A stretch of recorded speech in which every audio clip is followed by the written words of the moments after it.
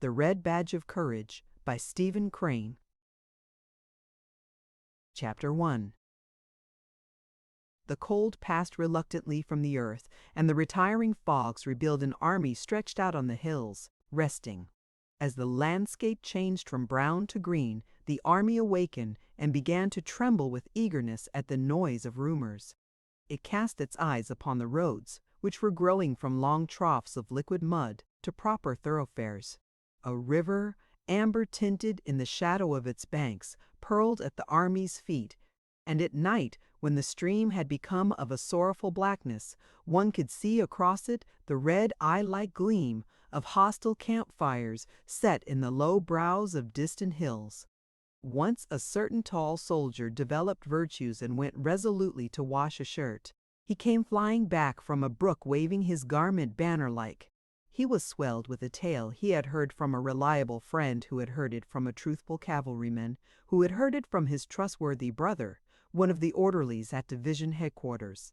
He adopted the important air of a herald in red and gold. "We're going to Morat Shore," he said pompously to a group in the company street. "We're going way up the river, cut across, and come around in Behinton." To his attentive audience, he drew a loud and elaborate plan of a very brilliant campaign. When he had finished, the blue-clothed men scattered into small arguing groups between the rows of squat brown huts. A Negro teamster who had been dancing upon a cracker box with the hilarious encouragement of 20 soldiers was deserted. He sat mournfully down. Smoke drifted lazily from a multitude of quaint chimneys. "It's a lie, that's all it is, a thunderin' lie," said another private loudly. His smooth face was flushed, and his hands were thrust sulkily into his trousers pockets. He took the matter as an affront to him. "I don't believe the derned old army's ever going to move. We're set. I've got ready to move 8 times in the last 2 weeks, and we ain't moved yet." The tall soldier felt called upon to defend the truth of a rumor he himself had introduced. He and the loud one came near to fighting over it. A corporal began to swear before the assemblage. He had just put a costly board floor in his house, he said. During the early spring he had refrained from adding extensively to the comfort of his environment because he had felt that the army might start on the march at any moment. Of late, however, he had been impressed that they were in the sort of eternal camp. Many of the men engaged in the spirited debate. One outlined in a peculiarly lucid manner all the plans of the commanding general. He was opposed by men who advocated that there were other plans of campaign. They clamored at each other, numbers making futile bids for the popular attention. Meanwhile, the soldier who had fetched the rumor bustled about with much importance. He was continually assailed by questions. "What's up, Jim? The army's going to move. Ah, what you talking about? How ye talking about? How ye know it is? Well, ye can believe me or not, just as ye like. I don't care a hang." There was much food for thought in the manner in which he replied. He came near to convincing them by disdaining to produce proofs. They grew excited over it. There was a youthful private who listened with eager ears to the words of the tall soldier and to the varied comments of his comrades. After receiving a fill of discussions concerning marches and attacks, he went to his hut and crawled through an intricate hole that served it as a door. He wished to be alone with some new thoughts that had lately come to him. He lay down on a wide bank that stretched across the end of the room. In the other end, cracker boxes were made to serve as furniture. They were grouped about the fireplace. A picture from an illustrated weekly was upon the log walls, and 3 rifles were paralleled on pegs. Equipments hung on handy projections, and some tin dishes lay upon a small pile of firewood. A folded tent was serving as a roof. The sunlight, without, beating upon it, made it glow a light yellow shade. A small window shot an oblique square of whiter light upon the cluttered floor. The smoke from the fire at times neglected the clay chimney and wreathed into the room, and this flimsy chimney of clay and sticks made endless threats to set ablaze the whole establishment. The youth was in a little trance of astonishment. So they were at last going to fight. On the morrow, perhaps, there would be a battle, and he would be in it. For a time he was obliged to labor to make himself believe. He could not accept with assurance an omen that he was about to mingle in one of those great affairs of the earth. He had of course dreamed of battles all his life, of vague and bloody conflicts that had thrilled him with their sweep and fire. In visions he had seen himself in many struggles. He had imagined peoples secure in the shadow of his eagle-eyed prowess. But awake he had regarded battles as crimson blotches on the pages of the past. He had put them as things of the bygone, with his thought images of heavy crowns and high castles. There was a portion of the world's history which he had regarded as the time of wars, but it, he thought, had been long gone over the horizon and had disappeared forever. From his home his youthful eyes had looked upon the war in his own country with distrust. It must be some sort of a play affair. He had long despaired of witnessing a Greek-like struggle. Such would be no more, he had said. Men were better or more timid. Secular and religious education had effaced the throat. Grappling instinct, or else firm finance held in check the passions. He had burned several times to enlist. Tales of great movement shook the land. They might not be distinctly Homeric, but there seemed to be much glory in them. He had read of marches, sieges, conflicts, and he had longed to see it all. His busy mind had drawn for him large pictures, extravagant in color, lurid with breathless deeds. But his mother had discouraged him. She had affected to look with some contempt upon the quality of his war ardor and patriotism. She could calmly seat herself, and with no apparent difficulty give him many hundreds of reasons why he was of vastly more importance on the farm than on the field of battle. She had had certain ways of expression that told him that her statements on the subject came from a deep conviction. Moreover, on her side was his belief that her ethical motive in the argument was impregnable. At last, however, he had made firm rebellion against this yellow light thrown upon the color of his ambitions. The newspapers, the gossip of the village, his own picturings had aroused him to an uncheckable degree. They were in truth fighting finely down there. Almost every day the newspapers printed accounts of a decisive victory. One night, as he lay in bed, the winds had carried to him the clangoring of the church bell as some enthusiast jerked the rope frantically to tell the twisted news of a great battle. This voice of the people rejoicing in the night had made him shiver in a prolonged ecstasy of excitement. Later, he had gone down to his mother's room and had spoken thus: "Ma, I'm going to enlist." "Henry, don't you be a fool," his mother had replied. She had then covered her face with the quilt. There was an end to the matter for that night. Nevertheless, the next morning he had gone to a town that was near his mother's farm and had enlisted in a company that was forming there. When he had returned home, his mother was milking the brindle cow. 4 others stood waiting. "Ma, I've enlisted," he had said to her diffidently. There was a short silence. "The Lord's will be done, Henry," she had finally replied, and had then continued to milk the brindle cow. When he had stood in the doorway with his soldier's clothes on his back and with the light of excitement and expectancy in his eyes, almost defeating the glow of regret for the home bonds, he had seen 2 tears leaving their trails on his mother's scarred cheeks. Still, she had disappointed him by saying nothing whatever about returning with his shield or on it. He had privately primed himself for a beautiful scene. He had prepared certain sentences which he thought could be used with touching effect. But her words destroyed his plans. She had doggedly peeled potatoes and addressed him as follows: "You watch out, Henry, and take good care of yourself in this here fighting business. You watch out, and take good care of yourself. Don't go a-thinking you can lick the whole rebel army at the start, because ye can't. You're just one little feller amongst a whole lot of others, and ye've got to keep quiet and do what they tell ye. I know how you are, Henry. I've met ye 8 pair of socks, Henry, and I've put in all your best shirts, because I want my boy to be just as warm and comfortable as anybody in the army. Whenever they get holes in 'em, I want you to send 'em right away back to me, so's I can dern 'em. And always be careful and choose your company. There's lots of bad men in the army, Henry. The army makes 'em wild, and they like nothing better than the job of leading off a young feller like you, as ain't never been away from home much, and has allus had a mother, and learning 'em to drink and swear. Keep clear of them folks, Henry. I don't want ye to ever do anything, Henry, that ye would be 'shamed to let me know about. Just think as if I was a watchin' ye. If ye keep that in your mind allus, I guess ye'll come out about right.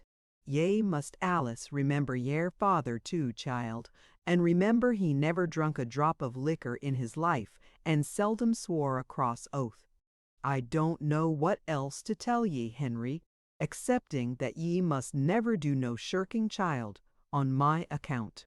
If so be a time comes when ye have to be kilt or do a mean thing, why, Henry, don't think of anything 'cept what's right, because there's many a woman has to bear up 'ginst such things these times, and the Lord'll take care of us all. Don't forget about the socks and the shirts, child. And I've put a cup of blackberry jam with your bundle, because I know you like it above all things. Goodbye, Henry. Watch out and be a good boy. He had, of course, been impatient under the ordeal of this speech. It had not been quite what he expected, and he had borne it with an air of irritation.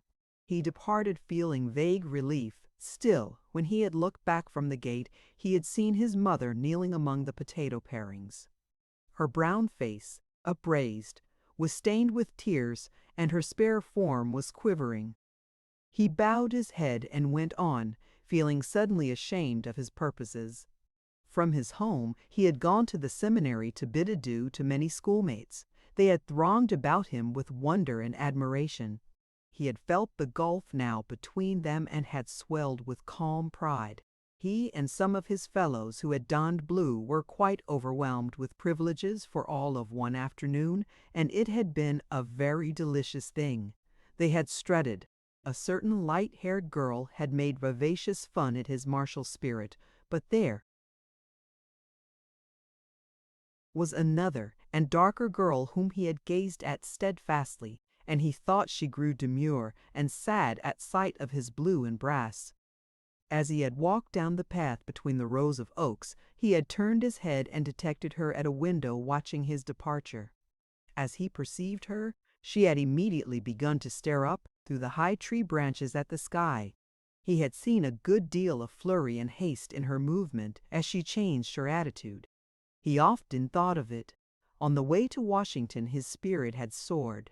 The regiment was fed and caressed at station after station until the youth had believed that he must be a hero. There was a lavish expenditure of bread and cold meats, coffee and pickles and cheese.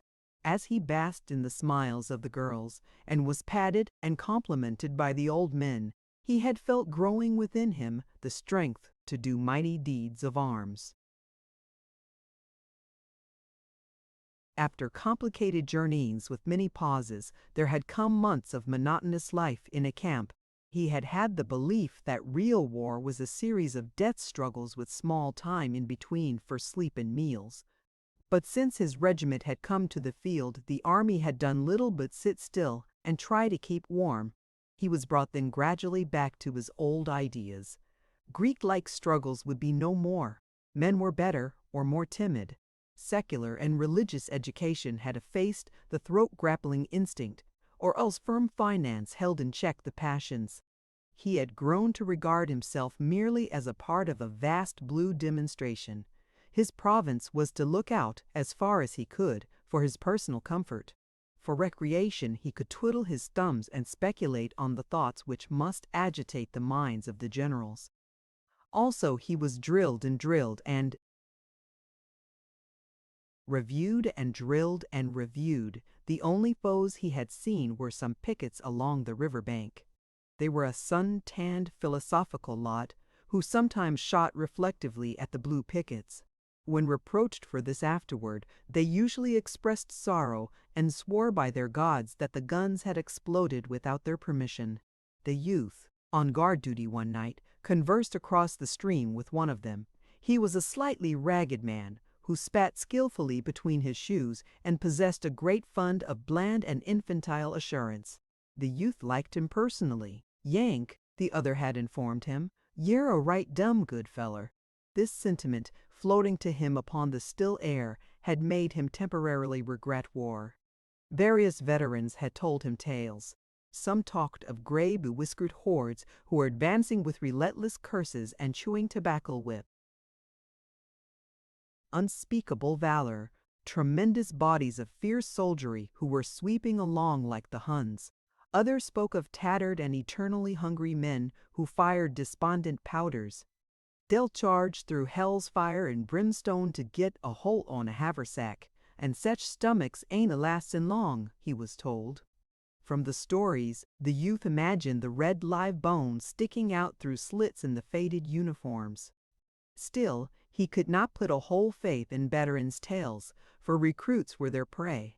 They talked much of smoke, fire, and blood, but he could not tell how much might be lies. They persistently yelled "fresh fish" at him and were in no wise to be trusted. However, he perceived now that it did not greatly matter what kind of soldiers he was going to fight, so long as they fought, which fact no one disputed. There was a more serious problem. He lay in his bunk pondering upon it. He tried to mathematically prove to himself that he would not run from a battle. Previously, he had never felt obliged to wrestle too seriously with this question. In his life, he had taken certain things for granted, never challenging his belief in ultimate success, and bothering little about means and roads. But here he was confronted with a thing of moment. It had suddenly appeared to him that perhaps in a battle he might run. He was forced to admit that as far as war was concerned, he knew nothing of himself. A sufficient time before he would have allowed the problem to kick its heels at the outer portals of his mind, but now he felt compelled to give serious attention to it. A little panic fear grew in his mind. As his imagination went forward to a fight, he saw hideous possibilities. He contemplated the lurking menaces of the future and failed in an effort to see himself standing stoutly in the midst of them. He recalled his visions of broken-bladed glory, but in the shadow of the impending tumult, he suspected them to be impossible pictures.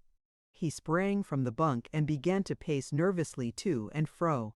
"Good Lord, what's the matter with me?" he said aloud. He felt that in this crisis his laws of life were useless. Whatever he had learned of himself was here of no avail. He was an unknown quantity. He saw that he would again be obliged to experiment as he had in early youth. He must accumulate information of himself, and meanwhile he resolved to remain close upon his guard, lest those qualities of which he knew nothing should everlastingly disgrace him. "Good Lord!" he repeated in dismay. After a time the tall soldier slid dexterously through the hole. The loud private followed. They were wrangling. "That's all right," said the tall soldier as he entered. He waved his hand expressively. "You can believe me or not, just as you like. All you got to do is to sit down and wait as quiet as you can. Then pretty soon you'll find out I was right." His comrade grunted stubbornly. For a moment he seemed to be searching for a formidable reply. Finally he said, "Well, you don't know everything in the world, do you?" "Didn't say I knew everything in the world," retorted the other sharply. He began to stow various articles snugly into his knapsack. The youth, pausing in his nervous walk, looked down at the busy figure. "Going to be a battle, sure is there, Jim?" he asked. "Of course there is," replied the tall soldier. "Of course there is. You just wait till tomorrow, and you'll see one of the biggest battles ever was. You just wait." "Thunder," said the youth.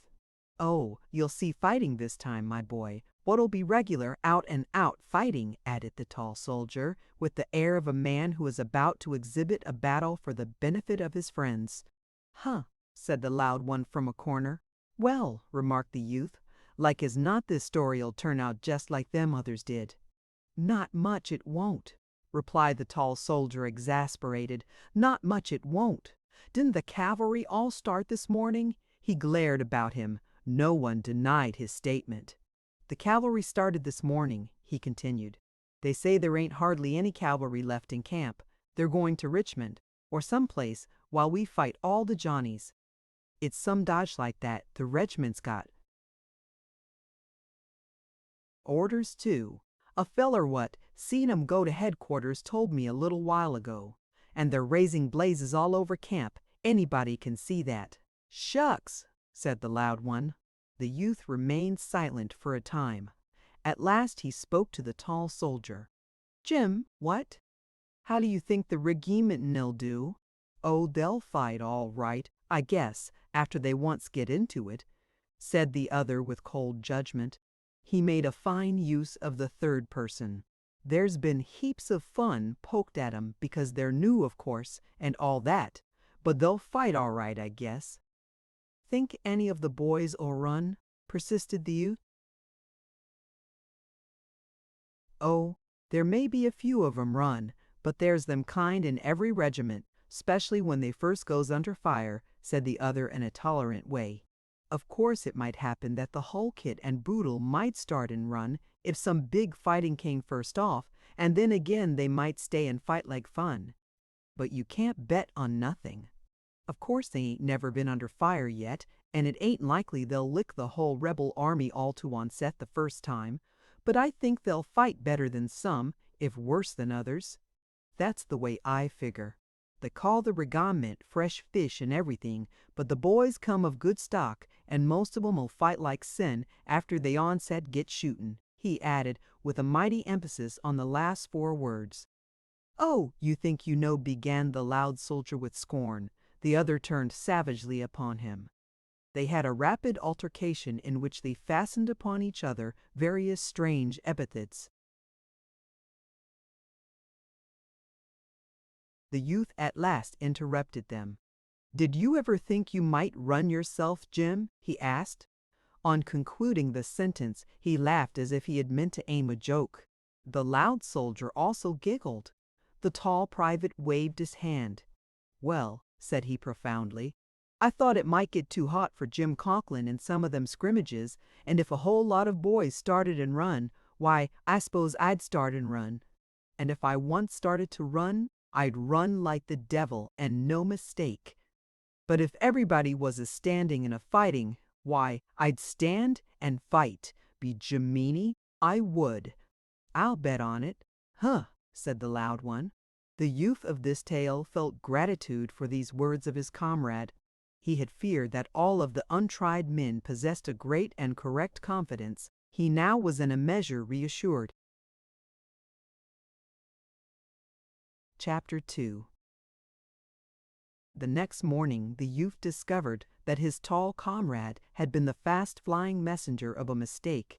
There was much scoffing at the latter by those who had yesterday been firm adherents of his views, and there was even a little sneering by men who had never believed the rumor.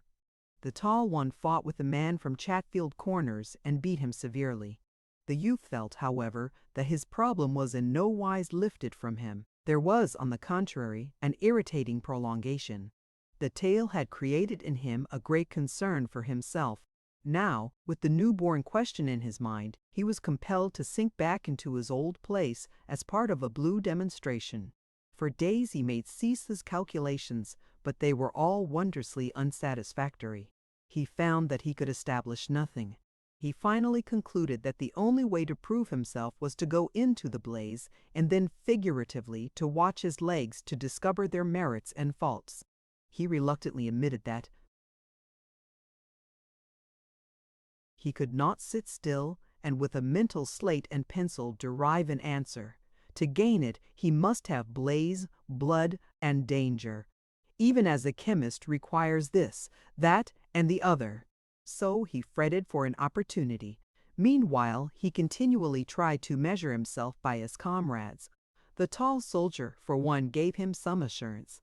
This man's serene unconcern dealt him a measure of confidence, for he had known him since childhood, and from his intimate knowledge he did not see how he could be capable of anything that was beyond him, the youth.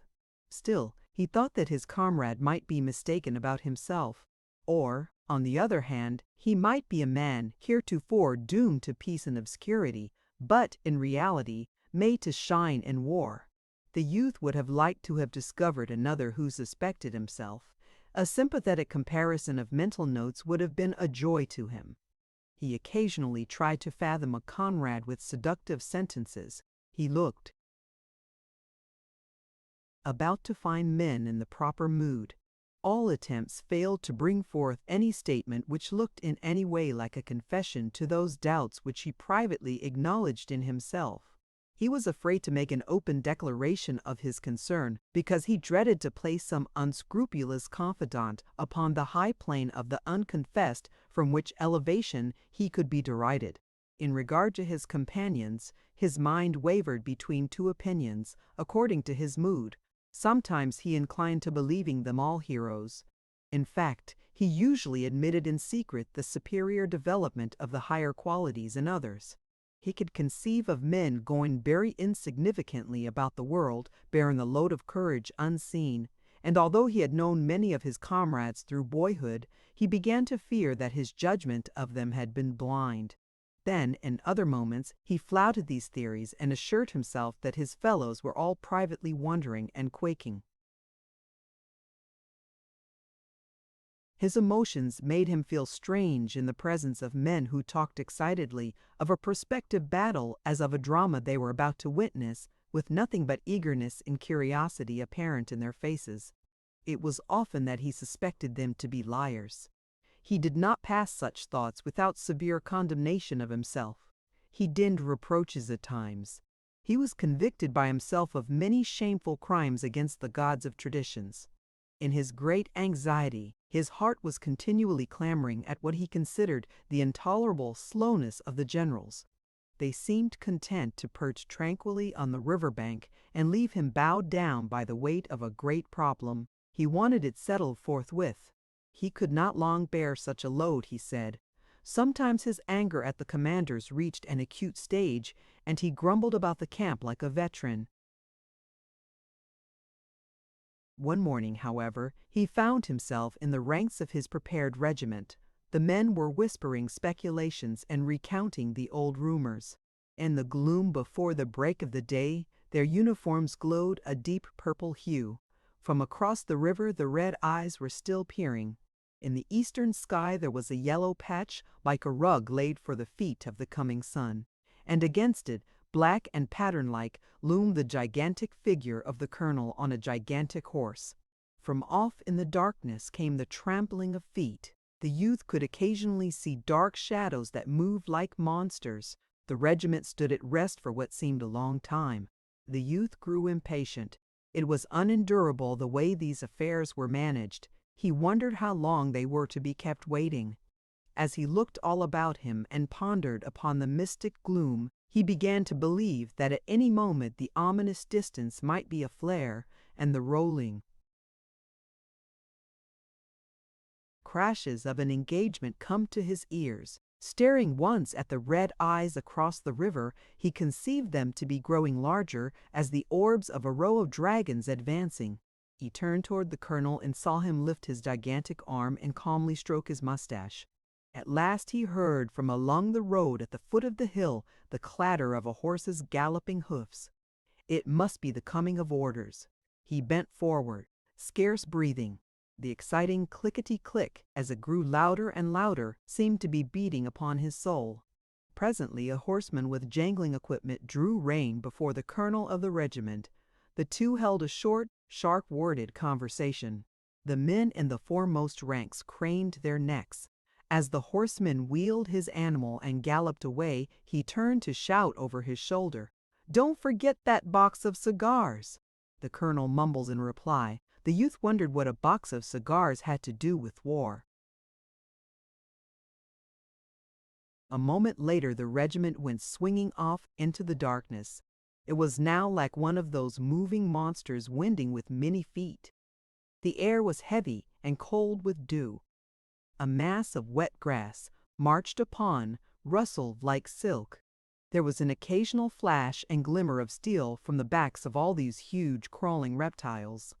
From the road came creakings and grumblings, as some surly guns were dragged away. The men stumbled along, still muttering speculations. There was a subdued debate. Once a man fell down, and as he reached for his rifle, a comrade, unseeing, trod upon his hand. He of the injured fingers swore bitterly and aloud. A low, tittering laugh went among his fellows. Presently they passed into a roadway and marched forward with easy strides. A dark regiment moved before them, and from behind also came the tinkle of equipments on the bodies of marching men. The rushing yellow of the developing day went on behind their backs. When the sun rays at last struck full and mellowingly upon the earth, the youth saw that the landscape was streaked with two long, thin, black columns which disappeared on the brow of a hill in front and rearward, vanished in a wood. They were like two serpents crawling from the cavern of the night. The river was not in view. The tall soldier burst into praises of what he thought to be his powers of perception. Some of the tall one's companions cried with emphasis that they too had evolved the same thing, and they congratulated themselves upon it.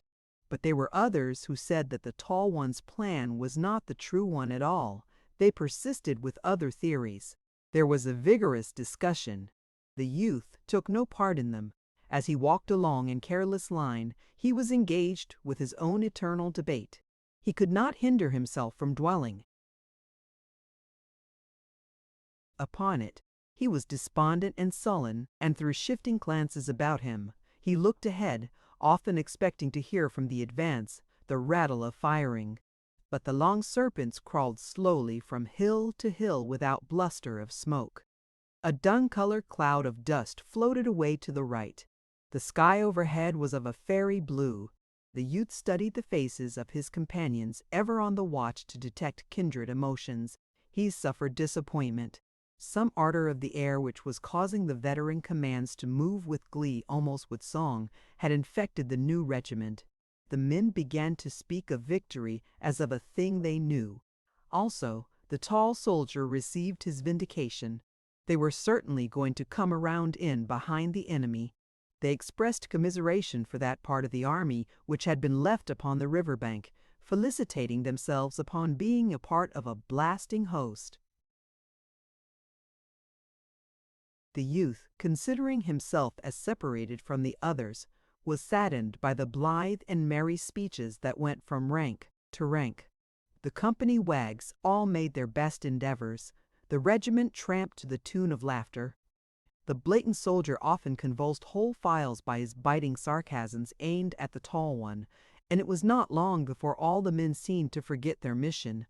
Whole brigades grinned in unison, and regiments laughed.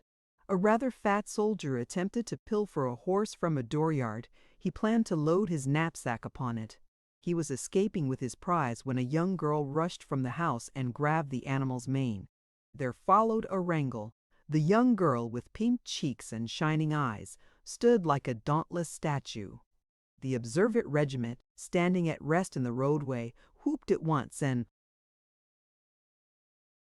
entered whole-souled upon the side of the maiden.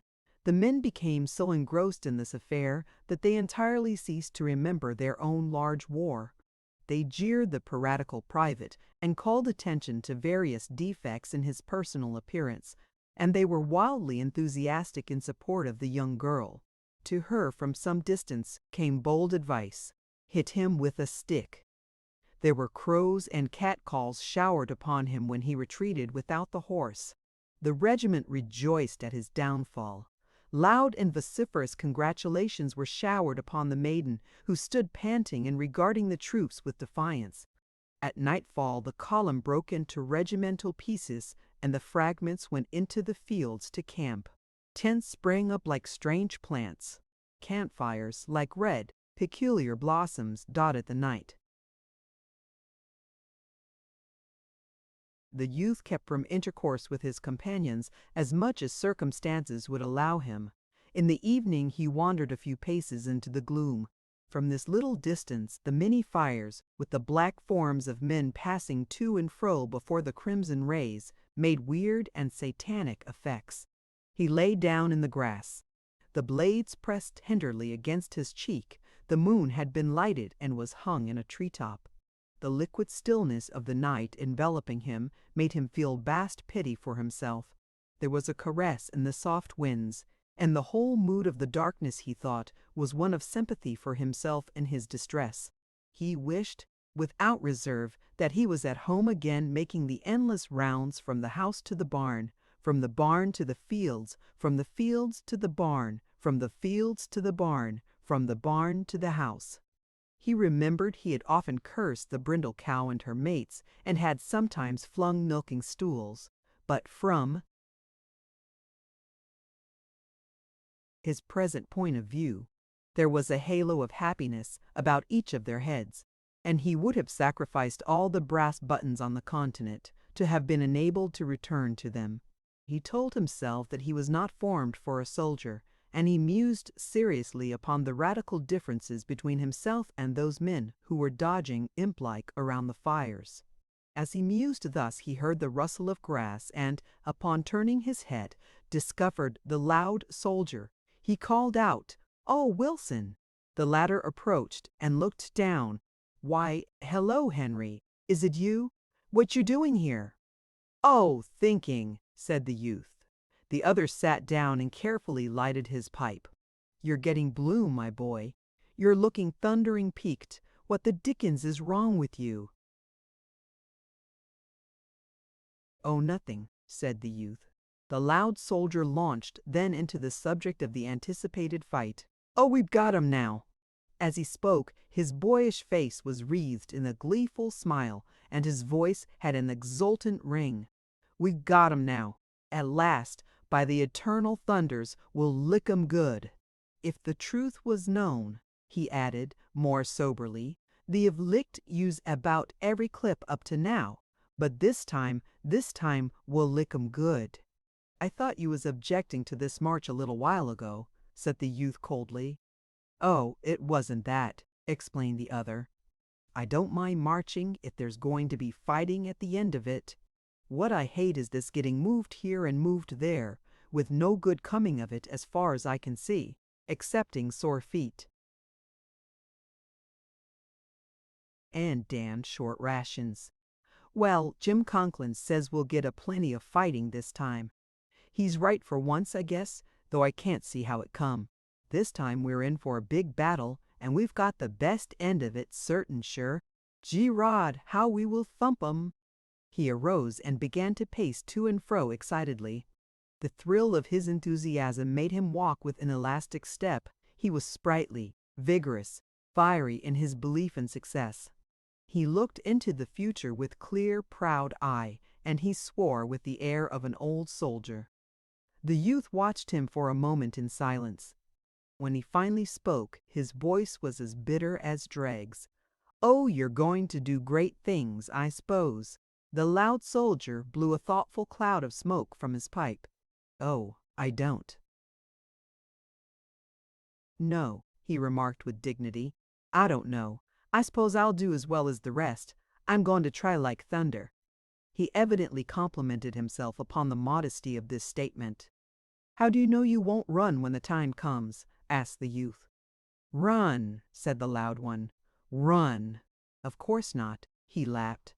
"Well," continued the youth, "lots of good enough men have thought they was going to do great things before the fight, but when the time come, they skedaddled." "Oh, that's all true, I suppose," replied the other, "but I'm not going to skedaddle.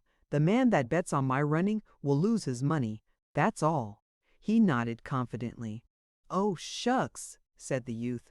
"You ain't the bravest man in the world, are you?"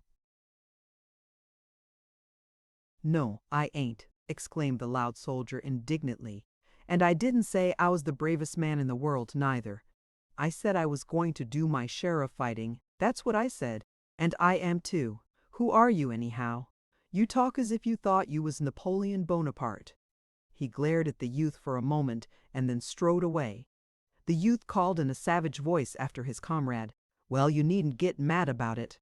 but the other continued on his way and made no reply. He felt alone in space when his injured comrade had disappeared.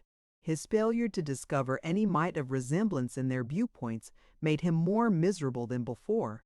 No one seemed to be wrestling with such a terrific personal problem. He was a mental outcast. He went slowly to his tent and stretched himself on a blanket by the side of the snoring tall soldier. In the darkness, he saw visions of 1,000-tongued fear that would babble at his back and cause him to flee, while others were going coolly about their country's business. He admitted that he would not be able to cope with this monster. He felt that every nerve in his body would be an ear to hear the voices, while other men would remain stolid and deaf. And as he sweated with the pain of these thoughts, he could hear low, serene sentences. "I'll bid 5. Make it 6. 7. 7 goes." He stared at the red, shivering reflection of a fire on the white wall of his tent until, exhausted and ill from the monotony of his suffering, he fell asleep. Chapter 3. When another night came, the columns, changed to purple streaks, filed across 2 pontoon bridges. A glaring fire wine-tinted the waters of the river. Its rays, shining upon the moving masses of troops, brought forth here and there sudden gleams of silver or gold. Upon the other shore, a dark and mysterious range of hills was curved against the sky. The insect voices of the night sang solemnly. After this crossing, the youth assured himself that at any moment they might be suddenly and fearfully assaulted from the caves of the lowering woods. He kept his eyes watchfully upon the darkness. But his regiment went unmolested to a camping place, and its soldiers slept the brave sleep of wearied men. In the morning they were routed out with early energy and hustled along a narrow road that led deep into the forest. It was during this rapid march that the regiment lost many of the marks of a new command. The men had begun to count the miles upon their fingers, and they grew tired. "Sore feet and damn short rations, that's all," said the loud soldier. There was perspiration and grumblings. After a time, they began to shed their knapsacks. Some tossed them unconcernedly down. Others hid them carefully, asserting their plans to return for them at some convenient time. Men extricated themselves from thick shirts. Presently few carried anything but their necessary clothing, blankets, haversacks, canteens, and arms and ammunition. "You can now eat and shoot," said the tall soldier to the youth. "That's all you want to do." There was sudden change from the ponderous infantry of theory to the light and speedy infantry of practice. The regiment, relieved of a burden, received a new impetus. But there was much loss of valuable knapsacks and, on the whole, very good shirts. But the regiment was not yet veteran-like in appearance. Veteran regiments in the army were likely to be very small aggregations of men. Once, when the command had first come to the field, some perambulating veterans, noting the length of their column, had accosted them thus: "Hey, fellers, what brigade is that?" And when the men had replied that they formed a regiment and not a brigade, the older soldiers had laughed and said, "Oh God!" Also, there was too great a similarity in the hats. The hats of a regiment should properly represent the history of headgear for a period of years. And, moreover, there were no letters of faded gold speaking from the colors. They were new and beautiful, and the color-bearer habitually oiled the pole. Presently the army again sat down to think. The odor of the peaceful pines was in the men's nostrils. The sound of monotonous axe blows rang through the forest, and the insects, nodding upon their perches, crooned like old women.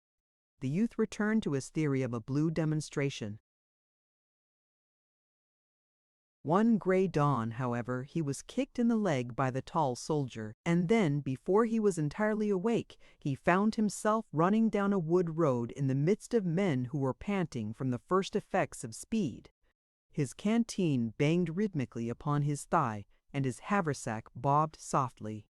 His musket bounced a trifle from his shoulder at each stride, and made his cap feel uncertain upon his head. He could hear the men whisper jerky sentences, "Say what's all this about? What there's a do we skedaddling this way fair? Billy keep off me feet, yea, run like a cow." And the loud soldier's shrill voice could be heard. "What devil they in sich a hurry for?"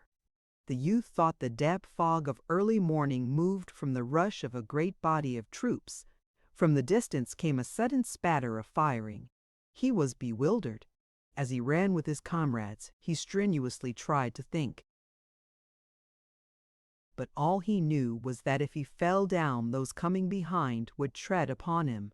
All his faculties seemed to be needed to guide him over and past obstructions. He felt carried along by a mob.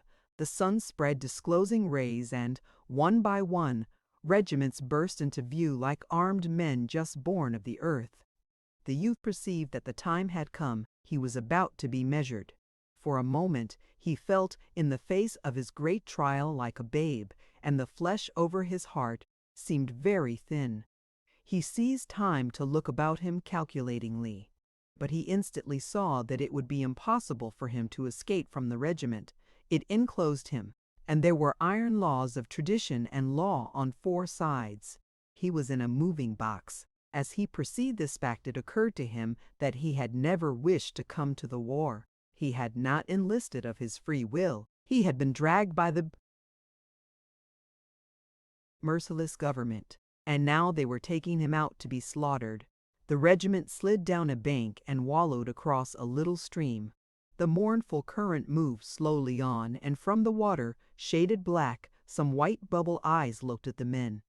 As they climbed the hill on the farther side, artillery began to boom. Here the youth forgot many things as he felt a sudden impulse of curiosity. He scrambled up the bank with a speed that could not be exceeded by a bloodthirsty man. He expected a battle scene. There were some little fields, girded and squeezed by a forest.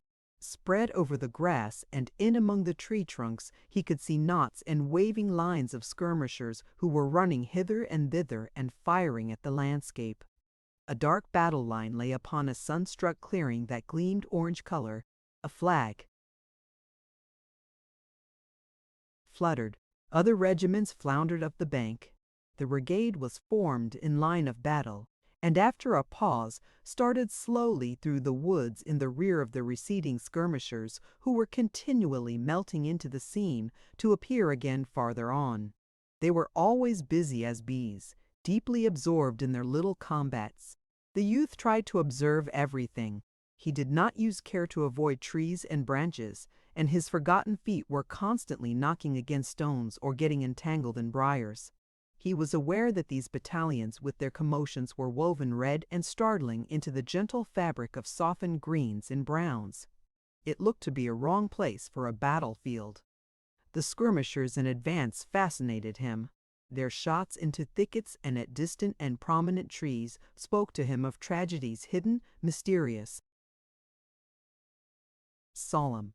Once the line encountered the body of a dead soldier. He lay upon his back, staring at the sky.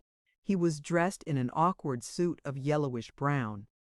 The youth could see that the soles of his shoes had been worn to the thinness of writing paper, and from a great rent in one the dead foot projected piteously. And it was as if fate had betrayed the soldier.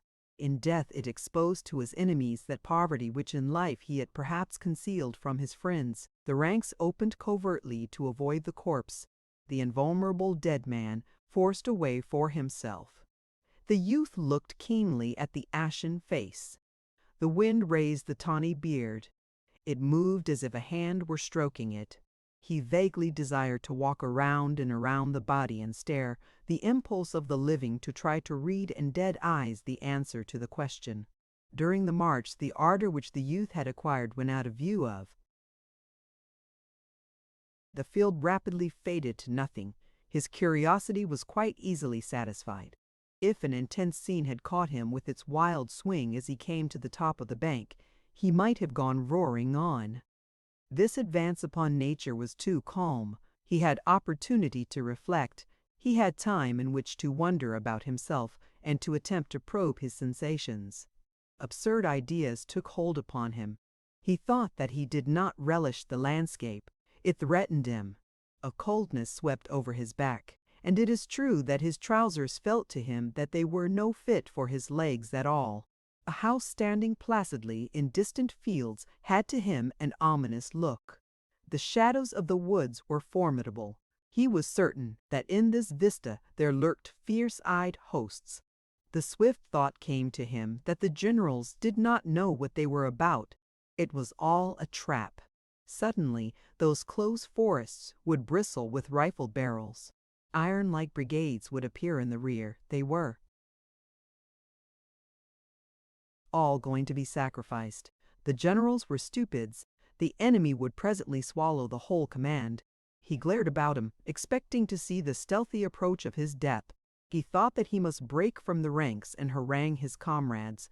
They must not all be killed like pigs, and he was sure it would come to pass unless they were informed of these dangers. The generals were idiots to send them marching into a regular pen. There was but one pair of eyes in the corps. He would step forth and make his speech. Shrill and passionate words came to his lips. The line, broken into moving fragments by the ground, went calmly on through fields and woods. The youth looked at the men nearest him and saw, for the most part, expressions of deep interest, as if they were investigating something that had fascinated them. One or two stepped with over-valiant airs, as if they were already plunged into war. Others walked as upon thin ice. The greater part of the untested men appeared quiet and absorbed.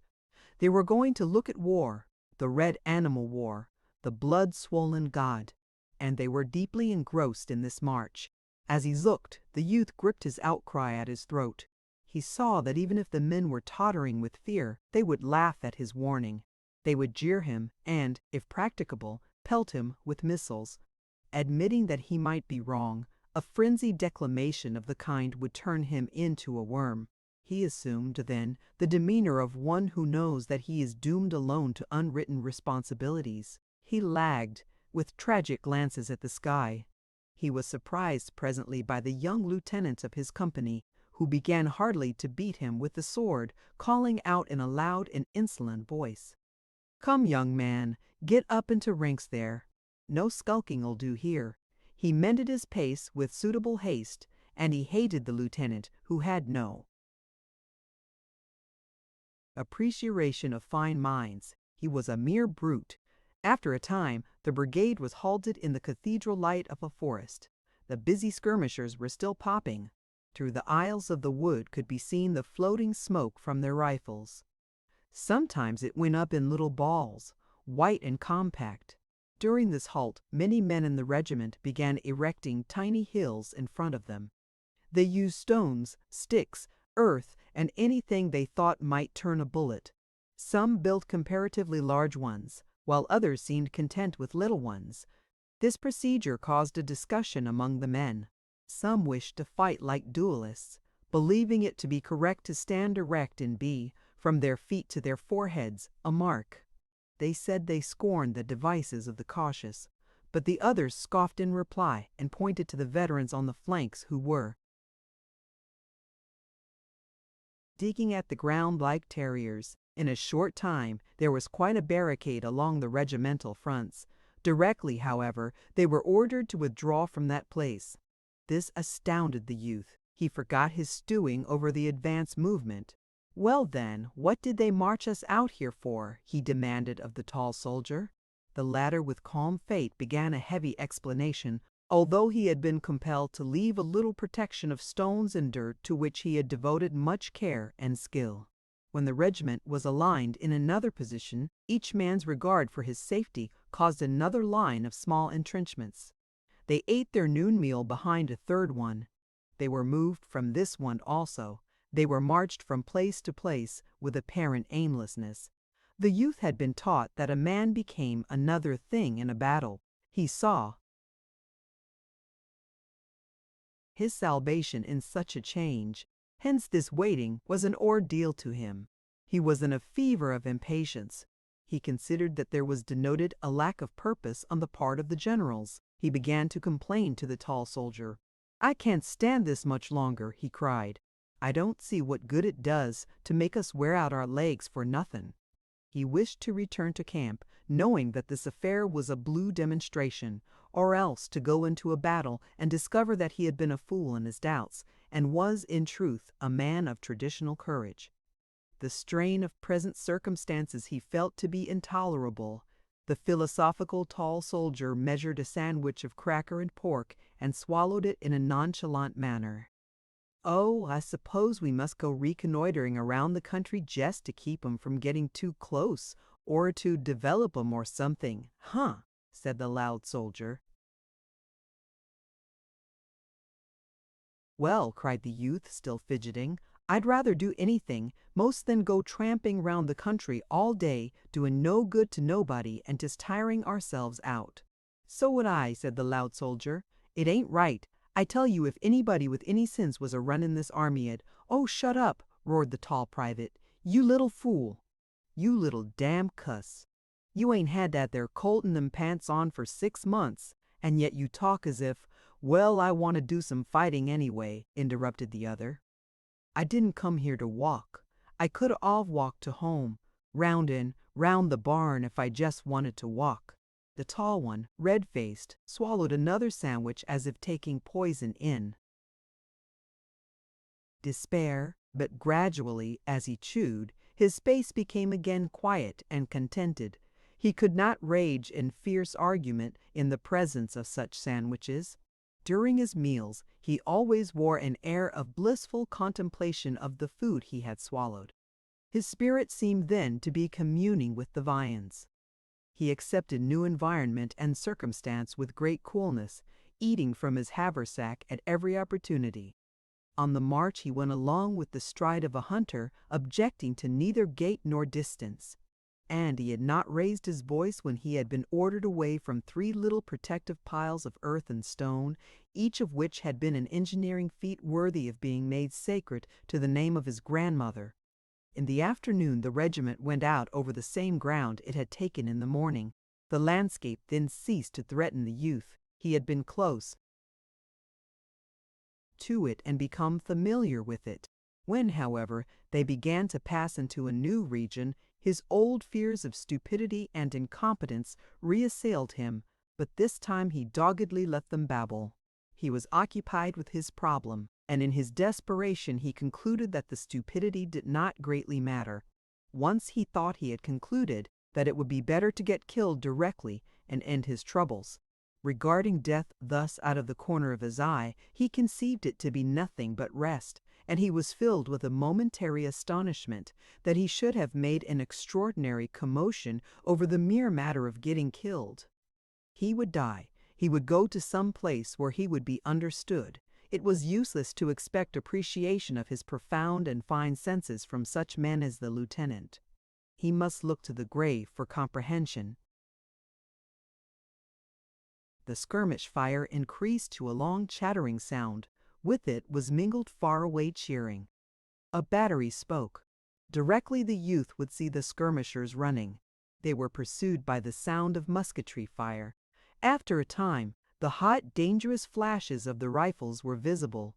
Smoke clouds went slowly and insolently across the fields like observant phantoms. The din became crescendo, like the roar of an oncoming train. A brigade ahead of them and on the right went into action with a rending roar. It was as if it had exploded, and thereafter it lay stretched in the distance behind a long gray wall that one was obliged to look twice at to make sure that it was smoke.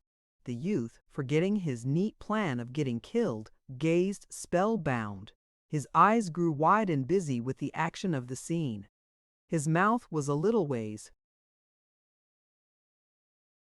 open. Of a sudden he felt a heavy and sad hand laid upon his shoulder. Awakening from his trance of observation, he turned and beheld the loud soldier. "It's my first and last battle, old boy," said the latter with intense gloom. He was quite pale and his girlish lip was trembling. "Eh?" murmured the youth in great astonishment. "It's my first and last battle, old boy," continued the loud soldier.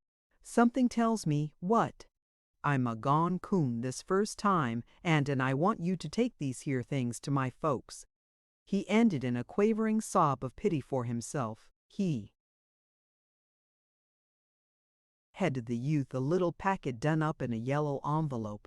Why, what the devil, began the youth again, but the other gave him a glance, as from the depths of the tomb, and raised his limp hand in a prophetic manner, and turned away. Chapter 4. The brigade was halted in the fringe of a grove. The men crouched among the trees and pointed their restless guns out at the fields. They tried to look beyond the smoke. Out of this haze they could see running men. Some shouted information and gestured as they hurried. The men of the new regiment watched and listened eagerly, while their tongues ran on in gossip of the battle. They mouthed rumors that had flown like birds out of the unknown. They say Perry has been driven in with big loss. Yes, Cart went tinkle at the hospital. He said he was sick. That smart lieutenant is commanding Guy Company. The boys say they won't be under Cart no more if they all have to desert. They Alice knew he was a. Hannes's battery is took. It ain't either. I saw Hannes's battery off on Vesh not more'n 15 minutes ago. Well, the general, he says he is going to take this whole command of 304th when we go into the action, and then he says we'll do sesh fightin' as never another one regiment done. They say we're catching it over on the left. They say the enemy driv our line into a devil of a swamp and took Hannes's battery. No such thing. Hannes's battery was long here 'bout a minute ago. That young Esbruck, he makes a good officer. He ain't afraid of nothin'. I met one of the 148th Maine boys, and he says his brigade fit the whole rebel army for 4 hours over on the Turnpike Road and killed about 5,000 of 'em. He says one more sec fight as that in the Bas Havru war be over. Bill wasn't scared either. No, sir, it wasn't that. Bill ain't a-gittin' scared easy. He was just mad, that's what he was. When that feller trod on his hand, he up and seed that he was willin' to give his hand to his country, but he be dummed if he was going to have every dumb bushwhacker in the country walkin' round on it. See, he went to the hospital disregardless of the fight. 3 fingers was crunched. Third doctor wanted to de-amputate and Bill, he raised a helluva row, I hear. He's a funny feller. The din in front swelled to a tremendous chorus. The youth and his fellows were frozen to silence. They could see a flag that tossed in the smoke angrily. Near it were the blurred and agitated forms of troops. There came a turbulent stream of men across the fields. A battery changing position at a frantic gallop scattered the stragglers right and left. A shell screaming like a storm banshee went over the huddled heads of the reserves. It landed in the grove and exploding redly flung the brown earth. There was a little shower of pine needles. Bullets began to whistle among the branches and nip at the trees. Twigs and leaves came sailing down. It was as if 1,000 axes, wee and invisible, were being wielded. Many of the men were constantly dodging and ducking their heads. The lieutenant of the youth's company was shot in the hand. He began to swear so wondrously that a nervous laugh went along the regimental line. The officer's profanity sounded conventional. It relieved the tightened senses of the new men. It was as if he had hit his fingers with a tack hammer at home. He held the wounded member carefully away from his side so that the blood would not drip upon his trousers. The captain of the company, tucking his sword under his arm, produced a handkerchief and began to bind with it the lieutenant's wound, and they disputed as to how the binding should be done. The battle flag in the distance jerked about madly. It seemed to be struggling to free itself from an agony. The billowing smoke was filled with horizontal flashes. Men running swiftly emerged from it. They grew in numbers until it was seen that the whole command was fleeing. The flag suddenly sank down as if dying. Its motion as it fell was a gesture of despair. Wild yells came from behind the walls of smoke. A sketch in gray and red dissolved into a mob-like body of men who galloped like wild horses. The veteran regiments on the right and left of the 304th immediately began to jeer. With the passionate song of the bullets and the banshee shrieks of shells were mingled loud catcalls and bits of facetious advice concerning places of safety. But the new regiment was breathless with horror. "God, Saunders has got crushed," whispered the man at the youth's elbow. They shrank back and crouched, as if compelled to await a flood. The youth shot a swift glance along the blue ranks of the regiment. The profiles were motionless, carven, and afterward he remembered that the color sergeant was standing with his legs apart, as if he expected to be pushed to the ground. The following throng went whirling around the flank. Here and there were officers carried along on the string like exasperated chips. They were striking about them with their swords and with their left fists, punching every head they could reach. They cursed like highwaymen. A mounted officer displayed the furious anger of a spoiled child. He raged with his head, his arms, and his legs. Another, the commander of the brigade, was galloping about bawling. His hat was gone and his clothes were awry. He resembled a man who has come from bed to go to a fire. The hoofs of his horse often threatened the heads of the running men, but they scampered with singular fortune. In this rush they were apparently all deaf and blind. They heeded not the largest and longest of the oaths that were thrown at them from all directions.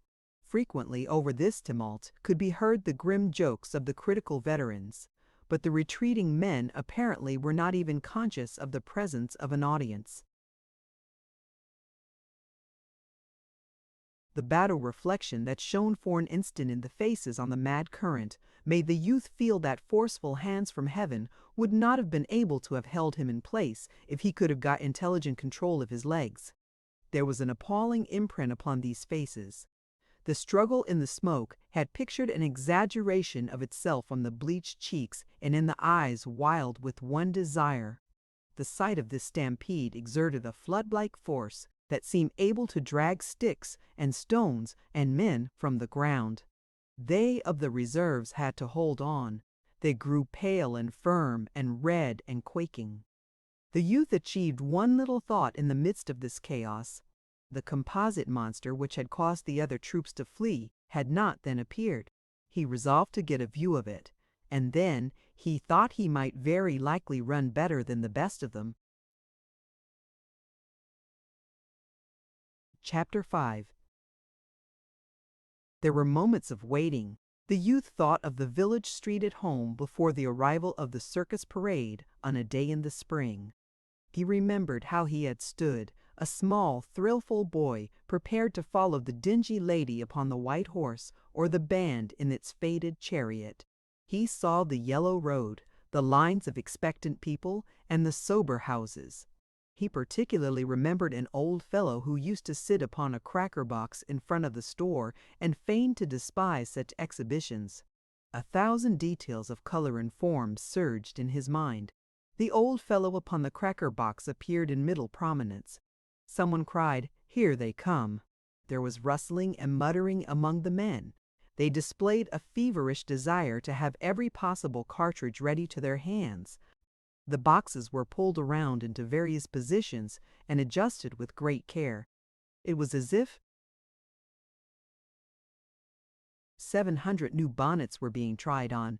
The tall soldier, having prepared his rifle, produced a red handkerchief of some kind. He was engaged in knitting it about his throat with exquisite attention to its position when the cry was repeated up and down the line in a muffled roar of sound. "Here they come! Here they come!" Gunlocks clicked.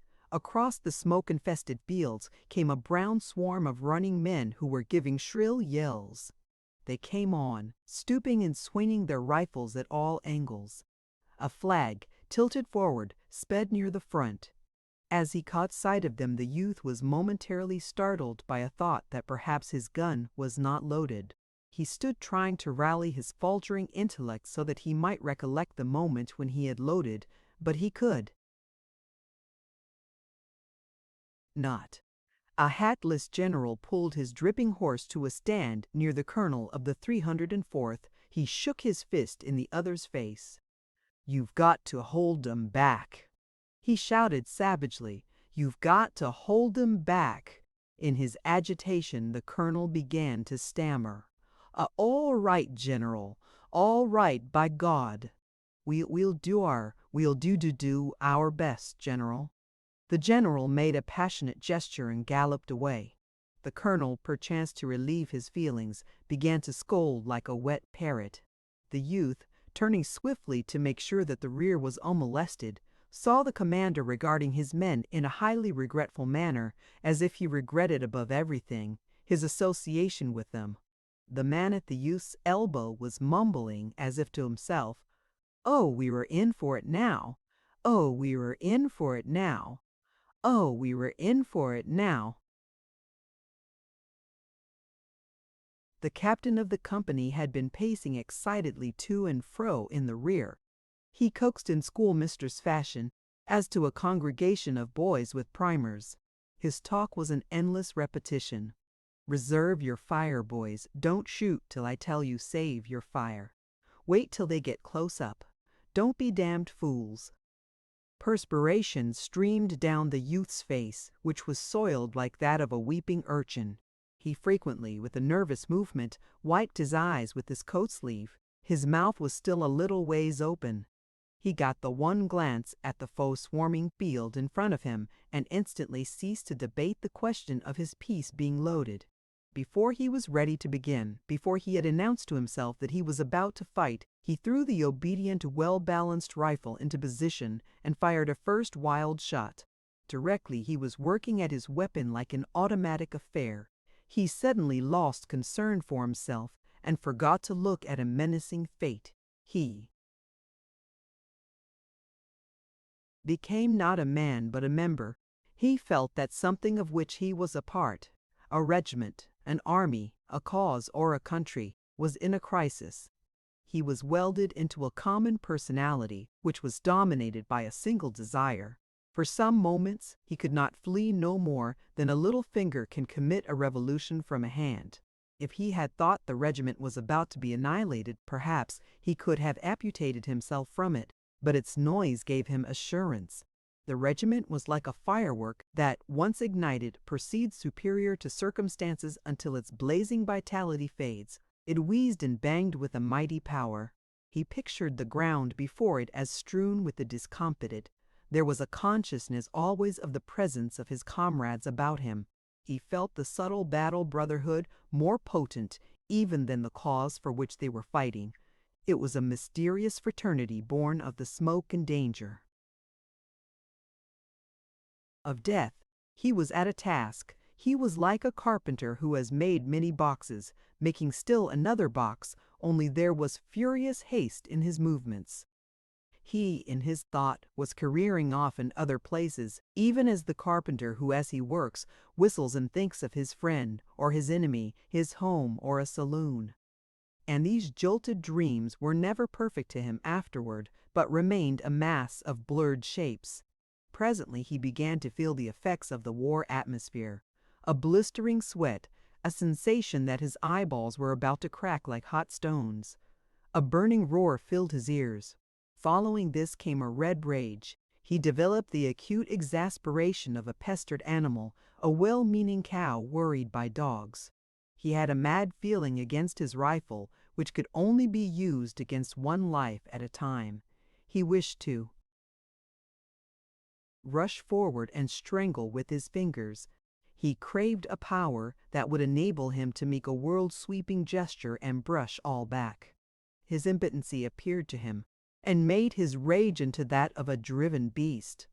Buried in the smoke of many rifles, his anger was directed not so much against the men whom he knew were rushing toward him as against the swirling battle phantoms which were choking him, stuffing their smoke robes down his parched throat. He fought frantically for respite for his senses, for air, as a babe being smothered attacks the deadly blankets. There was a blare of heated rage mingled with a certain expression of intentness on all faces. Many of the men were making low-toned noises with their mouths, and these subdued cheers, snarls, imprecations, prayers, made a wild, barbaric song that went as an undercurrent of sound, strange and chant-like with the resounding chords of the war march. The man at the youth's elbow was babbling. In it there was something soft and tender like the monologue of a babe. The tall soldier was swearing in a loud voice. From his lips came a black procession of curious oaths. Of a sudden another broke out in a querulous way, like a man who has mislaid his hat. Well, why don't they support us? Why don't they send supports?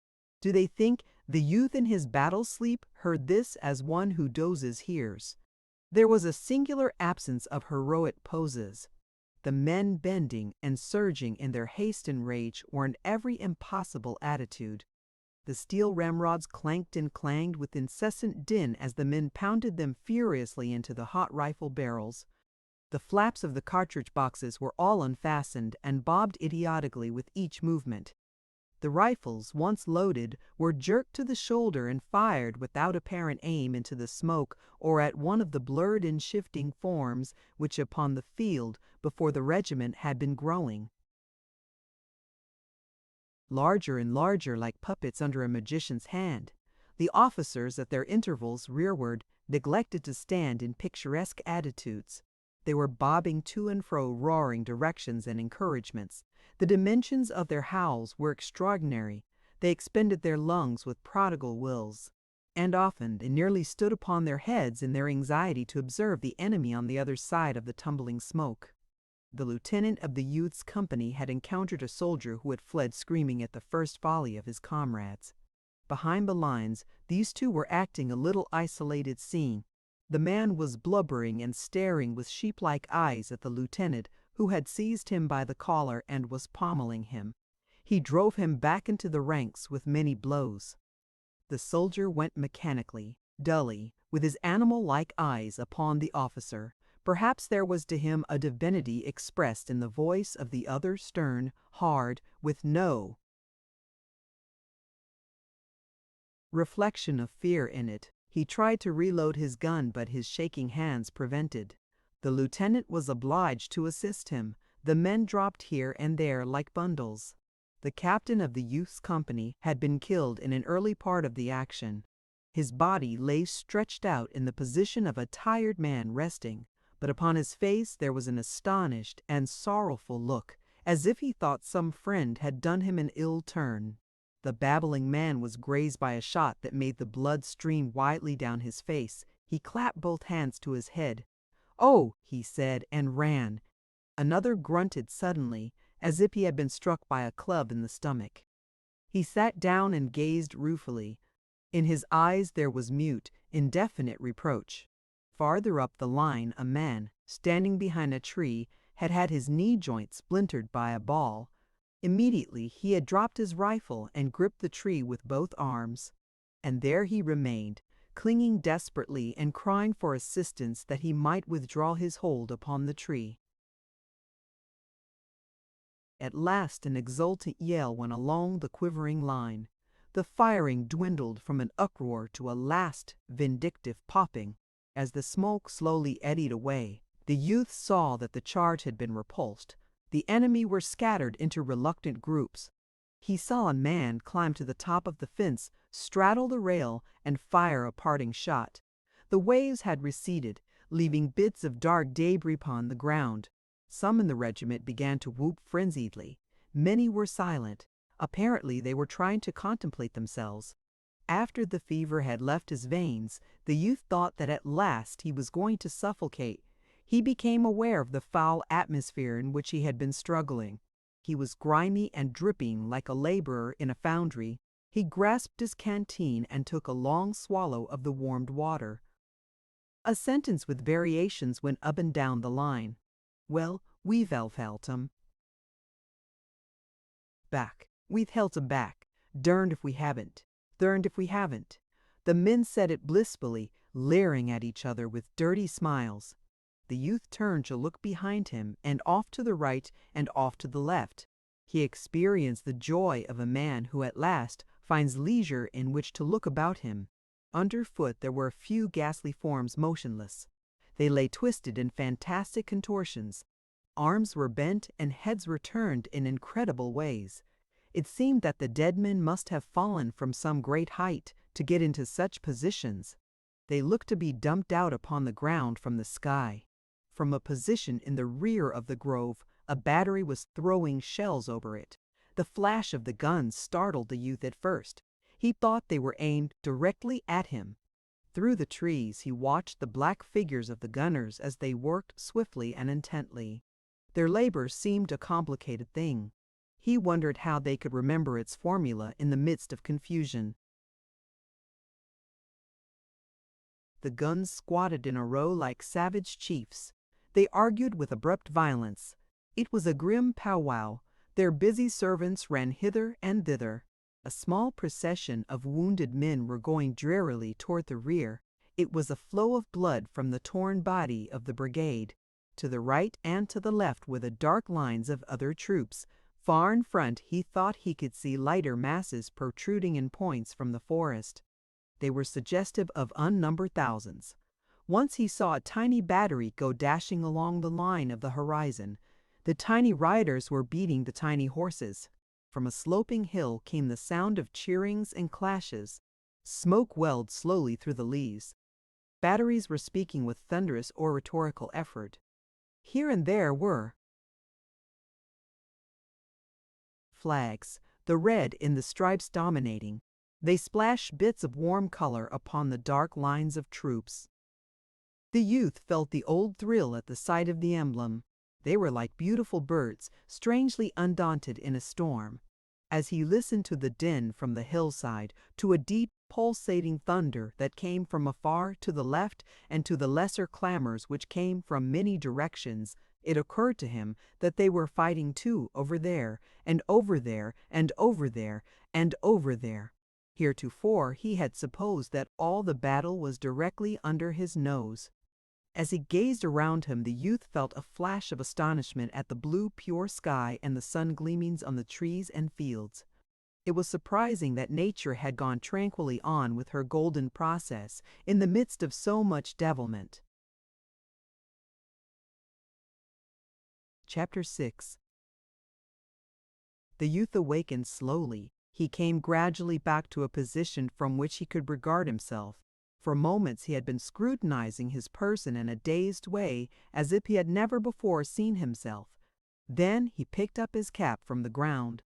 He wriggled in his jacket to make a more comfortable fit, and kneeling, relaced his shoe. He thoughtfully mopped his reeking features.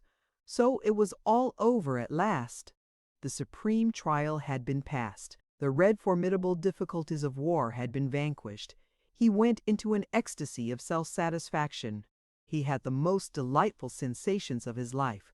Standing as if apart from himself, he viewed that last scene. He perceived that the man who had fought thus was magnificent.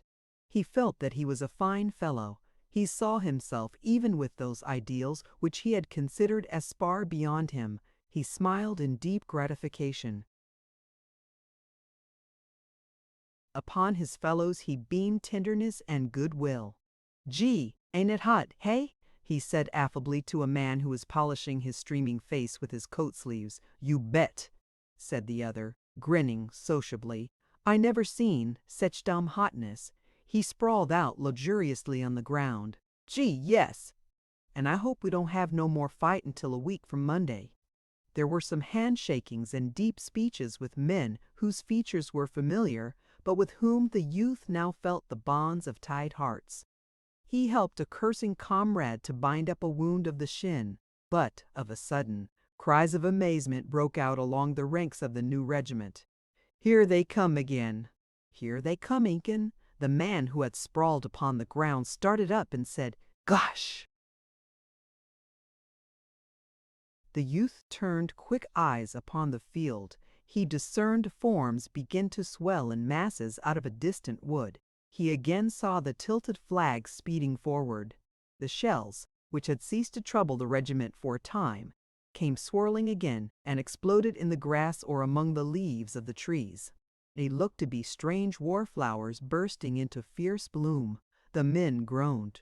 The luster faded from their eyes. Their smudged countenances now expressed a profound dejection. They moved their stiffened bodies slowly and watched in sullen mood the frantic approach of the enemy. The slaves toiling in the temple of this god began to feel rebellion at his harsh tasks. They fretted and complained each to each. "Oh, say, this is too much of a good thing. Why can't somebody send us supports? We ain't never going to stand this second banging.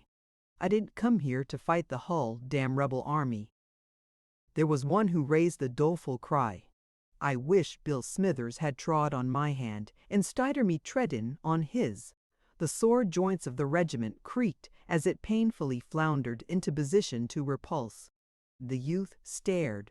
Surely, he thought, this impossible thing was not about to happen. He waited as if he expected the enemy to suddenly stop, apologize, and retire bowing.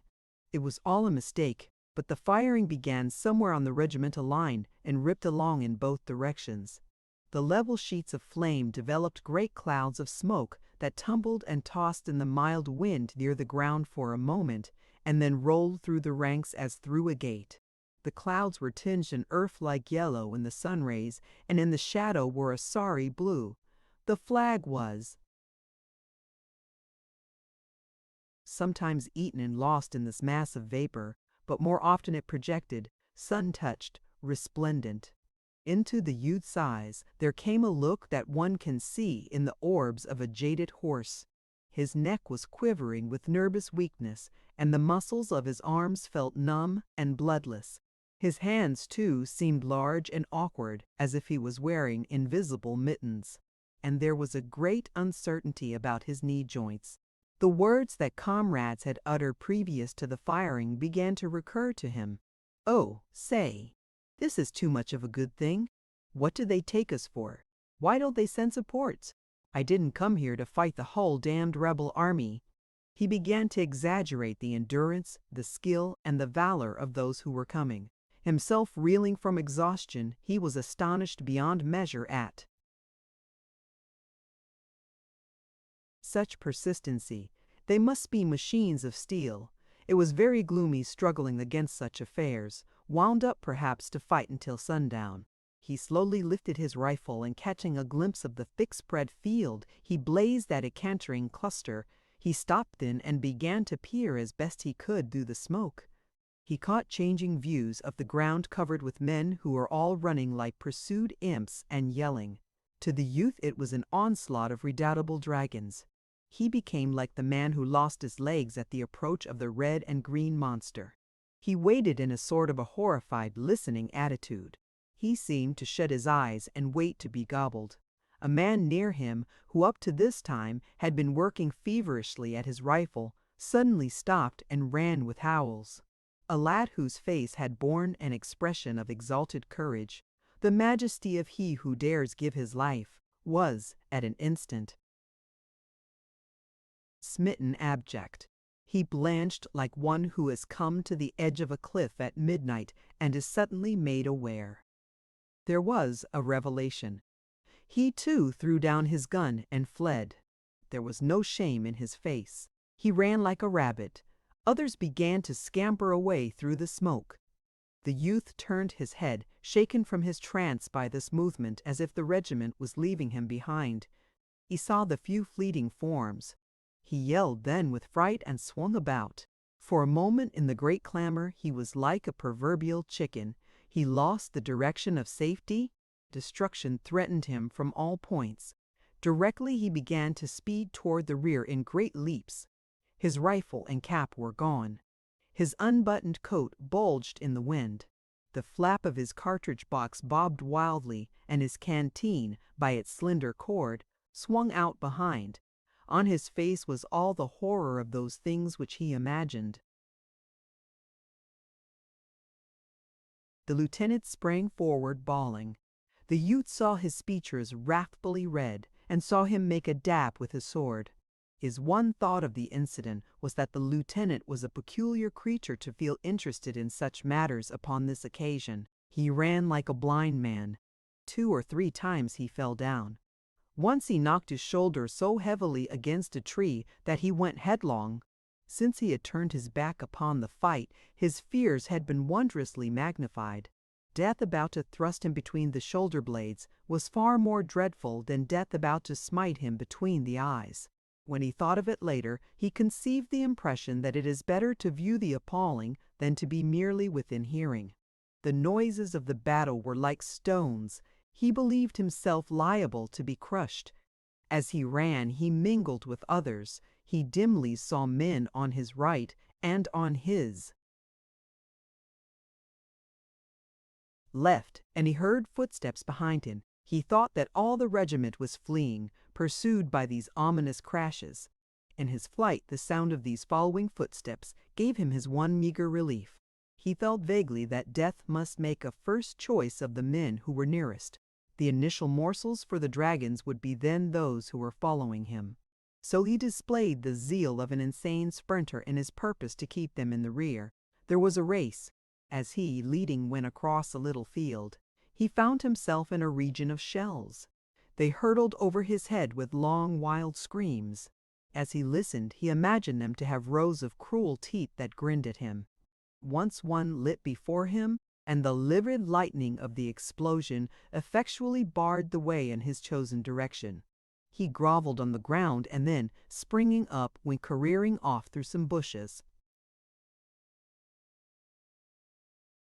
He experienced a thrill of amazement when he came within view of a battery in action.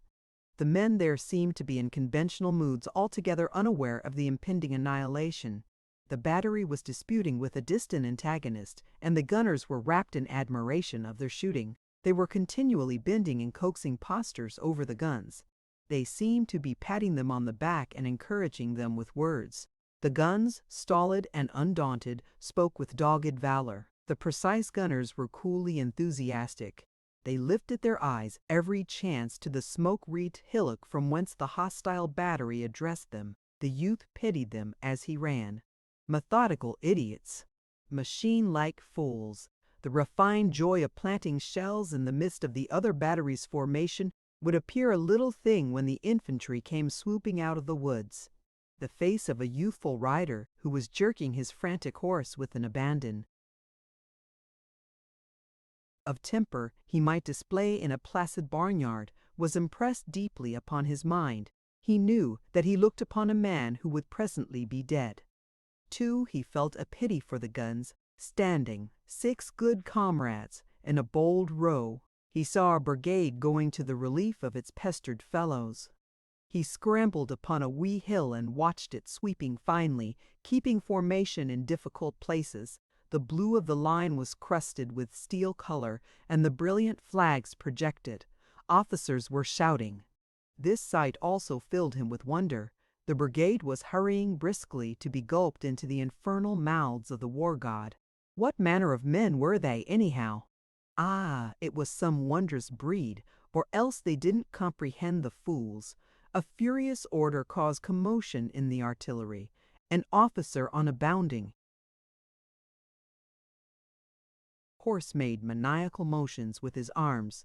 The teams went swinging up from the rear, the guns were whirled about, and the batteries scampered away. The cannon with their noses poked slantingly at the ground, grunted and grumbled like stout men, brave, but with objections to hurry. The youth went on, moderating his pace since he had left the place of noises. Later he came upon a general of division seated upon a horse that pricked its ears in an interested way at the battle. There was a great gleaming of yellow and patent leather about the saddle and bridle. The quiet man astride looked mouse-colored upon such a splendid charger. A jingling staff was galloping hither and thither. Sometimes the general was surrounded by horsemen, and at other times he was quite alone. He looked to be much harassed. He had the appearance of a businessman whose market is swinging up and down.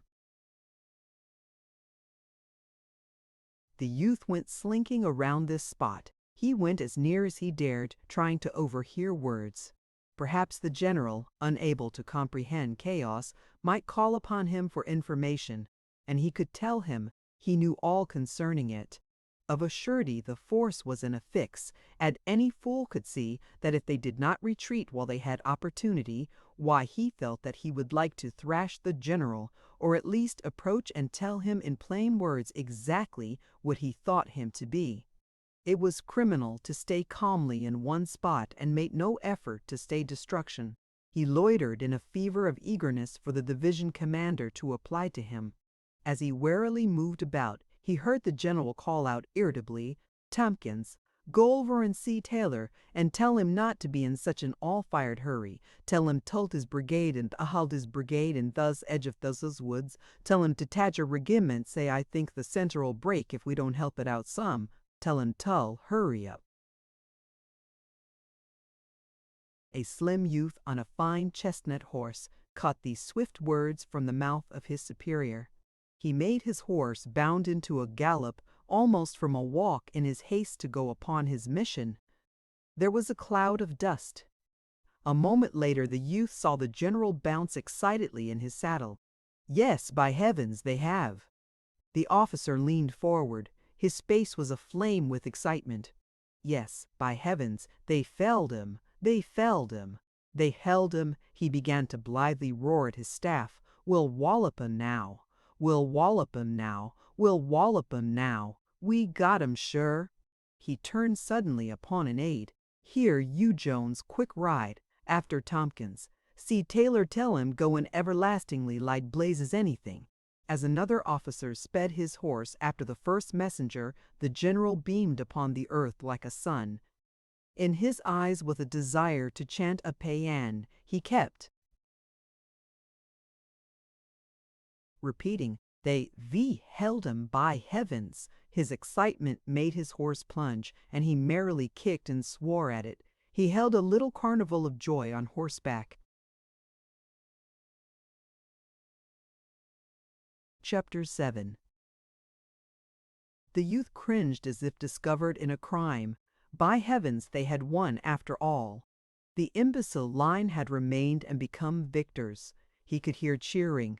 He lifted himself upon his toes and looked in a direction of the fight. A yellow fog lay wallowing on the treetops. From beneath it came the clatter of musketry. Hoarse cries told of an advance. He turned away amazed and angry. He felt that he had been wronged. He had fled, he told himself, because annihilation approached. He had done a good part in saving himself, who was a little piece of the army. He had considered the time, he said, to be one in which it was the duty of every little piece to rescue itself, if possible. Later, the officers could fit the little pieces together again and make a battle front. If none of the little pieces were wise enough to save themselves from the flurry of death at such a time, why, then, where would be the army? It was all plain that he had proceeded according to very correct and commendable rules. His actions had been sagacious things. They had been full of strategy. They were the work of a master's legs. Thoughts of his comrades came to him. The brittle blue line had withstood the blows and won. He grew bitter over it. It seemed that the blind ignorance and stupidity of those little pieces had betrayed him. He had been overturned and crushed by their lack of sense in holding the position, when intelligent deliberation would have convinced them that it was impossible.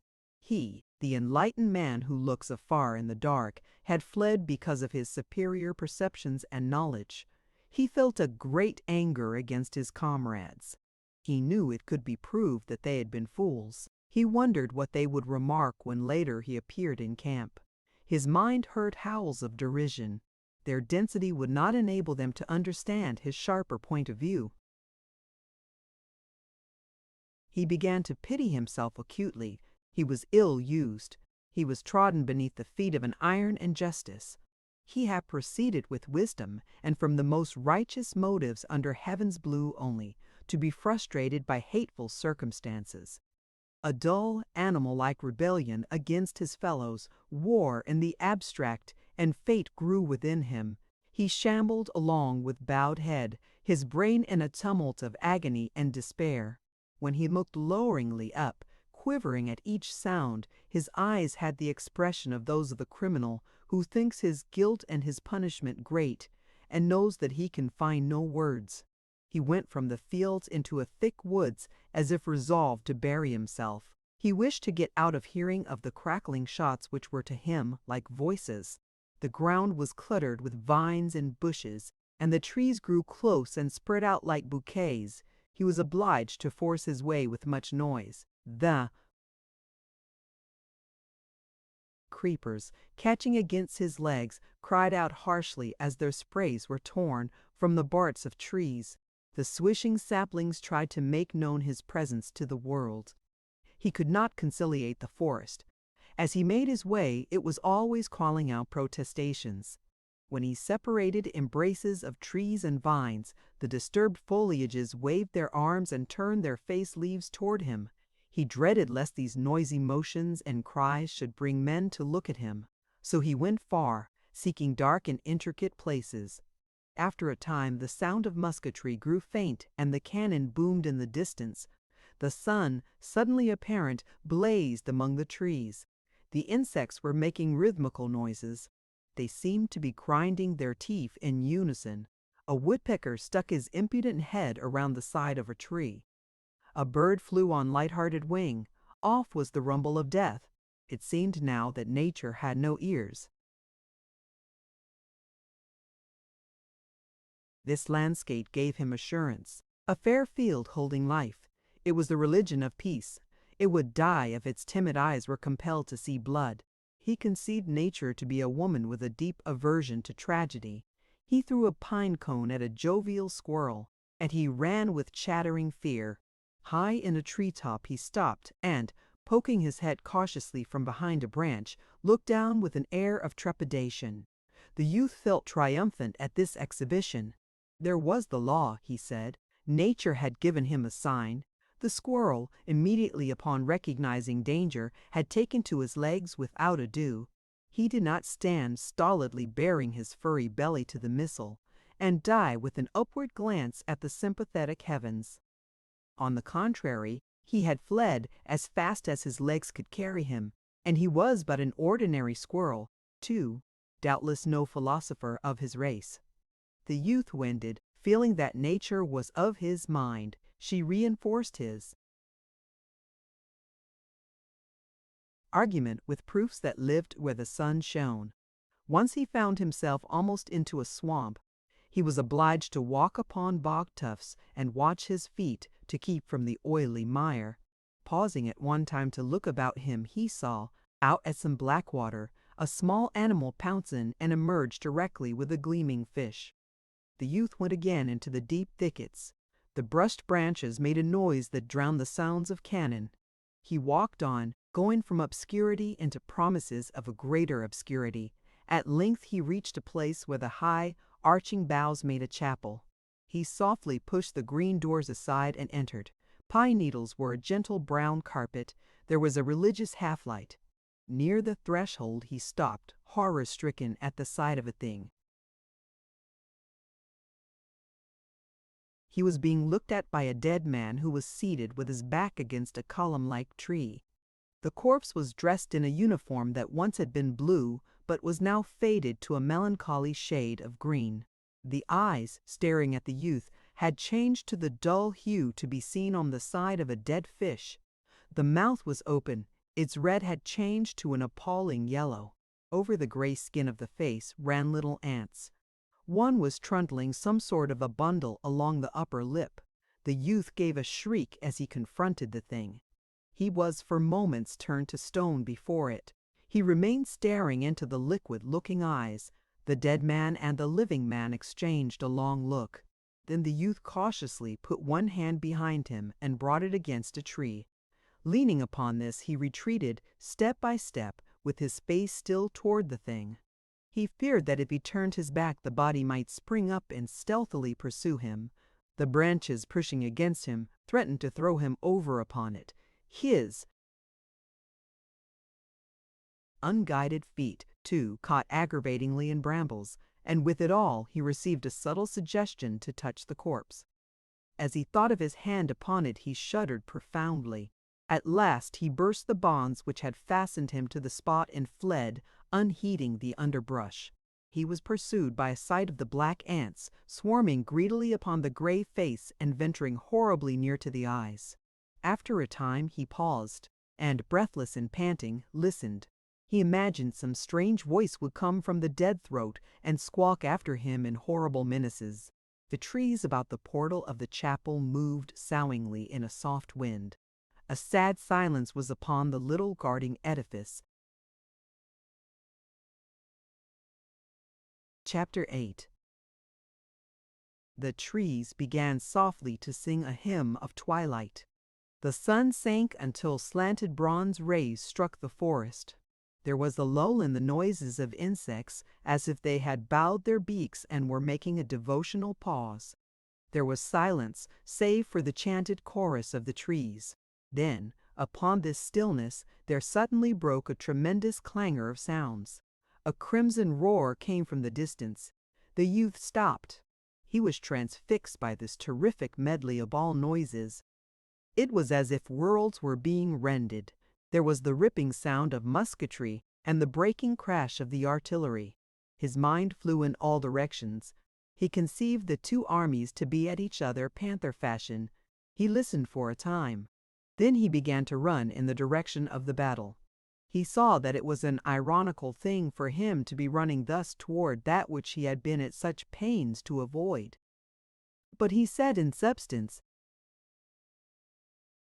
to himself that if the earth and the moon were about to clash, many persons would doubtless plan to get upon the roofs to witness the collision. As he ran, he became aware that the forest had stopped its music, as if at last becoming capable of hearing the foreign sounds. The trees hushed and stood motionless. Everything seemed to be listening to the crackle and clatter and ear-shaking thunder. The chorus pealed over the still earth. It suddenly occurred to the youth that the fight in which he had been was, after all, but perfunctory popping. In the hearing of this present din, he was doubtful if he had seen real battle scenes. This uproar explained a celestial battle. It was tumbling hordes, a struggle in the air. Reflecting, he saw a sort of a humor in the point of view of himself and his fellows during the late encounter. They had taken themselves and the enemy very seriously, and had imagined that they were deciding the war. Individuals must have supposed that they were cutting the letters of their names deep into everlasting tablets of brass, or enshrining their reputations forever in the hearts of their countrymen, while, as to fact, the affair would appear in printed reports under a meek and immaterial title. But he saw that it was good, else, he said, in battle everyone would surely run save forlorn hopes and their ilk. He went rapidly on. He wished to come to the edge of the forest, that he might peer out. As he hastened, there passed through his mind pictures of stupendous conflicts. His accumulated thought upon such subjects was used to form scenes. The noise was as the voice of an eloquent being describing. Sometimes the brambles formed chains and tried to hold him back. Trees, confronting him, stretched out their arms and forbade him to pass. After its previous hostility, this new resistance of the forest filled him with a fine bitterness. It seemed that nature could not be quite ready to kill him. But he obstinately took roundabout ways, and presently he was where he could see long gray walls of vapor where lay battle mines. The voices of cannon shook him. The musketry sounded in long, irregular surges that played havoc with his ears. He stood regardant for a moment. His eyes had an awestruck expression. He gawked in the direction of the fight. Presently he proceeded again on his forward way. The battle was like the grinding of an immense and terrible machine to him. Its complexities and powers, its grim processes, fascinated him. He must go close and see it produce corpses. He came to a fence and clambered over it. On the far side, the ground was littered with clothes and guns. A newspaper, folded up, lay in the dirt. A dead soldier was stretched with his face hidden in his arm. Farther off there was a group of 4 or 5 corpses keeping mournful company. A hot sun had blazed upon the spot. In this place the youth felt that he was an invader. This forgotten part of the battleground was owned by the dead men, and he hurried in the vague apprehension that one of the swollen forms would rise and tell him to be gone. He came finally to a road from which he could see in the distance dark and agitated bodies of troops, smoke-fringed. In the lane was a blood-stained crowd streaming to the rear. The wounded men were cursing, groaning, and wailing. In the air, always, was a mighty swell of sound that it seemed could sway the earth, with the courageous words of the artillery and the spiteful sentences of the musketry mingled red cheers. And from this region of noises came the steady current of the maimed. One of the wounded men had a shoe full of blood. He hopped like a schoolboy in a game. He was laughing hysterically. One was swearing that he had been shot in the arm to the commanding general's mismanagement of the army. One was marching with an air imitative of some sublime drum major. Upon his features was an unholy mixture of merriment and agony. As he marched, he sang a bit of doggerel in a high and quavering voice. Sing a song, a victory, a pocketful of bullets, 5 and 20 dead men baked in a pie. Parts of the procession limped and staggered to this tune. Another had the gray seal of death already upon his face. His lips were curled in hard lines and his teeth were clenched. His hands were bloody from where he had pressed them upon his wound. He seemed to be awaiting the moment when he should pitch headlong. He stalked like the specter of a soldier, his eyes burning with the power of a stare into the unknown. There were some who proceeded sullenly, full of anger at their wounds, and ready to turn upon anything as an obscure cause. An officer was carried along by 2 privates. He was peevish. "Don't joggle so, Johnson, ye fool," he cried. "Think me's leg is made of iron? If ye can't carry me decent, put me down and let someone else do it." He bellowed at the tottering crowd who blocked the quick march of his bearers. "Say, make way there, can't ye? Make way there, Dick, ain't ye? Make way, Dickens, take it all." They sulkily parted and went to the roadsides. As he was carried past, they made pert remarks to him. When he raged in reply and threatened them, they told him to be damned. The shoulder of one of the tramping bearers knocked heavily against the spectral soldier who was staring into the unknown. The youth joined this crowd and marched along with it. The torn bodies expressed the awful machinery in which the men had been entangled. Orderlies and couriers occasionally broke through the throng in the roadway, scattering wounded men right and left, galloping on followed by howls. The melancholy march was continually disturbed by the messengers and sometimes by bustling batteries that came swinging and thumping down upon them. The officers shouting orders to clear the way. There was a tattered man, fouled with dust, blood and powder stain from hair to shoes, who trudged quietly at the youth's side. He was listening with eagerness and much humility to the lurid descriptions of a bearded sergeant. His lean features wore an expression of awe and admiration. He was like a listener in a country stored to wondrous tales told among the sugar barrels. He eyed the storyteller with unspeakable wonder. His mouth was agape in yokel fashion. The sergeant, taking note of this, gave pause to his elaborate history while he administered a sardonic comment. "Be careful, honey, you'll be a catchin' flies," he said. The tattered man shrank back abashed. After a time, he began to sidle near to the youth and in a different way try to make him a friend. His voice was gentle as a girl's voice, and his eyes were pleading. The youth saw with surprise that the soldier had 2 wounds, one in the head, bound with a blood-soaked rag, and the other in the arm, making that member dangle like a broken bough. After they had walked together for some time, the tattered man mustered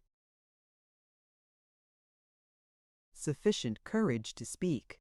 "Was pretty good fight, wa'n't it?" he timidly said. The youth, deep in thought, glanced up at the bloody and grim figure with its lamb-like eyes. "What? Was pretty good fight, wa'n't it?" "Yes," said the youth shortly. He quickened his pace. but the other hobbled industriously after him. There was an air of apology in his manner, but he evidently thought that he needed only to talk for a time, and the youth would perceive that he was a good fellow. "Was pretty good fight, wa'n't it?" he began in a small voice, and then he achieved the fortitude to continue. "Dern me if I ever see fellers fight so. Laws, how they did fight. I knowed the boys that like when they uncock got square at it. The boys ain't had no fair chanked up to now, but this time they showed what they was. I knowed it'd turn out this way. Ye can't lick them boys. No, sir, they're fighters they be." He breathed a deep breath of humble admiration. He had looked at the youth for encouragement several times. He received none, but gradually he seemed to get absorbed in his subject. "I was talkin' cross pickets with a boy from Georgie. And that boy, he says, 'Your fellers'll all run like hell when they tenerin' a gun,' he says. 'Mebbe they will,' I says, 'but I don't believe none of it,' I says. 'And but ye many,' I says back Tom, 'mebbe your fellers'll all run like hell when they handle gun,' I says." He larfed. "Well, they didn't run today, did they, hey?" "No, sir. They fit and fit and fit." His homely face was suffused with the light of love for the army which was to him all things beautiful and powerful. After a time, he turned to the youth. "Where ye hit, old boy?" he asked in a brotherly tone. The youth felt instant panic at this question, although at first its full import was not borne in upon him. "What?" he asked. "Where ye hit?" repeated the tattered man. "Why," began the youth, I that is why He turned away suddenly and slid through the crowd. His brow was heavily flushed, and his fingers were picking nervously at one of his buttons. He bent his head and fastened his eyes studiously upon the button, as if it were a little problem. The tattered man looked after him in astonishment. Chapter 9. The youth fell back in the procession until the tattered soldier was not in sight. Then he started to walk on with the others. But he was amid wounds. The mob of men was bleeding. Because of the tattered soldier's question, he now felt that his shame could be viewed. He was continually casting sidelong glances to see if the men were contemplating the letters of guilt he felt burned into his brow. At times he regarded the wounded soldiers in an envious way. He conceived persons with torn bodies to be peculiarly happy.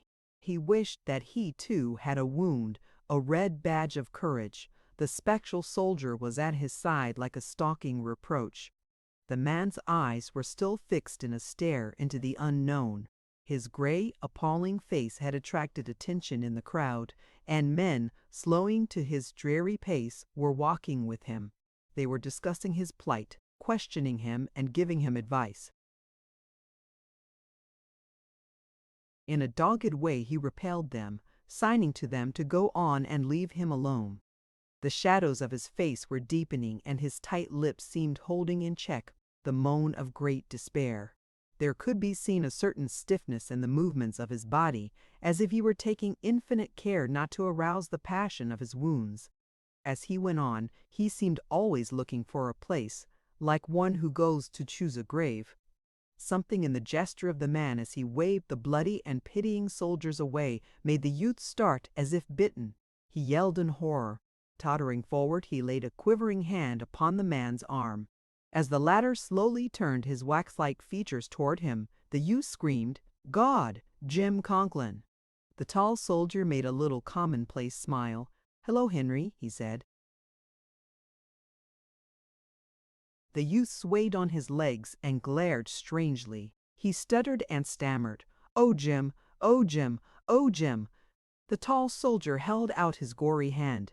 There was a curious red and black combination of new blood and old blood upon it. "Where you been, Henry?" he asked. He continued in a monotonous voice, "I thought maybe you got keeled over. There's been thunder to pay today. I was worryin' about it a good deal." The youth still lamented. "Oh, Jim! Oh, Jim! "Oh, Jim, yea, no," said the tall soldier. "I was out there." He made a careful gesture. "And, Lord, what a circus! And, Bijamini, I got shot. I got shot. Yes, Bijamini, I got shot." He reiterated this fact in a bewildered way, as if he did not know how it came about.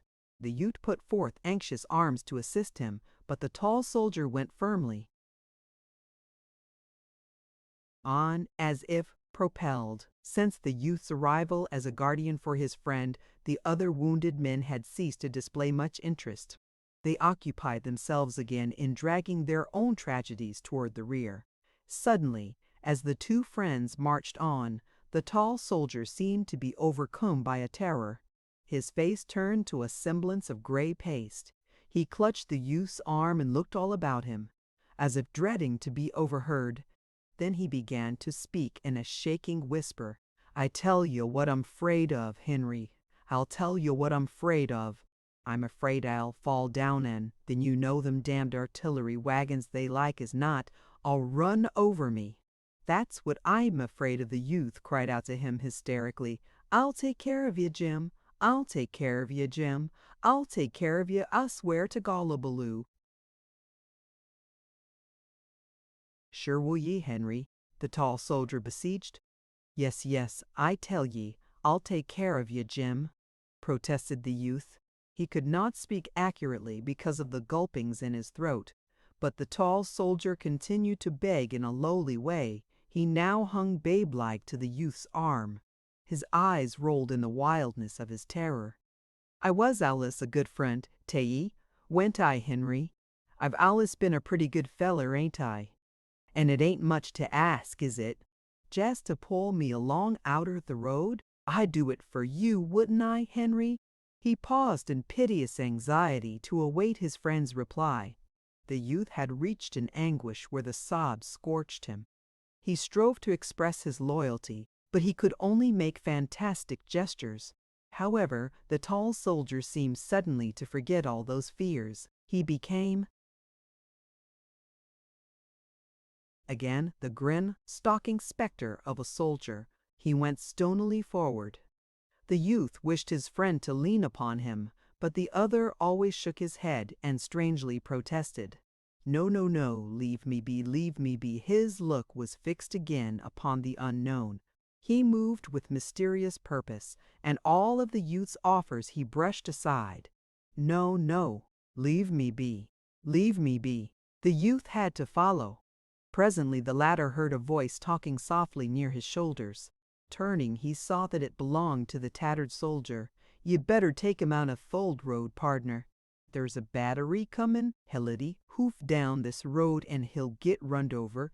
He's a goner, anyhow, in about 5 minutes. Yet seen ya. You better take him out of t' road. Where the blazes does he git his strength from?" "Lord knows," cried the youth. He was shaking his hands helplessly. He ran forward presently and grasped the tall soldier by the arm. "Jim, Jim," he coaxed, "come with me." The tall soldier weakly tried to wrench himself free. "Huh," he said vacantly. He stared at the youth for a moment. At last he spoke as if dimly comprehending. "Oh, into the fields? Oh!" He started blindly through the grass. The youth turned once to look at the lashing riders and jouncing guns of the battery. He was startled from this view by a shrill outcry from the tattered man. "God, he's runnin'!" Turning his head swiftly, the youth saw his friend running in a staggering and stumbling way toward a little clump of bushes. His heart seemed to wrench itself almost free from his body at this sight. He made a noise of pain. He and the tattered man began a pursuit. There was a singular race. When he overtook the tall soldier, he began to plead with all the words he could find. "Jim, Jim, what are you doing? What makes you do this way? You'll hurt yourself." The same purpose was in the tall soldier's face. He protested in a dulled way, keeping his eyes fastened on the mystic place of his intentions. "No, no, don't take me, leave me be." The youth, aghast and filled with wonder at the tall soldier, began quaveringly to question him. "Where you going, Jim? What you thinking about? Where you going? Tell me, won't you, Jim?" The tall soldier faced about as upon relentless pursuers. In his eyes there was a great appeal. "Leave me be, can't ya? Leave me be for a minute." The youth recoiled. "Why, Jim?" he said in a dazed way. "What's the matter with you?" The tall soldier turned and, lurching dangerously, went on. The youth and the tattered soldier followed, sneaking as if whipped, feeling unable to face the stricken man if he should again confront them. They began to have thoughts of a solemn ceremony. There was something rite-like in these movements of the doomed soldier, and there was a resemblance in him to a devotee of a mad religion, blood-sucking, muscle-wrenching, bone-crushing. They were awed and afraid. They hung back lest he have at command a dreadful weapon. At last they saw him stop and stand motionless. Hastening up, they perceived that his face wore an expression, telling that he had at last found the place for which he had struggled. His spare figure was erect. His bloody hands were quietly at his side. He was waiting with patience for something that he had come to meet. He was at the rendezvous. They paused and stood expectant. There was a silence. Finally, the chest of the doomed soldier began to heave with a strained motion. It increased in violence until it was as if an animal was within and was kicking and tumbling furiously to be free. This spectacle of gradual strangulation made the youth writhe, and once as his friend rolled his eyes, he saw something in them that made him sink wailing to the ground. He raised his voice in a last supreme call. "Jim! Jim! Jim!" The tall soldier opened his lips and spoke. He made a gesture. "Leave me be. Don't take me. Leave me be." There was another silence while he waited. Suddenly his form stiffened and straightened. Then it was shaken by a prolonged ague. He stared into space. To the two watchers there was a curious and profound dignity in the firm lines of his awful face. He was invaded by a creeping strangeness that slowly enveloped him. For a moment the tremor of his legs caused him to dance a sort of hideous hornpipe. His arms beat wildly about his head in expression of imp-like enthusiasm. His tall figure stretched itself to its full height. There was a slight rending sound. Then it began to swing forward, slow and straight, in the manner of a falling tree. A swift muscular contortion made the left shoulder strike the ground first. The body seemed to bounce a little way from the earth. "God," said the tattered soldier. The youth had watched, spellbound, this ceremony at the place of meeting. His face had been twisted into an expression of every agony he had imagined for his friend. He now sprang to his feet and, going closer, gazed upon the pastel-like face. The mouth was open and the teeth showed in a laugh. As the flap of the blue jacket fell away from the body, he could see that the side looked as if it had been chewed by wolves. The youth turned with sudden, livid rage toward the battlefield. He shook his fist. He seemed about to deliver a philippic. "Hell!" The red sun was pasted in the sky like a wafer. Chapter 10. The tattered man stood musing. "Well, he was reg'lar. Jim dandy for nerve, wa'n't he?" said he finally in a little awestruck voice. "A reg'lar Jim dandy." He thoughtfully poked one of the docile hands with his foot. "I wonder where he got his strength from. I never seen a man do like that before. It was a funny thing. Well, he was a reg'lar Jim dandy." The youth desired to screech out his grief. He was stabbed, but his tongue lay dead in the tomb of his mouth. He threw himself again upon the ground and began to brood. The tattered man stood musing. "Look-a-here, pardner," he said after a time. He regarded the corpse as he spoke. "He's up and gone, ain't, and we might as well begin to look out for old number one. This here thing is all over. He's up and gone, ain't he? And he's all right here. Nobody won't bother him. And I must say I ain't enjoying any great health messel these days. The youth, awakened by the tattered soldier's tone, looked quickly up. He saw that he was swinging uncertainly on his legs and that his face had turned to a shade of blue. "Good Lord," he cried, "you ain't goin' start you too." The tattered man waved his hand. "Nary die," he said. "All I want is some pea soup and a good bed. Some pea soup," he repeated dreamfully. The youth arose from the ground. "I wonder where he came from. I left him over there," he pointed, "and now I find him here, and he was coming from over there too." He indicated a new direction. They both turned toward the body as if to ask of it a question. "Well," at length spoke the tattered man, "there ain't no use in our staying here and trying to ask him anything." The youth nodded in assent wearily. They both turned to gaze for a moment at the corpse. The youth murmured something. "Well, he was a gem dandy, want," said the tattered man as if in response. They turned their backs upon it and started away. For a time they stole softly, treading with their toes. It remained laughing there in the grass. "I'm commencing to feel pretty bad," said the tattered man, suddenly breaking one of his little silences. "I'm commencing to feel pretty damn bad." The youth groaned. "Oh, Lord!" He wondered if he was to be the tortured witness of another grim encounter. But his companion waved his hand reassuringly. "Oh, I'm not going to die yit. They're too much dependin' on me for me to die yit. No, sir, nary die. I can't. You'd ought to see swatted chilnern I've got and all like that." The youth, glancing at his companion, could see by the shadow of a smile that he was making some kind of fun. As they plodded on, the tattered soldier continued to talk. "Besides, if I died, I wouldn't die the way that feller did. That was the funniest thing. I'd just flop down, I would. I never seen a feller die the way that feller did. Ye know Tom Jameson. He lives next door to me up home. He's a nice feller, he is, and we was allus good friends. Smart, too. Smart as a steel trap. Well, when we was a-fightin' this arternoon, all of a sudden he begin to rip up and cuss and beller at me. 'Ye're shot, ye blamed infernal.' He swear horrible. He says to me. I put up my hand to my head, and when I looked at my fingers, I seen, sure, no, I was shot.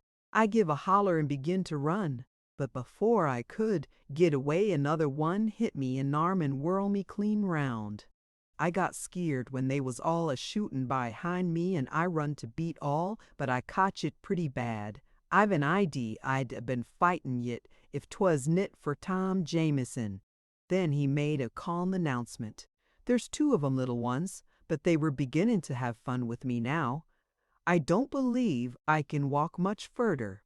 They went slowly on in silence. "You look pretty peaked yourself," said the tattered man at last. "I bet you've got a worser one than you think. You'd better take care of your hurt. It don't do to let such things go. It might be inside mostly, and them plays thunder. Where is it located?" But he continued his harangue without waiting for a reply. "I see a feller git hit plumb in the prominence head when my Rickham mate was a-standin' at easong, and everybody yelled out to 'Am hurt, John. Are ye hurt much?' 'No,' says he. He looked kinder surprised, and he went on tellin' 'em how he felt. He said didn't feel nothin', but by dad, there's first thing that fella knowed he was dead. Yes, he was dead stone dead. So, ye want to watch out. Ye might have some queer kind hurt yourself. Ye can't never tell. Where is your'n located?" The youth had been wriggling since the introduction of this topic. He now gave a cry of exasperation and made a furious motion with his hand. "Oh, don't bother me," he said. He was enraged against the tattered man and could have strangled him. His companions seemed ever to play intolerable parts. They were ever upraising the ghost of shame on the stick of their curiosity. He turned toward the tattered man as one at bay. "Now, don't bother me," he repeated with desperate menace. "Well, Lord knows I don't want to bother anybody," said the other. There was a little accent of despair in his voice as he replied, "Lord knows I've got a Neuve Montaigne tend to." The youth, who had been holding a bitter debate with himself and casting glances of hatred and contempt at the tattered man, here spoke in a hard voice. "Goodbye," he said. The tattered man looked at him in gaping amazement. Why, partner, where you going?" he asked unsteadily. The youth, looking at him, could see that he too, like that other one, was beginning to act dumb and animal-like. His thoughts seemed to be floundering about in his head. Now, look a-here. You Tom Jameson, now I won't have this. This here won't do. Where you going?" The youth pointed vaguely. "Over there," he replied.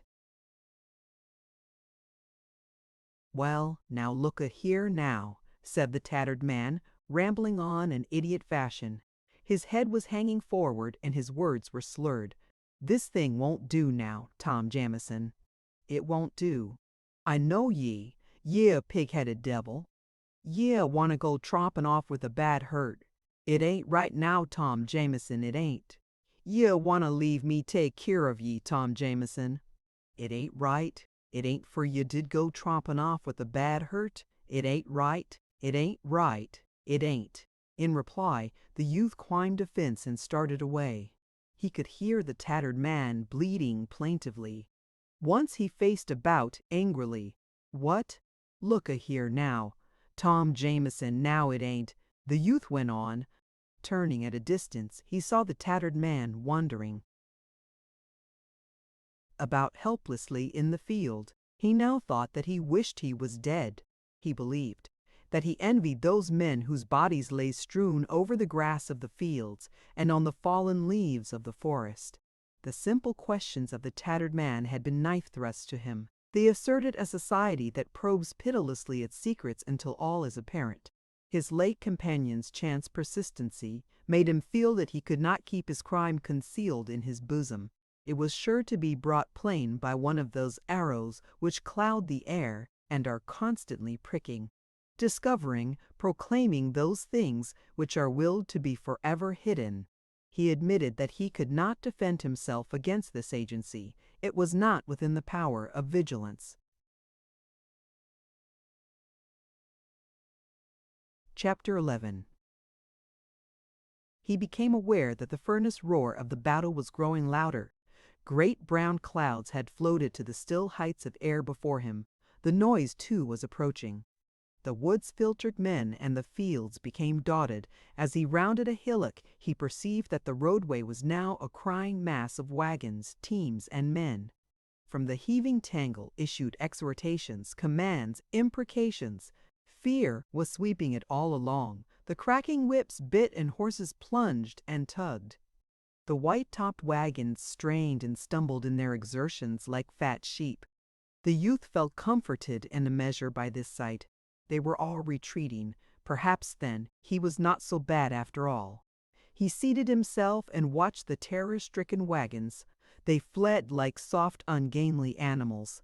All the roarers and lashers served to help him to magnify the dangers and horrors of the engagement, that he might try to prove to himself that the thing with which men could charge him was in truth a symmetrical act. There was an amount of pleasure to him in watching the wild march of this vindication. Presently the calm head of a foregoing column of infantry appeared in the road. It came swiftly on. Avoiding the obstructions gave it the sinuous movement of a serpent. The men at the head butted mules with their musket stocks. They prodded teamsters indifferent to all howls. The men forced their way through parts of the dense mass by strength. The blunt head of the column pushed. The raving teamsters swore many strange oaths. The commands to make way had the ring of a great importance in them. The men were going forward to the heart of the din. They were to confront the eager rush of the enemy. They felt the pride of their onward movement when the remainder of the army seemed trying to dribble down this road. They tumbled teams about with a fine feeling that it was no matter so long as their column got to the front in time. This importance made their faces grave and stern, and the backs of the officers were very rigid. As the youth looked at them, the black weight of his woe returned to him. He felt that he was regarding a procession of chosen beings. The separation was as great to him as if they had marched with weapons of flame and banners of sunlight. He could never be like them. He could have wept in his longings. He searched about in his mind for an adequate malediction for the indefinite cause, the thing upon which men turned the words of final blame. Whatever it was responsible for him, he said. There lay the fault. The haste of the column to reach the battle seemed to the forlorn young man to be something much finer than stout fighting. Heroes, he thought, could find excuses in that long, seething lane. They could retire with perfect self-respect and make excuses to the stars. He wondered what those men had eaten that they could be in such haste to force their way to grim chances of death. As he watched, his envy grew until he thought that he wished to change lives with one of them. He would have liked to have used a tremendous force, he said, throw off himself and become a better. Swift pictures of himself, apart yet in himself, came to him, a blue, desperate figure leading lurid charges with one knee forward and a broken blade, high, a blue, determined figure standing before a crimson and steel assault, getting calmly killed on a high place before the eyes of all. He thought of the magnificent pathos of his dead body. These thoughts uplifted him. He felt the quiver of war desire. In his ears he heard the ring of victory. He knew the frenzy of a rapid, successful charge, the music of the trampling feet, the sharp voices, the clanking arms of the column near him made him soar on the red wings of war. For a few moments he was sublime. He thought that he was about to start for the front. Indeed, he saw a picture of himself, dust-stained, haggard, panting, flying to the front at the proper moment to seize and throttle the dark, leering witch of calamity. Then the difficulties of the thing began to drag at him. He hesitated, balancing awkwardly on one foot. He had no rifle. He could not fight with his hands, said he resentfully to his plan. Well, rifles could be had for the picking. They were extraordinarily profuse. Also, he continued, it would be a miracle if he found his regiment. Well, he could fight with any regiment. He started forward slowly. He stepped as if he expected to tread upon some explosive thing. Doubts and he were struggling. He would truly be a worm if any of his comrades should see him returning thus, the marks of his flight upon him. There was a reply that the intent fighters did not care for what happened rearward, saving that no hostile bayonets appeared there. In the battle blur his face would, in a way, be hidden, like the face of a cowled man. But then he said that his tireless fate would bring forth, when the strife lulled for a moment, a man to ask of him an explanation. In imagination he felt the scrutiny of his companions as he painfully labored through some lies. Eventually his courage expended itself upon these objections. The debates drained him of his fire. He was not cast down by this defeat of his plan, for, upon studying the affair carefully, he could not but admit that the objections were very formidable. Furthermore, various ailments had begun to cry out. In their presence, he could not persist in flying high with the wings of war. They rendered it almost impossible for him to see himself in a heroic light. He tumbled headlong. He discovered that he had a scorching thirst. His face was so dry and grimy that he thought he could feel his skin crackle.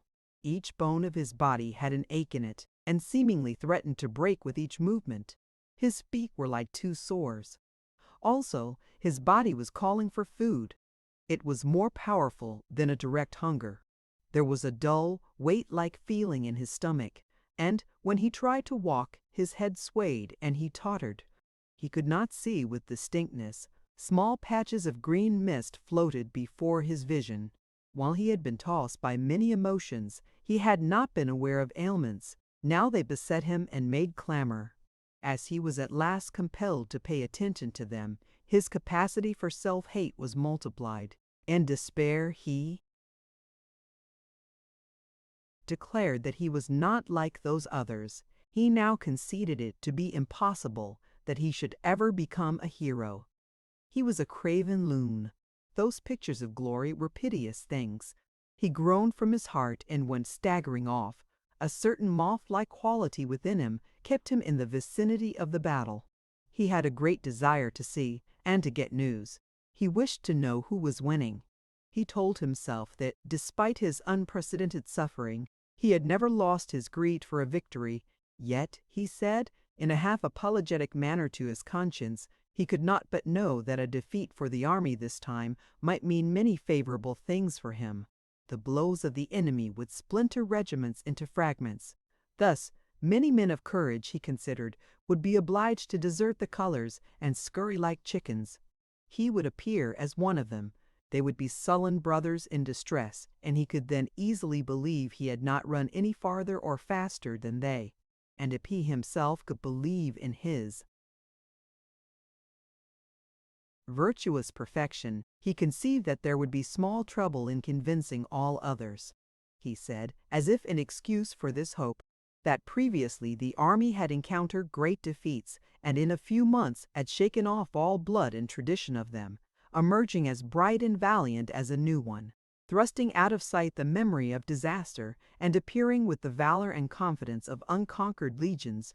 The shrilling voices of the people at home would pipe dismally for a time, but various generals were usually compelled to listen to these ditties.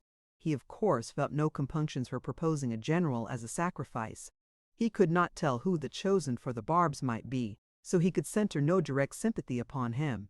The people were afar, and he did not conceive public opinion to be accurate at long range.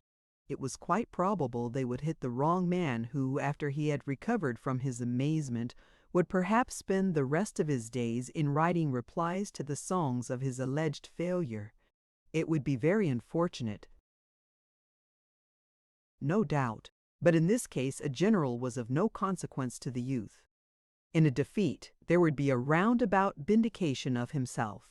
He thought it would prove, in a manner, that he had fled early because of his superior powers of perception. A serious prophet, upon predicting a flood, should be the first man to climb a tree. This would demonstrate that he was indeed a seer. A moral vindication was regarded by the youth as a very important thing. Without salve, he could not, he thought, wear the sore badge of his dishonor through life. With his heart continually assuring him that he was despicable, he could not exist without making it, to his actions, apparent to all men. If the army had gone gloriously on, he would be lost. If the din meant that now his army's flags were tilted forward, he was a condemned wretch. He would be compelled to doom himself to isolation. If the men were advancing, their indifferent feet were trampling upon his chances for a successful life. As these thoughts went rapidly through his mind, he turned upon them and tried to thrust them away. He denounced himself as a villain. He said that he was the most unutterably selfish man in existence. His mind pictured the soldiers who would place their defiant bodies before the spear of the yelling battle fiend, and as he saw their dripping corpses on an imagined field, he said that he was their murderer. Again he thought that he wished he was dead. He believed that he envied a corpse. Thinking of the slain, he achieved a great contempt for some of them, as if they were guilty for thus becoming lifeless. They might have been killed by lucky chances, he said, before they had had opportunities to flee, or before they had been really tested. Yet they would receive laurels from tradition. He cried out bitterly that their crowns were stolen and their robes of glorious memories were shams. However, he still said that it was a great pity he was not as they. A defeat of the army had suggested itself to him as a means of escape from the consequences of his fall. He considered now, however, that it was useless to think of such a possibility. His education had been that success for that mighty blue machine was certain, that it would make victories as a contrivance turns out buttons. He presently discarded all his speculations in the other direction. He returned to the creed of soldiers. When he perceived again that it was not possible for the army to be defeated, he tried to bethink him of a fine tale which he could take back to his regiment, and with it turn the expected shafts of derision. But as he mortally feared these shafts, it became impossible for him to invent a tale he felt he could trust. He experimented with many schemes, but threw them aside one by one as flimsy. He was quick to see vulnerable places in them all. Furthermore, he was much afraid that some arrow of scorn might lay him mentally low before he could raise his protecting tale. He imagined the whole regiment saying, "Where's Henry Fleming? He run, didn't he? Oh my!" He recalled various persons who would be quite sure to leave him no peace about it. They would doubtless question him with sneers and laugh at his stammering hesitation. In the next engagement, they would try to keep watch of him, to discover when he would run. Wherever he went in camp, he would encounter insolent and lingeringly cruel stares.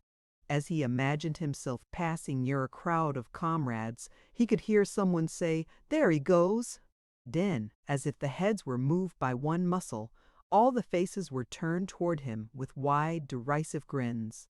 He seemed to hear someone make a humorous remark in a low tone.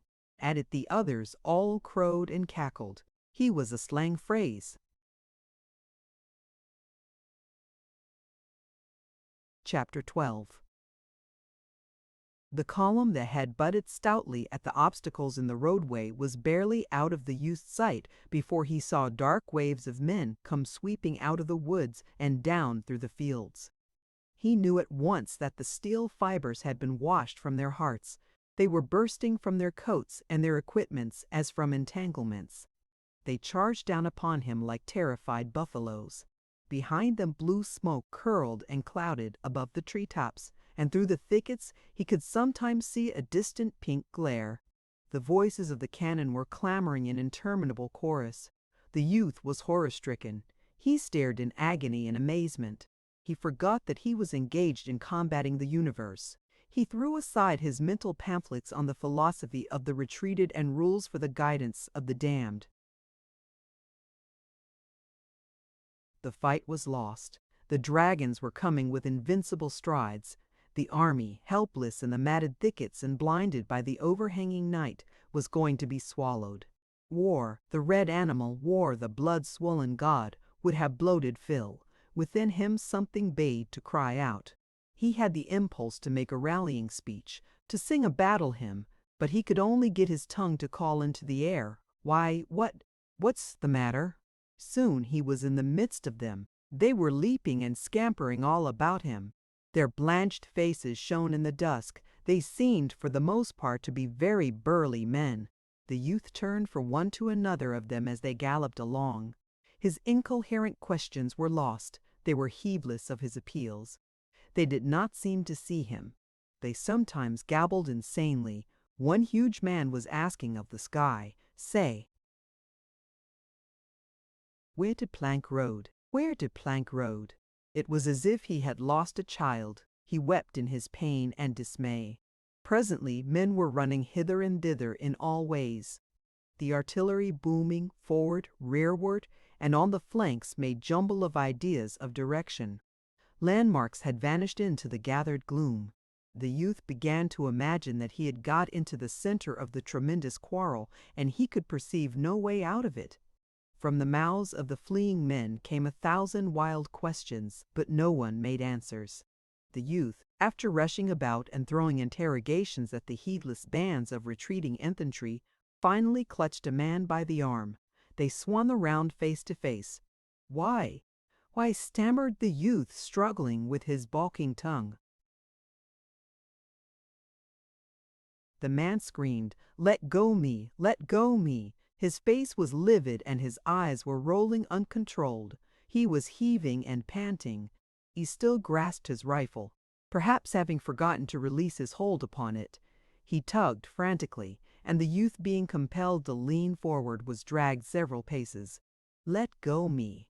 Let go me! Why? Why?" stuttered the youth. "Well then," bawled the man in a lurid rage. He adroitly and fiercely swung his rifle. It crushed upon the youth's head. The man ran on. The youth's fingers had turned to paste upon the other's arm. The energy was smitten from his muscles. He saw the flaming wings of lightning flash before his vision. There was a deafening rumble of thunder within his head. Suddenly his legs seemed to die. He sank writhing to the ground. He tried to arise. In his efforts against the numbing pain, he was like a man wrestling with a creature of the air. There was a sinister struggle. Sometimes he would achieve a position half erect, battle with the air for a moment, and then fall again, grabbing at the grass. His face was of a clammy pallor. Deep groans were wrenched from him. At last, with a twisting movement, he got upon his hands and knees, and from thence, like a babe trying to walk, to his feet. Pressing his hands to his temples, he went lurching over the grass. He fought an intense battle with his body. His dulled senses wished him to swoon, and he opposed them stubbornly, his mind portraying unknown dangers and mutilations if he should fall upon the field. He went tall soldier fashion. He imagined secluded spots where he could fall and be unmolested. To search for one, he strove against the tide of his pain. Once he put his hand to the top of his head and timidly touched the wound. The scratching pain of the contact made him draw a long breath through his clenched teeth. His fingers were dabbled with blood. He regarded them with a fixed stare. Around him, he could hear the grumble of jolted cannon as the scurrying horses were lashed toward the front. Once, a young officer on a besplashed charger nearly ran him down. He turned and watched the mass of guns, men and horses sweeping in a wide curve toward a gap in a fence. The officer was making excited motions with a gauntleted hand. The guns followed the teams with an air of unwillingness, of being dragged by the heels. Some officers of the scattered infantry were cursing and railing like fishwives. Their scolding voices could be heard above the din. Into the unspeakable jumble in the roadway rode a squadron of cavalry. The faded yellow of their facings shone bravely. There was a mighty altercation. The artillery were assembling as if for a conference. The blue haze of evening was upon the field. The lines of forest were long purple shadows. One cloud lay along the western sky, partly smothering the red. As the youth left the scene behind him, he heard the guns suddenly roar out. He imagined them shaking in black rage. They belched and howled like brass devils guarding a gate. The soft air was filled with the tremendous remonstrance. With it came the shattering peal of opposing infantry. Turning to look behind him, he could see sheets of orange light illumine the shadowy distance. There were subtle and sudden lightnings in the far air. At times he thought he could see heaving masses of men. He hurried on in the dusk. The day had faded until he could barely distinguish place for his feet. The purple darkness was filled with men who lectured and jabbered. Sometimes he could see them gesticulating against the blue and somber sky. There seemed to be a great ruck of men and munitions spread about in the forests and in the fields. The little narrow roadway now lay lifeless. There were overturned wagons like sun-dried boulders. The bed of the former torrent was choked with the bodies of horses and splintered parts of war machines. It had come to pass that his wound pained him but little. He was afraid to move rapidly, however, for a dread of disturbing it. He held his head very still and took many precautions against stumbling. He was filled with anxiety, and his face was pinched and drawn in anticipation of the pain of any sudden mistake of his feet in the gloom. His thoughts, as he walked, fixed intently upon his hurt. There was a cool, liquid feeling about it, and he imagined blood moving slowly down under his hair. His head seemed swollen to a size that made him think his neck to be inadequate. The new silence of his wound made much worment. The little blistering voices of pain that had called out from his scalp were, he thought, definite in their expression of danger.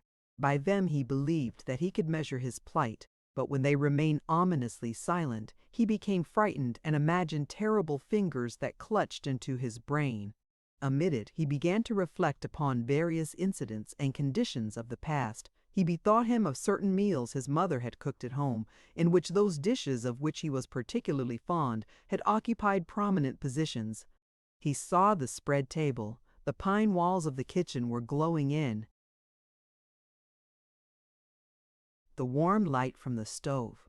Too, he remembered how he and his companions used to go from the schoolhouse to the bank of a shaded pool. He saw his clothes in disorderly array upon the grass of the bank. He felt the swash of the fragrant water upon his body. The leaves of the overhanging maple rustled with melody in the wind of youthful summer. He was overcome presently by a dragging weariness. His head hung forward, and his shoulders were stooped as if he were bearing a great bundle. His feet shuffled along the ground.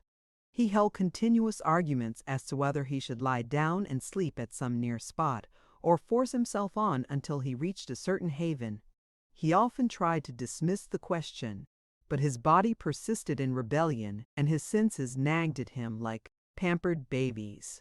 At last he heard a cheery voice near his shoulder. "You seem to be in a pretty bad way, boy." The youth did not look up, but he assented with thick tongue. The owner of the cheery voice took him firmly by the arm. "Well," he said with a round laugh, "I'm going your way. That whole gang is going your way, and I guess I can give ye a lift." They began to walk like a drunken man and his friend. As they went along, the man questioned the youth and assisted him with the replies, like one manipulating the mind of a child. Sometimes he interjected anecdotes. "What recommend to ye Blonte, eh? What's that? 304th and York? Why, what corps is that in?" "Oh, it is.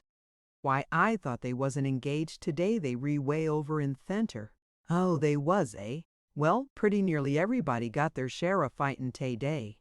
By dad, I give myself up for dead any number of times. There was shootin' here, and shootin' there, and hollerin' here and hollerin' there, in the damn darkness, until I couldn't tell to save my soul which side I was on. Sometimes I thought I was sure, not from here, and other times I could, swore I was from thither into Florida. It was the most mixed up dern thing I ever see, and these here whole woods is a reg'lar mess. It'll be a miracle if we find our regiments tonight. Pretty soon, though, we'll meet a plenty of guards and provost guards and one thing and another. Ho, there they go, with an officer, I guess. Look at his hand a-draggin'. He got all of the war he wants, I bet. He won't be talking so big about his reputation and all when they go sawin' off his leg. Poor feller. My brother's got whiskers just like that. How did you get way over here anyhow? Your regiment is a long way from here, ain't it? Well, I guess we can find it. Yea, no, there was a boy killed in my company today that I thought the world and all of.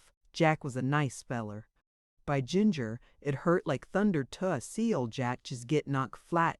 We was a standin' purty peaceable fair a spell, though there was men runnin' every way all round us, and while we was a standin' like that, 'long come a big fat feller. He began to peck at Jack's elbow, and he sees, "Say, where's there's wrote, they're to river." And Jack, he never paid no attention, and that feller kept on a peckin' at his elbow and sayin', "Say, where's there's road to river." Jack was a lookin' ahead all time tryin' to see the Johnnies comin' through the woods, and he never paid no attention to this big fat feller for a long time. But at last he turned round and he says, "I'll go to hell and find the road driver." And just then a shot slapped him bang on the side this head. He was a sergeant too. Them was his last words. "Thunder, I wish we was sure of findin' our regiments tonight. It's goin' to be long huntin', but I guess we can do it." In the search which followed, the man of the cheery voice seemed to the youth to possess a wand of a magic kind.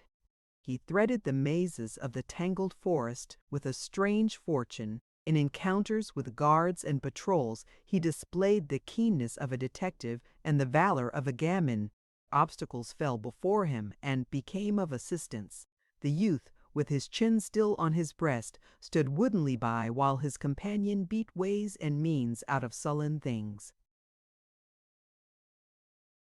The forest seemed a vast hive of men buzzing about in frantic circles, but the cheery man conducted the youth without mistakes, until at last he began to chuckle with glee and self-satisfaction. "Ah, there ye are! See that fire?" The youth nodded stupidly. "Well, there's where your regiment is. And now, good-bye, old boy, good luck tie." A warm and strong hand clasped the youth's languid fingers for an instant, and then he heard a cheerful and audacious whistling as the man strode away. As he who had so befriended him was thus passing out of his life, it suddenly occurred to the youth that he had not once seen his face. Chapter 13. The youth went slowly toward the fire indicated by his departed friend. As he reeled, he bethought him of the welcome his comrades would give him. He had a conviction that he would soon feel in his sore heart the barbed missiles of ridicule. He had no strength to invent a tale. He would be a soft target. He made vague plans to go off into the deeper darkness and hide, but they were all destroyed by the voices of exhaustion and pain from his body. His ailments, clamoring, forced him to seek the place of food and rest at whatever cost. He swung unsteadily toward the fire. He could see the forms of men throwing black shadows in the red light, and as he went nearer it became known to him in some way that the ground was strewn with sleeping men. Of a sudden he confronted a black and monstrous figure. A rifle barrel caught some glinting beams. "Halt! Halt!" He was dismayed for a moment, but he presently thought that he recognized the nervous voice. As he stood tottering before the rifle barrel, he called out, "Why, hello, Wilson, you here?" The rifle was lowered to a position of caution, and the loud soldier came slowly forward. He peered into the youth's face. "That you, Henry?" "Yes, it's me." "Well, well, old boy," said the other. "By ginger, I'm glad to see ya. I give you up for a goner. I thought you was dead sure enough." There was husky emotion in his voice. The youth found that now he could barely stand upon his feet. There was a sudden sinking of his forces. He thought he must hasten to produce his tale to protect him from the missiles already at the lips of his redoubtable comrades. So, staggering before the loud soldier, he began, "Yes, yes, I've had an awful time. I've been all over, way over on the right, turble fighting over there. I had an awful time. I got separated from the regiment. Over on the right, I got shot in the head. I never see sick fightin'. Awful time. I don't see how I could a got separated from neath regiment. I got shot too." His friend had stepped forward quickly. "What? Got shot? Why didn't ye say so first?" "Poor old boy. We must hold on a minute. What am I doing? I'll call Simpson." Another figure at that moment loomed in the gloom. They could see that it was the corporal. "Who ye talkin' to, Wilson?" he demanded. His voice was anger-toned. "Who ye talkin' to? Who ye talkin' to?" "Ye the derndest sentinel. Why, hello, Henry, you here? Why, I thought you was dead 4 hours ago. Great Jerusalem, they keep turnin' up every 10 minutes or so. We thought we'd lost 42 men by straight count. But if they keep on a-comin' this way, we'll git the comin' all back by mornin' yit. Where was ye?" "Over on the right. I got separated," began the youth with considerable glibness. But his friend had interrupted hastily. "Yes, and he got shot in the head and he's in a fix, and we must see Tim right away." He rested his rifle in the hollow of his left arm and his right around the youth's shoulder. "Gee, it must hurt like thunder," he said. The youth leaned heavily upon his friend. "Yes, it hurts a good deal," he replied. There was a faltering in his voice. "Oh," said the corporal. He linked his arm in the youth's and drew him forward. "Come on, Henry. I'll take care o' ye." As they went on together, the loud private called out after them, "Put him to sleep in my blanket, Simpson." And haul on a minute, here's my canteen. It's full. A coffee. Look at his head by the fire and see how it looks. Maybe it's a pretty bad. When I get relieved in a couple of minutes, I'll be over and answer to him. The youth's senses were so deadened that his friend's voice sounded from afar and he could scarcely feel the pressure of the corporal's arm. He submitted passively to the latter's directing strength. His head was in the old manner, hanging forward upon his breast. His knees wobbled.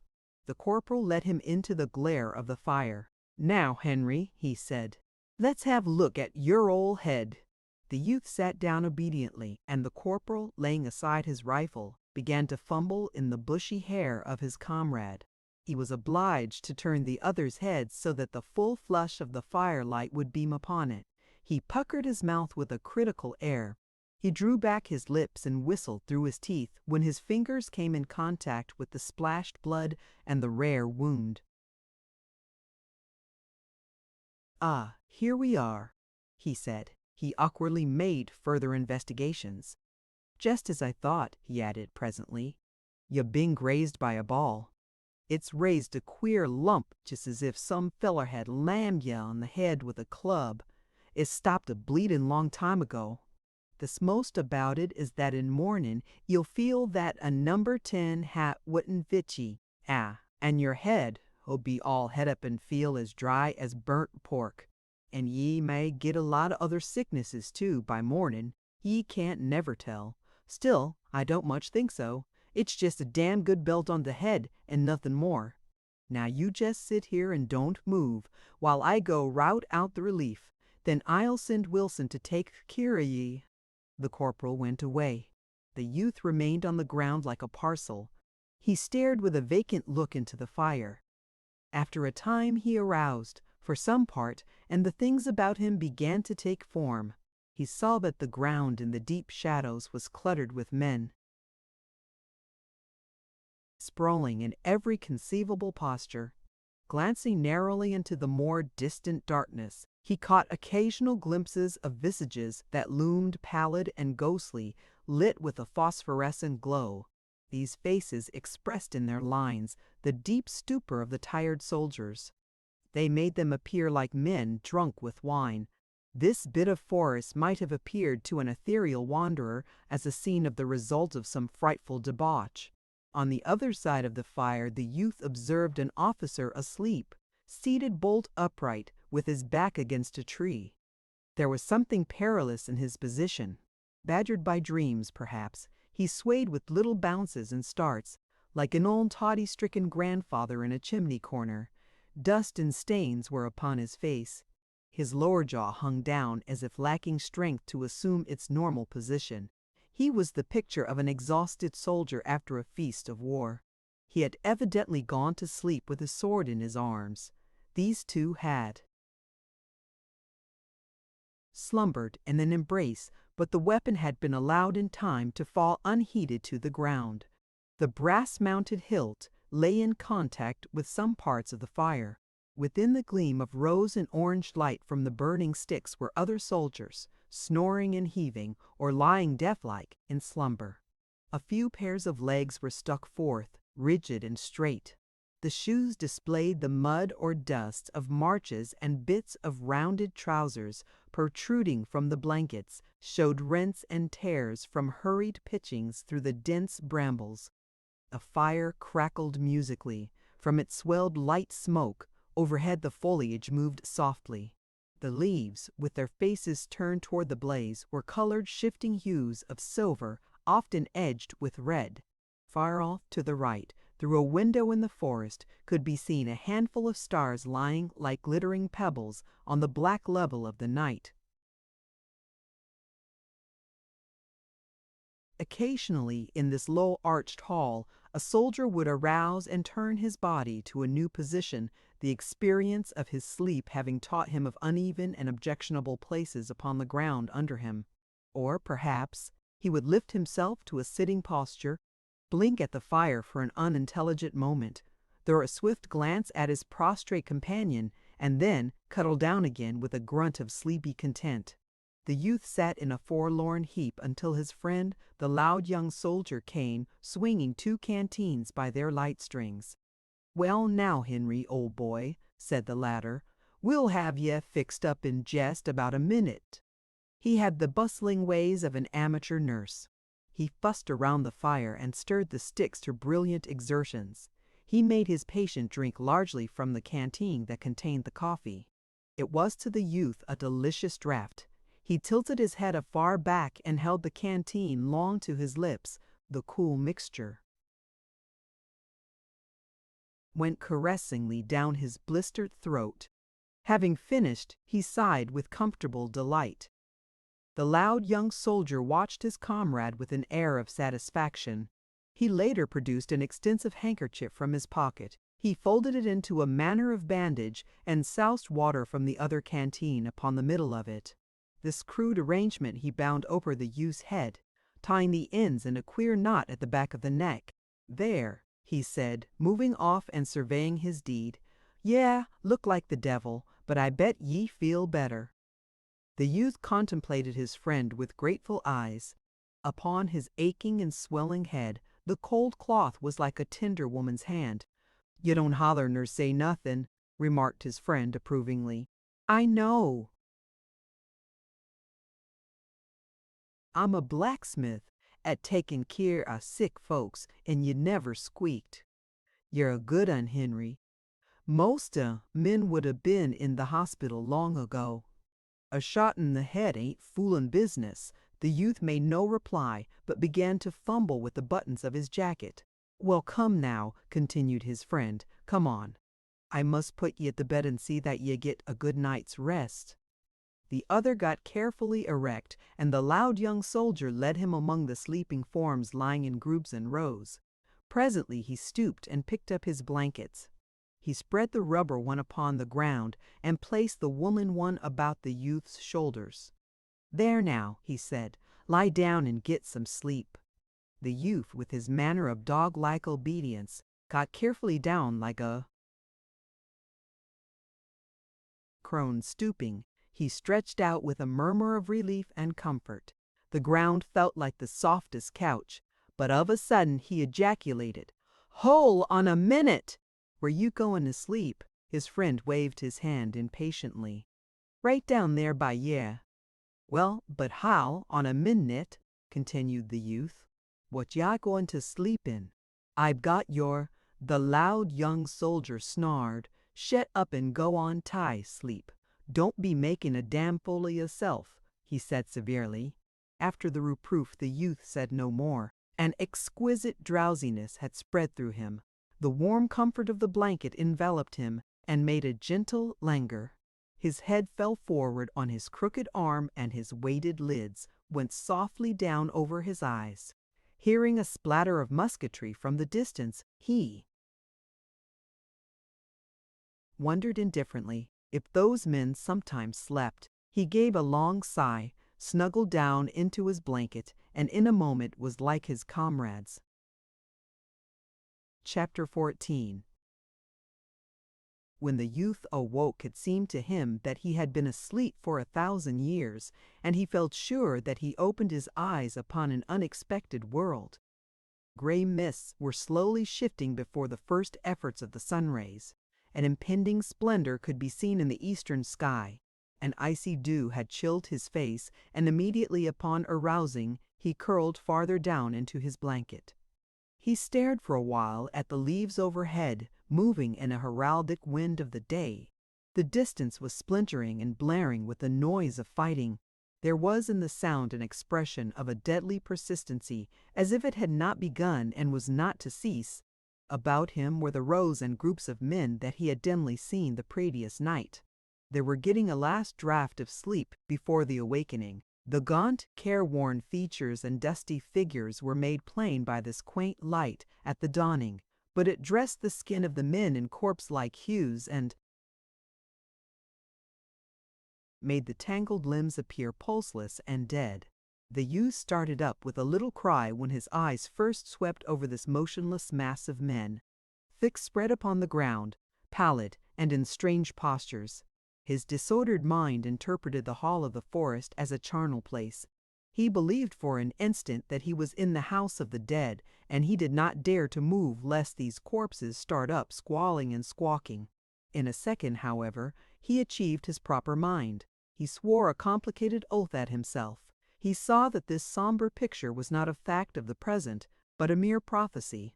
He heard then the noise of a fire crackling briskly in the cold air, and, turning his head, he saw his friend pottering busily about a small blaze. A few other figures moved in the fog, and he heard the hard cracking of axe blows.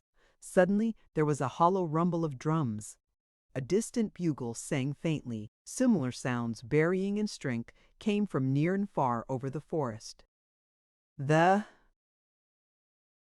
bugles called to each other like brazen gamecocks. The near thunder of the regimental drums rolled. The body of men in the woods rustled. There was a general uplifting of heads. A murmuring of voices broke upon the air. In it there was much bass of grumbling oaths. Strange gods were addressed in condemnation of the early hours necessary to correct war. An officer's peremptory tenor rang out and quickened the stiffened movement of the men. The tangled limbs unraveled. The corpse-hued faces were hidden behind fists that twisted slowly in the eye sockets. The youth sat up and gave vent to an enormous yawn. "Thunder!" he remarked petulantly. He rubbed his eyes, and then putting up his hand, felt carefully of the bandage over his wound. His friend, perceiving him to be awake, came from the fire. "Well, Henry, old man, how do ye feel this morning?" he demanded. The youth yawned again. Then he puckered his mouth to a little pucker. His head, in truth, felt precisely like a melon, and there was an unpleasant sensation at his stomach. "Oh, Lord, I feel pretty bad," he said. "Thunder!" exclaimed the other. "I hoped he'd feel all right this morning. Let's see the bandage. I guess it slipped."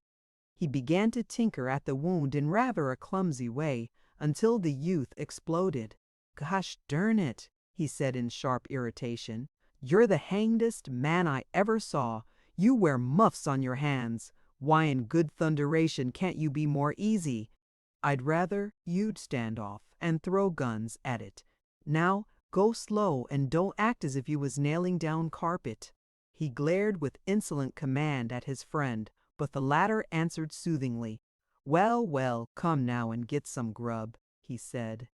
"Then, maybe, you'll feel better." At the fireside the loud young soldier watched over his comrade's wants with tenderness and care.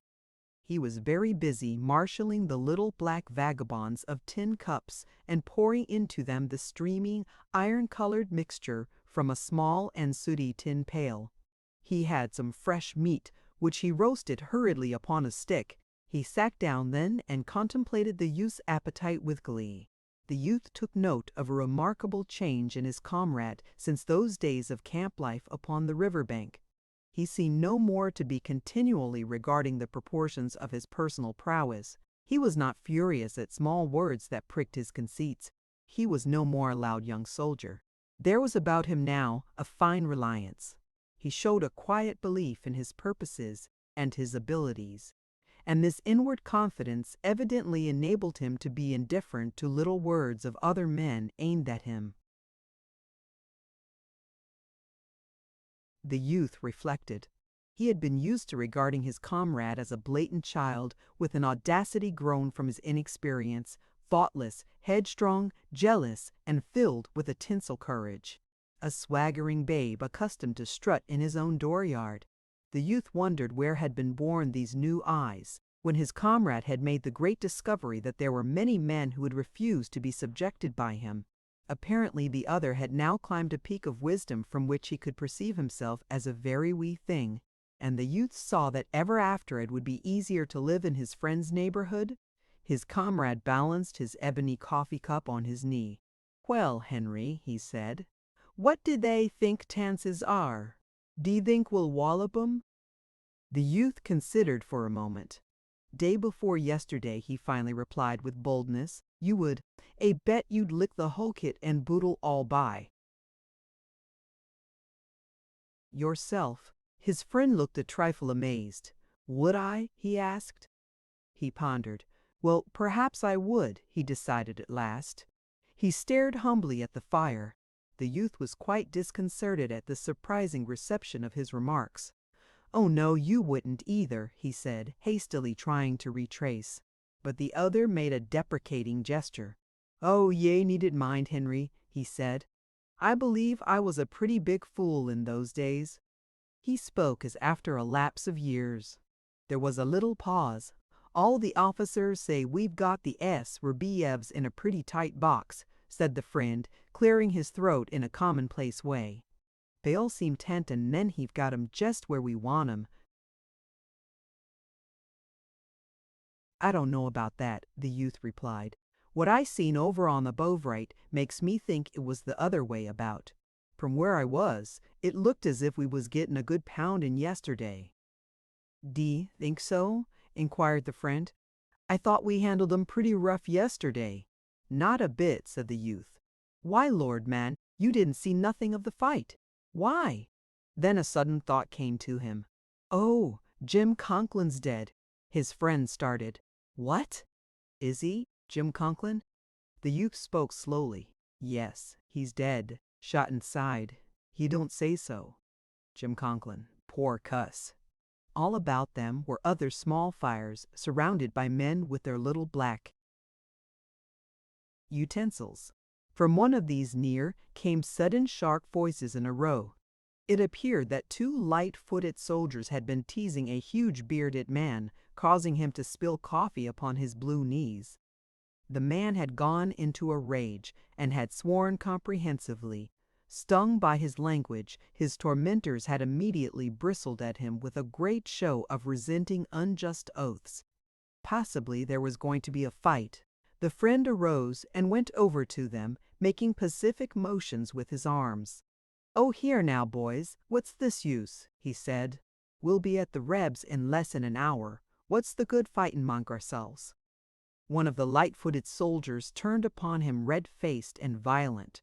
"Ye needn't come around here with your preachin'. I s'pose ye don't approve of fightin' since Charlie Morgan licked ye. But I don't see what business this here is a yours or anybody else." "Well, it ain't," said the friend mildly. "Still, I hate to see there was a tangled argument."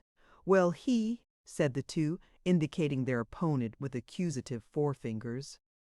The huge soldier was quite purple with rage. He pointed at the two soldiers with his great hand extended claw-like. "Well, but during this argumentative time the desire to deal blows seemed to pass, although they said much to each other. Finally the friend returned to his old seat. In a short while the three antagonists could be seen together in an amiable bunch. "Jimmie Rogers says I'll have to fight him after the battle today," announced the friend as he again seated himself. "He says he don't allow no interferin' in his business. I hate to see the boys fight among themselves."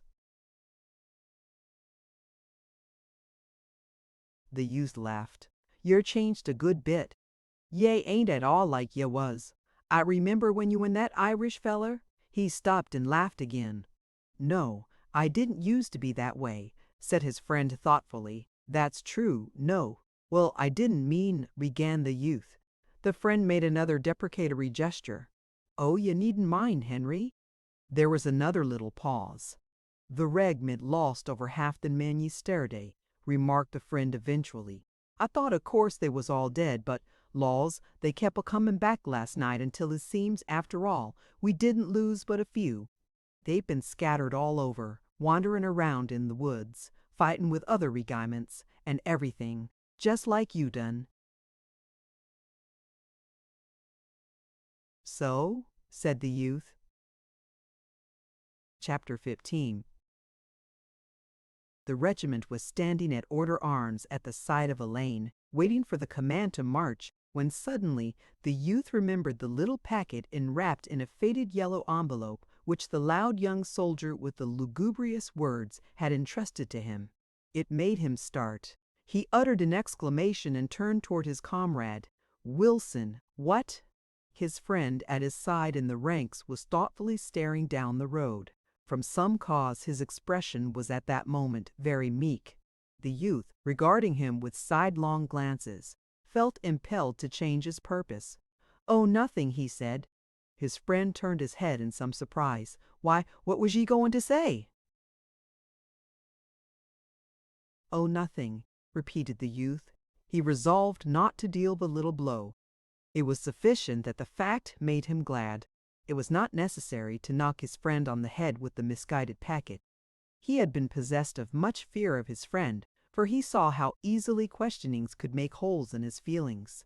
Lately he had assured himself that the altered comrade would not tantalize him with a persistent curiosity, but he felt certain that during the first period of leisure his friend would ask him to relate his adventures of the previous day.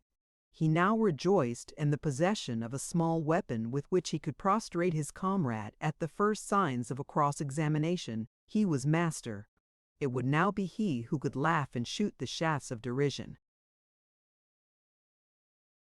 The friend had, in a weak hour, spoken with sobs of his own death.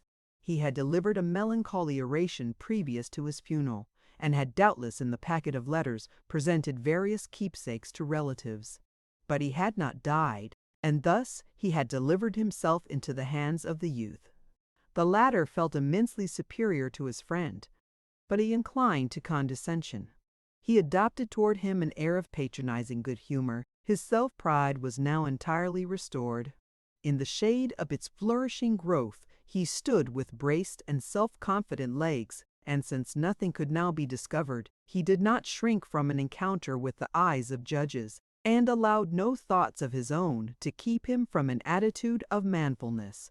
He had performed his mistakes in the dark, so he was still a man. Indeed, when he remembered his fortunes of yesterday and looked at them from a distance, he began to see something fine there. He had license to be pompous and veteran-like. His panting agonies of the past he put out of his sight. In the present, he declared to himself that it was only the doomed and the damned who roared with sincerity at circumstance. Few but they ever did it. A man with a full stomach and the respect of his fellows had no business to scold about anything that he might think to be wrong in the ways of the universe or even with the ways of society. Let the unfortunates rail, the others may play marbles. He did not give a great deal of thought to these battles that lay directly before him. It was not essential that he should plan his ways in regard to them. He had been taught that many obligations of a life were easily avoided. The lessons of yesterday had been that retribution was a laggard and blind. With these facts before him, he did not deem it necessary that he should become feverish over the possibilities of the ensuing 24 hours. He could leave much to chance. Besides, a faith in himself had secretly blossomed.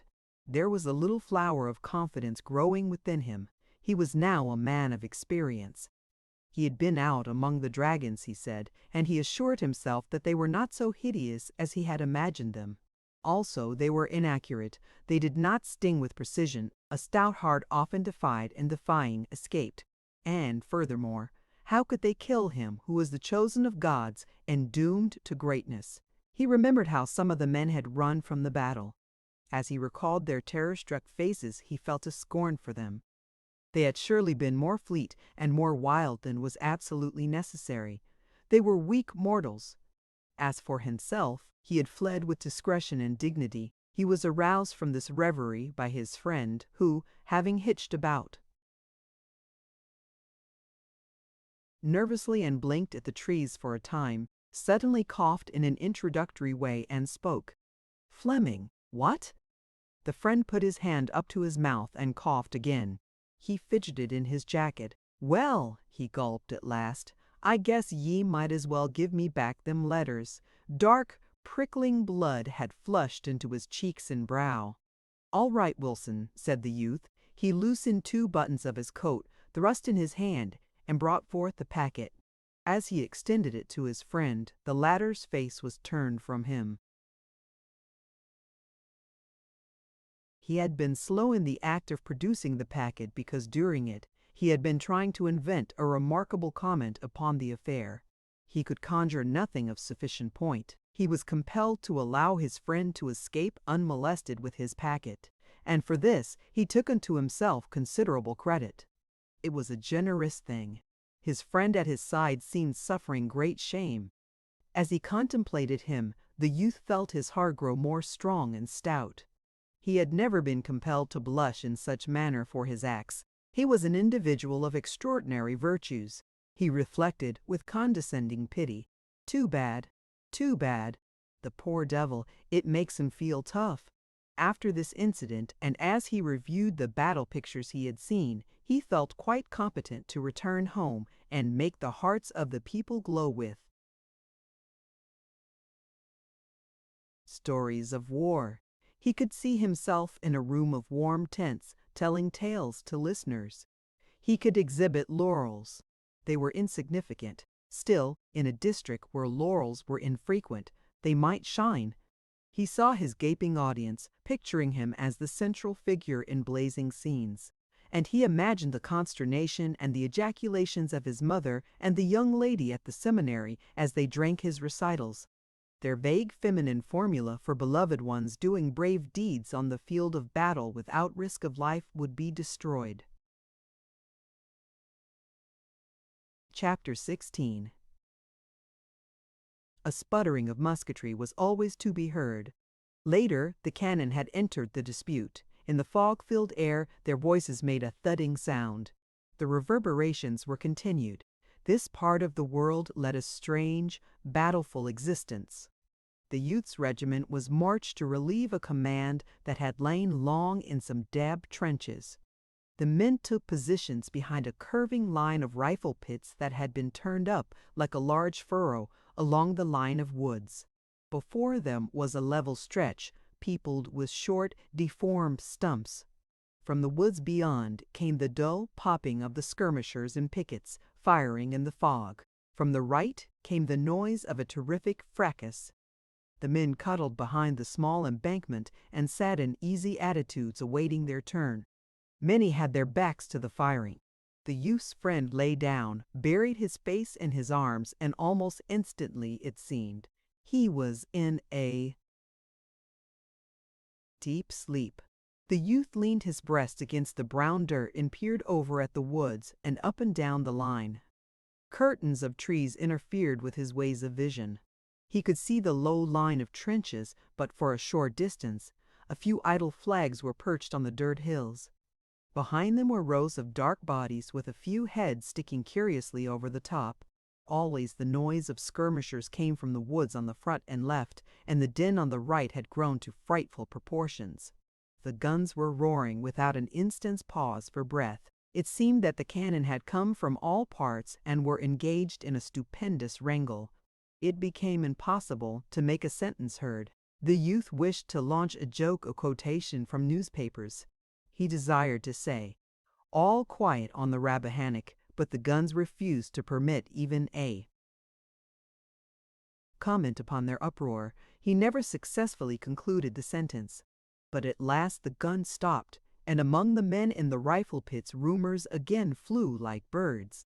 But they were now for the most part black creatures who flapped their wings drearily near to the ground and refused to rise on any wings of hope. The men's faces grew doleful from the interpreting of omens. Tales of hesitation and uncertainty on the part of those high in place and responsibility came to their ears. Stories of disaster were borne into their minds with many proofs. This din of musketry on the right, growing like a released genie of sound, expressed and emphasized the army's plight. The men were disheartened and began to mutter. They made gestures expressive of the sentence, "Ah, what more can we do?" And it could always be seen that they were bewildered by the alleged news and could not fully comprehend a defeat.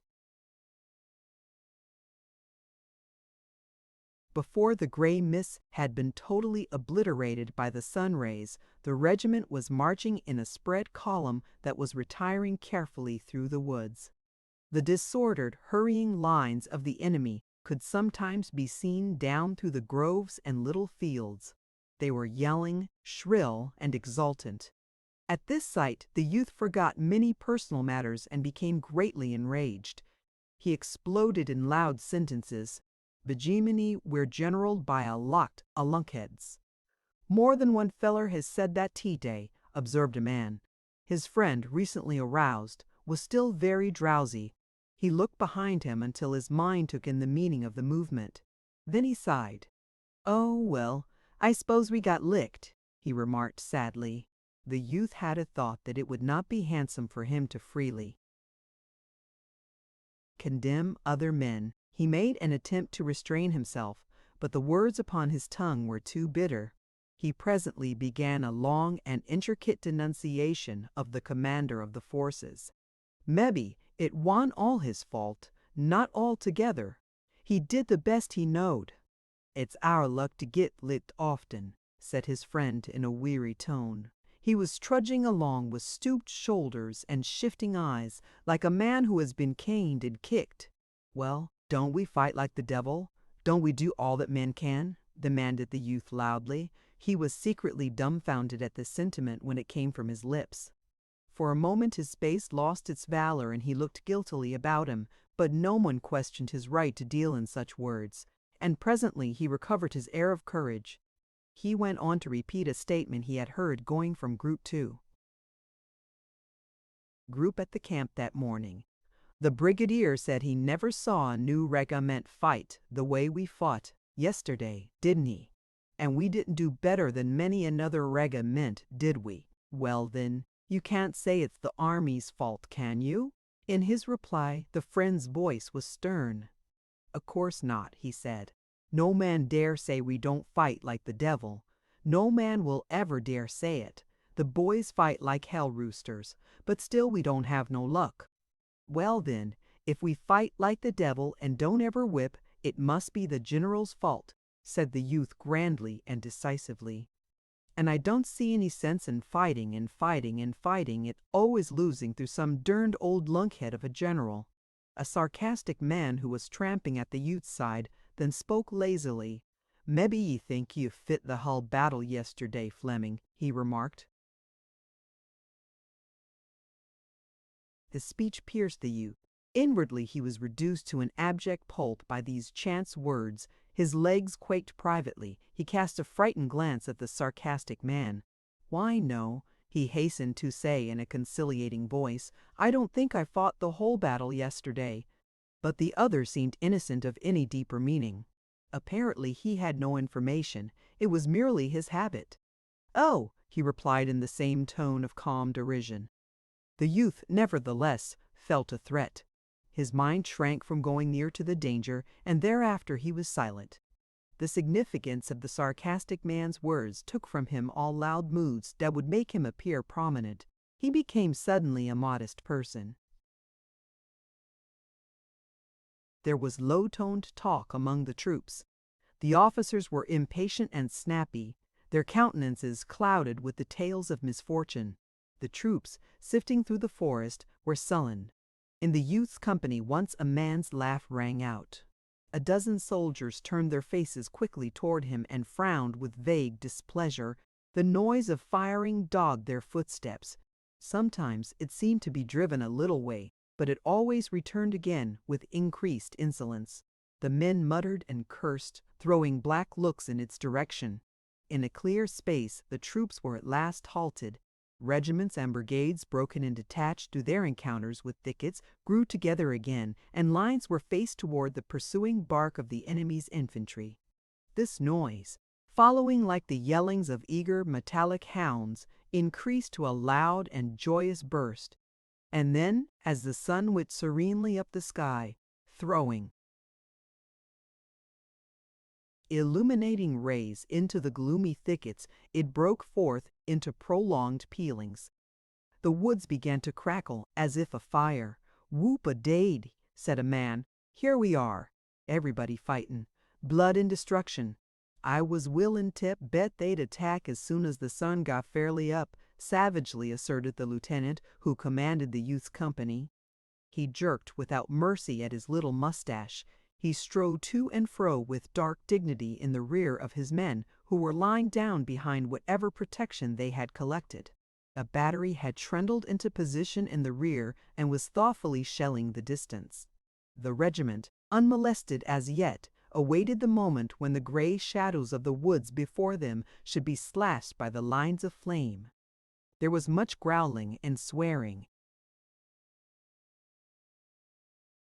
"Good God," the youth grumbled. "We're always being chased around like rats. It makes me sick. Nobody seems to know where we go or why we go. We just get fired around from pillar to post and get licked here and get licked there, and nobody knows what it's done for. It makes a man feel like a damn kitten in a bag. Now, I'd like to know what the eternal thunders we was marched into these woods for anyhow, unless it was to give the Revs a regular pot shot at us. We came in here and got our legs all tangled up in these cussed briars, and then we began to fight and the Rebs had an easy time of it. Don't tell me it's just luck. I know better. It's this derned old—" The friend seemed jaded, but he interrupted his comrade with a voice of calm confidence. "It'll turn out all right in the end," he said. "Oh, the devil it will. You always talk like a dog-hanged parson. Don't tell me. I know."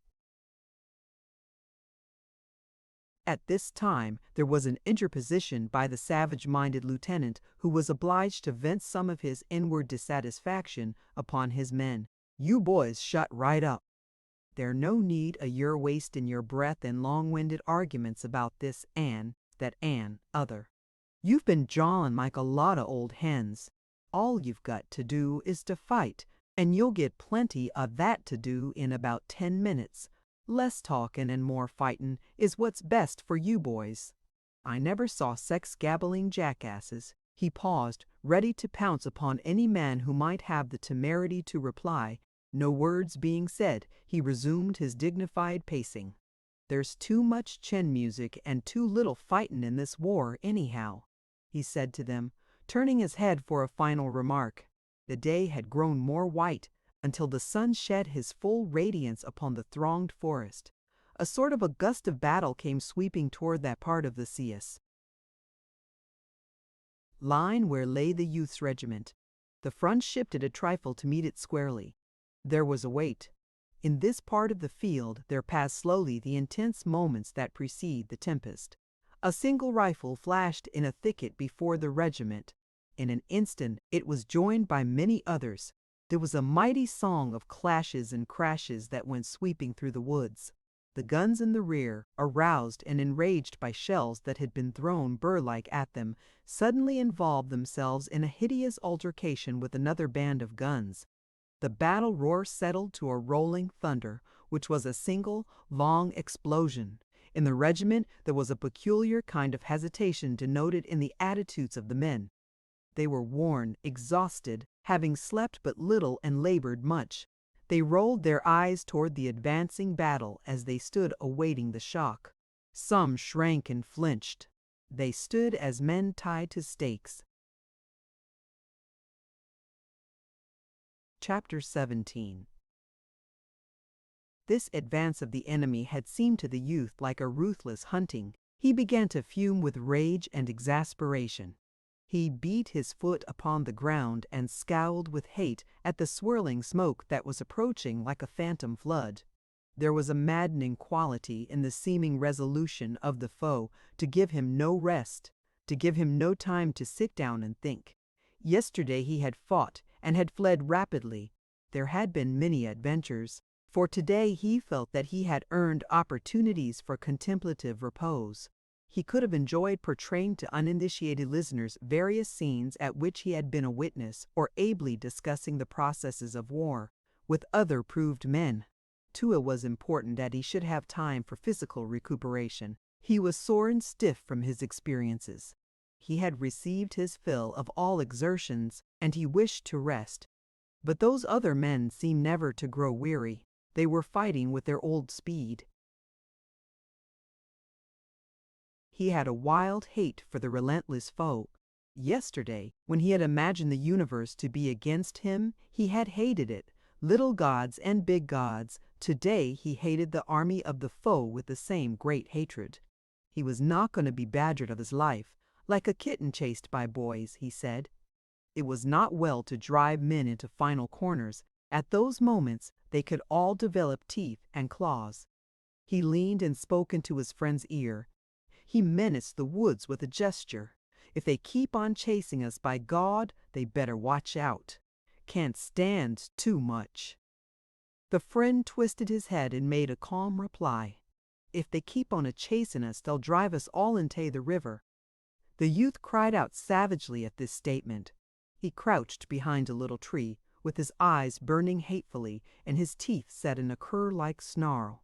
The awkward bandage was still about his head, and upon it, over his wound, there was a spot. Dry blood. His hair was wondrously tousled, and some straggling, moving locks hung over the cloth of the bandage down toward his forehead. His jacket and shirt were open at the throat and exposed his young bronze neck. There could be seen spasmodic gulpings at his throat. His fingers twined nervously about his rifle. He wished that it was an engine of annihilating power. He felt that he and his companions were being taunted and derided from sincere convictions that they were poor and puny. His knowledge of his inability to take vengeance for it made his rage into a dark and stormy specter that possessed him and made him dream of abominable cruelties. The tormentors were flies sucking insolently at his blood, and he thought that he would have given his life for revenge of seeing their faces in pitiful plights.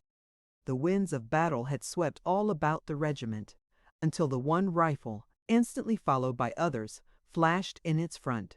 A moment later, the regiment roared forth its sudden and valiant retort. A dense wall of smoke settled slowly down. It was furiously slit and slashed by the knife-like fire from the rifles. To the youth, the fighters resembled animals tossed for a death struggle into a dark pit. There was a sensation that he and his fellows at bay were pushing back, always pushing fierce onslaughts of creatures who were slippery. Their beams of crimson seemed to get no purchase upon the bodies of their foes. The latter seemed to evade them with ease and come through, between, around, and about with unopposed skill. When, in a dream, it occurred to the youth that his rifle was an impotent stick, he lost sense of everything but his hate, his desire to smash into pulp the glittering smile of victory which he could feel upon the faces of his enemies. The blue smoke-swallowed line curled and writhed like a snake stepped upon. It swung its ends to and fro in an agony of fear and rage. The youth was not conscious that he was erect upon his feet. He did not know the direction of the ground. Indeed, once he even lost the habit of balance and fell heavily. He was up again immediately. One thought went through the chaos of his brain at the time. He wondered if he had fallen because he had been shot, but the suspicion flew away at once. He did not think more of it. He had taken up a first position behind the little tree with the direct determination to hold it against the world. He had not deemed it possible that his army could that day succeed, and from this he felt the ability to fight harder. But the throng had surged in all ways until he lost directions and locations, save that he knew where lay the enemy. The flames bit him, and the hot smoke broiled his skin. His rifle barrel grew so hot that ordinarily he could not have borne it upon his palms, but he kept on stuffing cartridges into it and pounding them with his clanking, bending ramrod. If he aimed at some changing form through the smoke, he pulled his trigger with a fierce grunt, as if he were dealing a blow of the fist with all his strength. When the enemies seemed falling back before him and his fellows, he went instantly forward, like a dog who, seeing his foes lagging, turns and insists upon being pursued. And when he was compelled to retire again, he did it slowly, sullenly, taking steps of wrathful despair.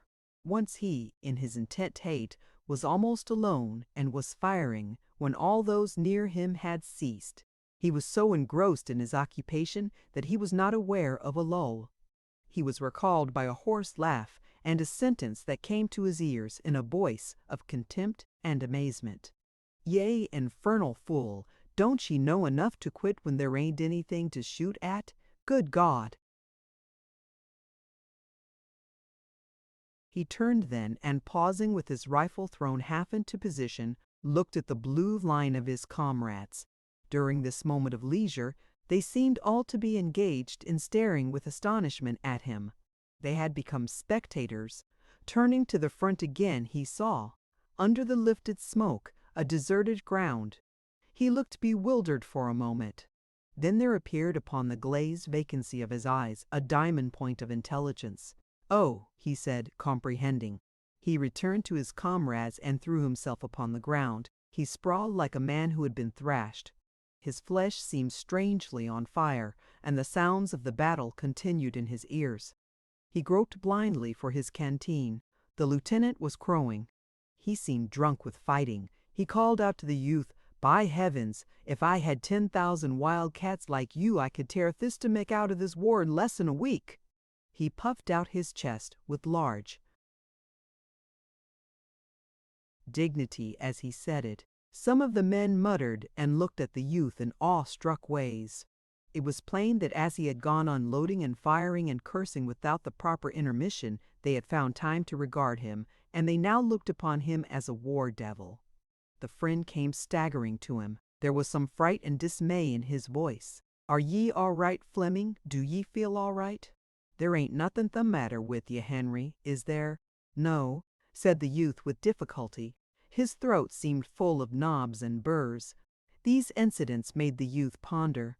It was revealed to him that he had been a barbarian, a beast. He had fought like a pagan who defends his religion. Regarding it, he saw that it was fine, wild, and, in some ways, easy. He had been a tremendous figure, no doubt. By this struggle he had overcome obstacles which he admitted to be mountains. They had fallen like paper peaks, and he was now what he called a hero. And he had not been aware of the process. He had slept, and, awakening, found himself a knight. He lay and basked in the occasional stares of his comrades. Their faces were varied in degrees of blackness from the burned powder. Some were utterly smudged. They were reeking with perspiration, and their breaths came hard and wheezing. And from these soiled expanses they peered at him. "Hot work! Hot work!" cried the lieutenant deliriously. He walked up and down, restless and eager. Sometimes his voice could be heard in a wild, incomprehensible laugh. When he had a particularly profound thought upon the science of war, he always unconsciously addressed himself to the youth. There was some grim rejoicing by the men. "By thunder, I bet this army'll never see another new regiment like us." "You bet." "A dog, a woman, and a walnut tree. The more you beat 'em, the better they be. That's like us. Lost a pilerman, they did. If an old woman swept up the woods, she'd get a dustpan full. Yes, and if she'll come around again in 'bout an hour, she'll get a pile more." The forest still bore its burden of clamor. From off under the trees came the rolling clatter of the musketry. Each distant thicket seemed a strange porcupine with quills of flame. A cloud of dark smoke as from smoldering ruins went up toward the sun, now bright and gay in the blue, enameled sky. Chapter 18. The ragged line had respite for some minutes, but during its pause the struggle in the forest became magnified until the trees seemed to quiver from the firing and the ground to shake from the rushing of the men. The voices of the cannon were mingled in a long and interminable row. It seemed difficult to live in such an atmosphere. The chests of the men strained for a bitter freshness, and their throats craved water. There was one shot through the body who raised a cry of bitter lamentation when came this lull. Perhaps he had been calling out during the fighting also, but at that time no one had heard him. But now the men turned at the woeful complaints of him upon the ground. "Who is it? Who is it? It's Jimmy Rogers. Jimmy Rogers." When their eyes first encountered him, there was a sudden halt, as if they feared to go near. He was thrashing about in the grass, twisting his shuddering body into many strange postures. He was screaming loudly. this instant's hesitation seemed to fill him with a tremendous, fantastic contempt, and he damned them in shriek sentences. The youth's friend had a geographical illusion concerning a stream, and he obtained permission to go for some water. Immediately canteens were showered upon him. "Fill mine, will ye? Bring me some, too, and me too, and me too." He departed, laden. The youth went with his friend, feeling a desire to throw his heated body onto the stream, and soaking there, drink quarts. They made a hurried search for the supposed stream, but did not find it. "No water here," said the youth. They turned without delay and began to retrace their steps.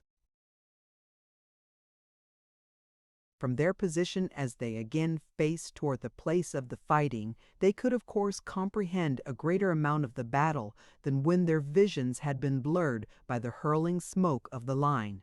They could see dark stretches winding along the land, and on one cleared space there was a row of guns making gray clouds, which were filled with large flashes of orange-colored flame. Over some foliage they could see the roof of a house. One window, glowing a deep murder red, shone squarely through the leaves. From the edifice, a tall leaning tower of smoke went far into the sky. Looking over their own troops, they saw mixed masses slowly getting into regular form. The sunlight made twinkling points of the bright steel. To the rear there was a glimpse of a distant roadway as it curved over a slope. It was crowded with retreating infantry. From all the interwoven forest arose the smoke and bluster of the battle. The air was always occupied by a blaring.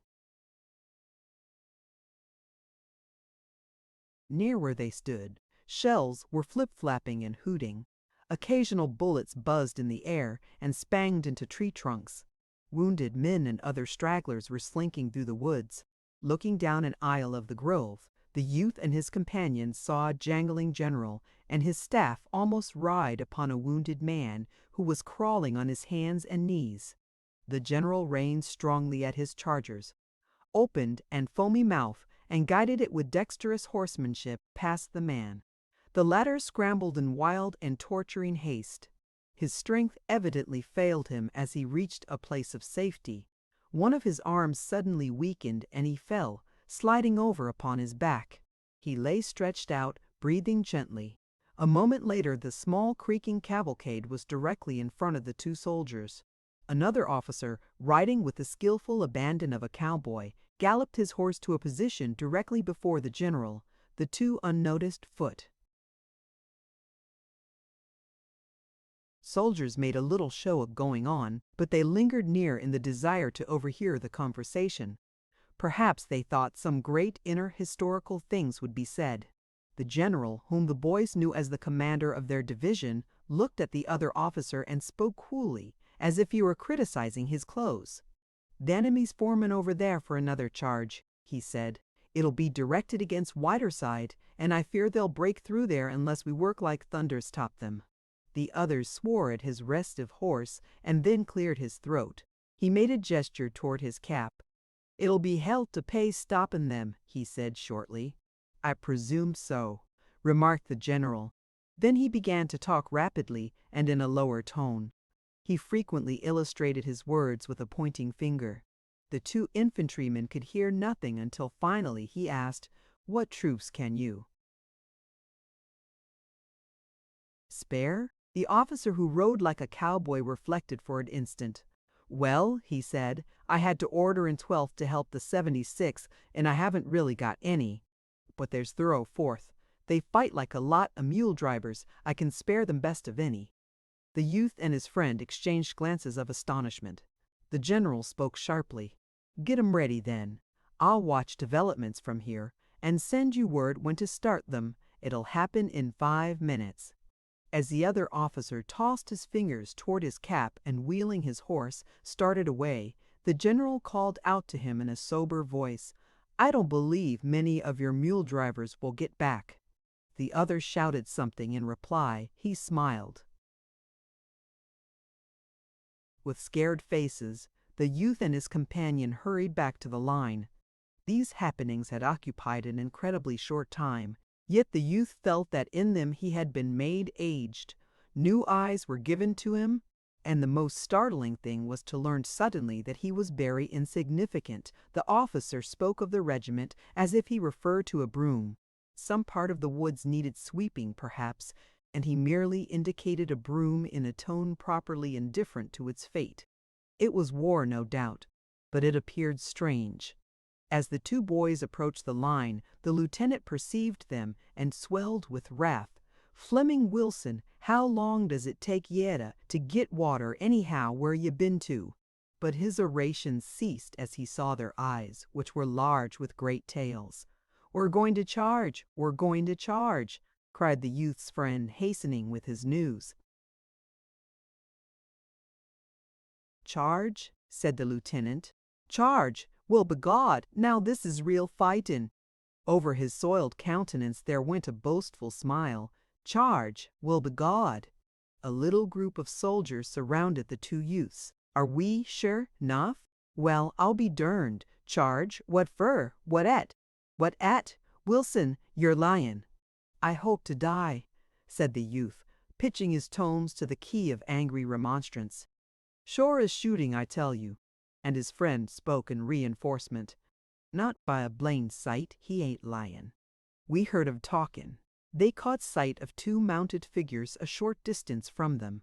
One was the colonel of the regiment, and the other was the officer who had received orders from the commander of the division. They were gesticulating at each other. The soldier, pointing at them, interpreted the scene. One man had a final objection. How could you hear him talkin'? But the men, for a large part, nodded, admitting that previously the two friends had spoken truth.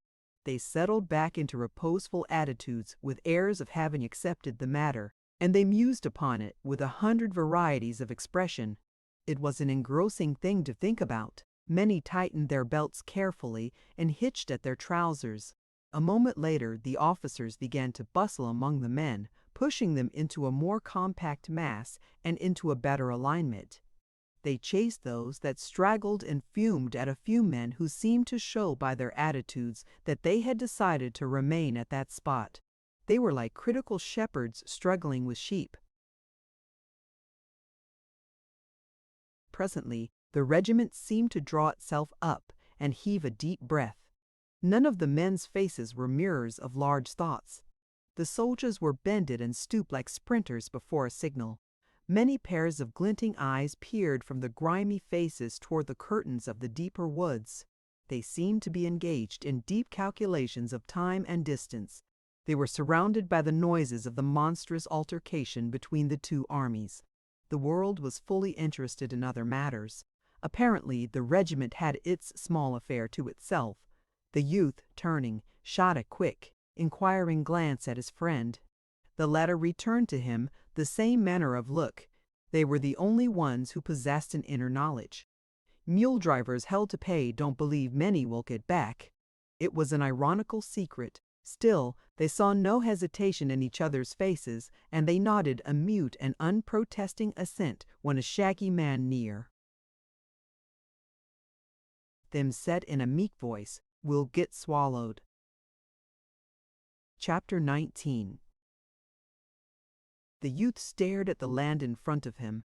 Its foliages now seemed to veil powers and horrors. He was unaware of the machinery of orders that started the charge, although from the corners of his eyes he saw an officer who looked like a boy, a horseback, come galloping, waving his hat.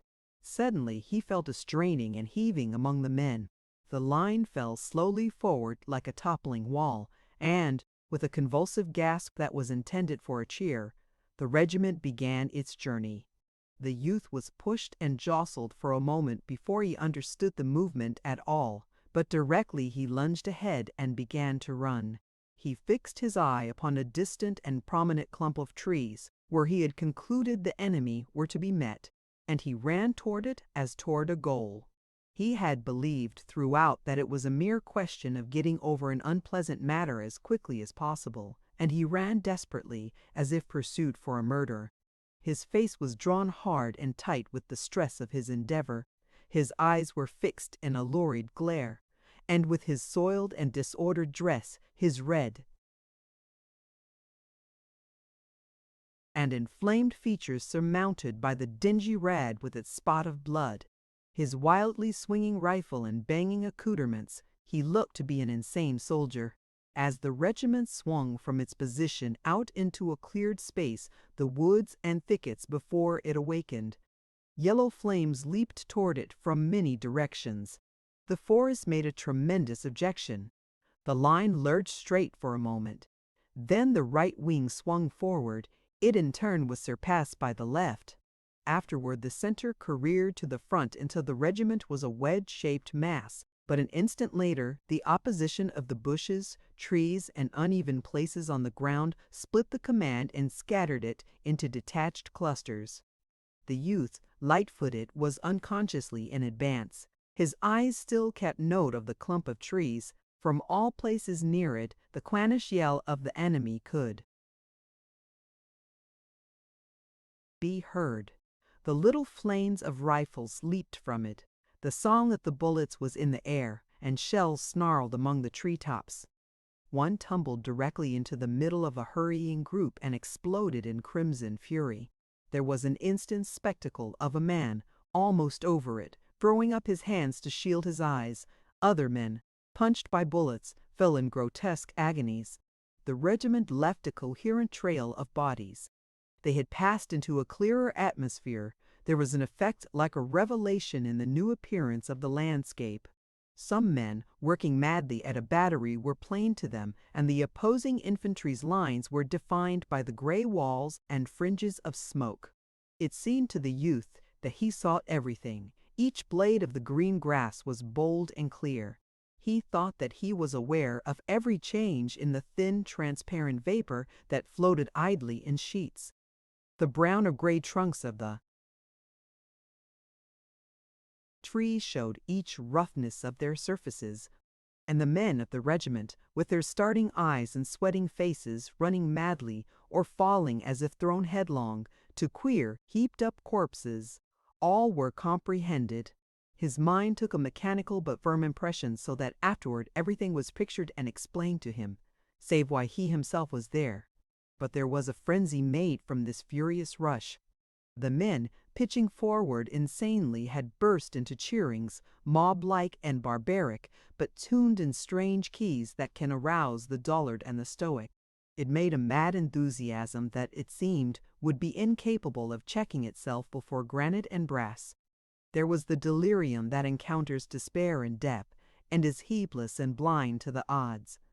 It is a temporary but sublime absence of selfishness, and because it was of this order was the reason, perhaps, why the youth wondered afterward what reasons he could have had for being there. Presently the straining pace ate up the energies of the men. As if by agreement, the leaders began to slacken their speed. The volleys directed against them had had a seeming wind-like effect. The regiment snorted and blew. Among some stolid trees it began to falter and hesitate. The men, staring intently, began to wait for some of the distant walls of smoke to move and disclose to them the scene. Since much of their strength and their breath had vanished, they returned to caution. They were become men again. The youth had a vague belief that he had run miles, and he thought, in a way, that he was now in some new and unknown land. The moment the regiment ceased its advance, the protesting sputter of musketry became a steadied roar. Long and accurate fringes of smoke spread out. From the top of a small hill came level belchings of yellow flame that caused an inhuman whistling in the air. The men, halted, had opportunity to see some of their comrades dropping with moans and shrieks. A few lay underfoot, still or wailing, and now for an instant the men stood, their rifles slack in their hands, and watched the regiment dwindle. They appeared dazed and stupid. This spectacle seemed to paralyze them, overcome them with a fatal fascination. They stared woodenly at the sights and, lowering their eyes, looked from face to face. It was a strange pause and a strange silence. Then, above the sounds of the outside commotion, arose the roar of the lieutenant. He strode suddenly forth, his infantile features black with rage. "Come on, ye fools!" he bellowed. "Come on, you can't stay here. You must come on." He said more, but much of it could not be understood. He started rapidly forward with his head turned toward the men. "Come on," he was shouting. The men stared with blank and yokel-like eyes at him. He was obliged to halt and retrace his steps. He stood then with his back to the enemy and delivered gigantic curses into the faces of the men. His body vibrated from the weight and force of his imprecations, and he could string oaths with the facility of a maiden who strings beads. The friend of the youth aroused. Lurching suddenly forward and dropping to his knees, he fired an angry shot at the persistent woods.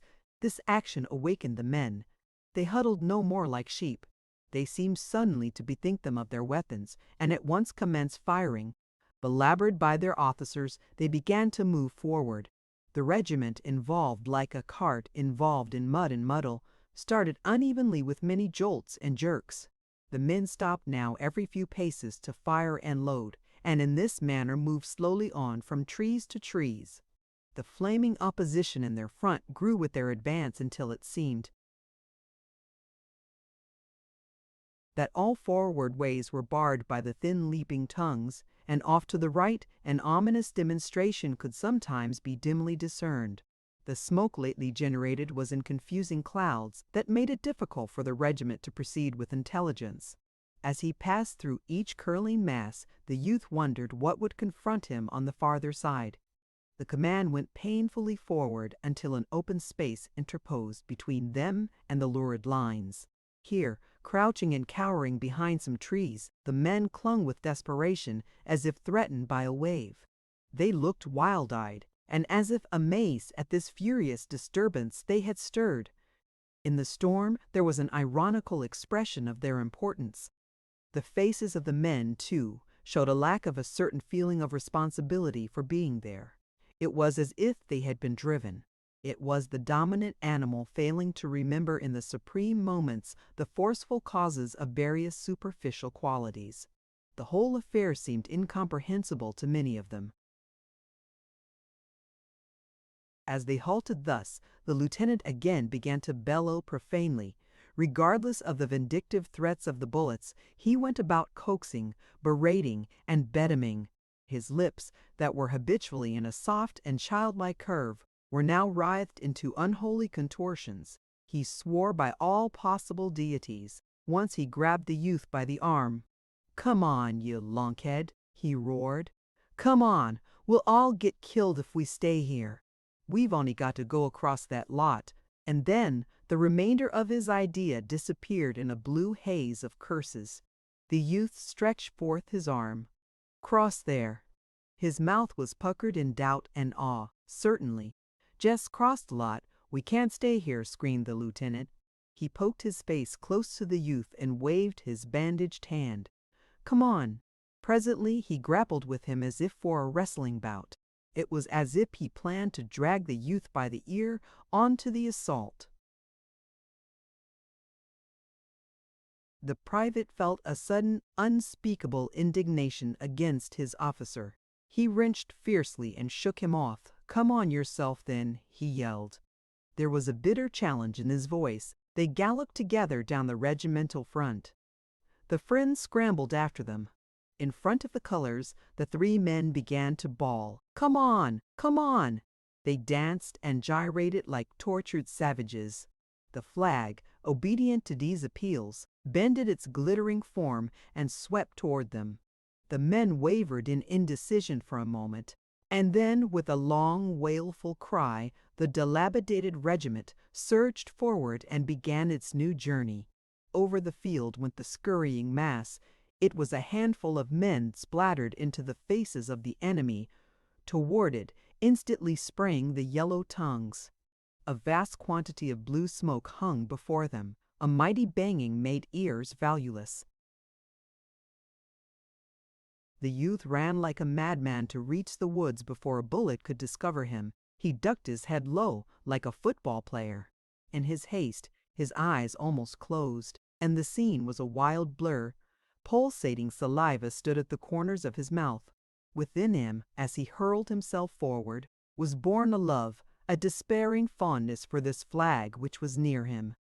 It was a creation of beauty and invulnerability.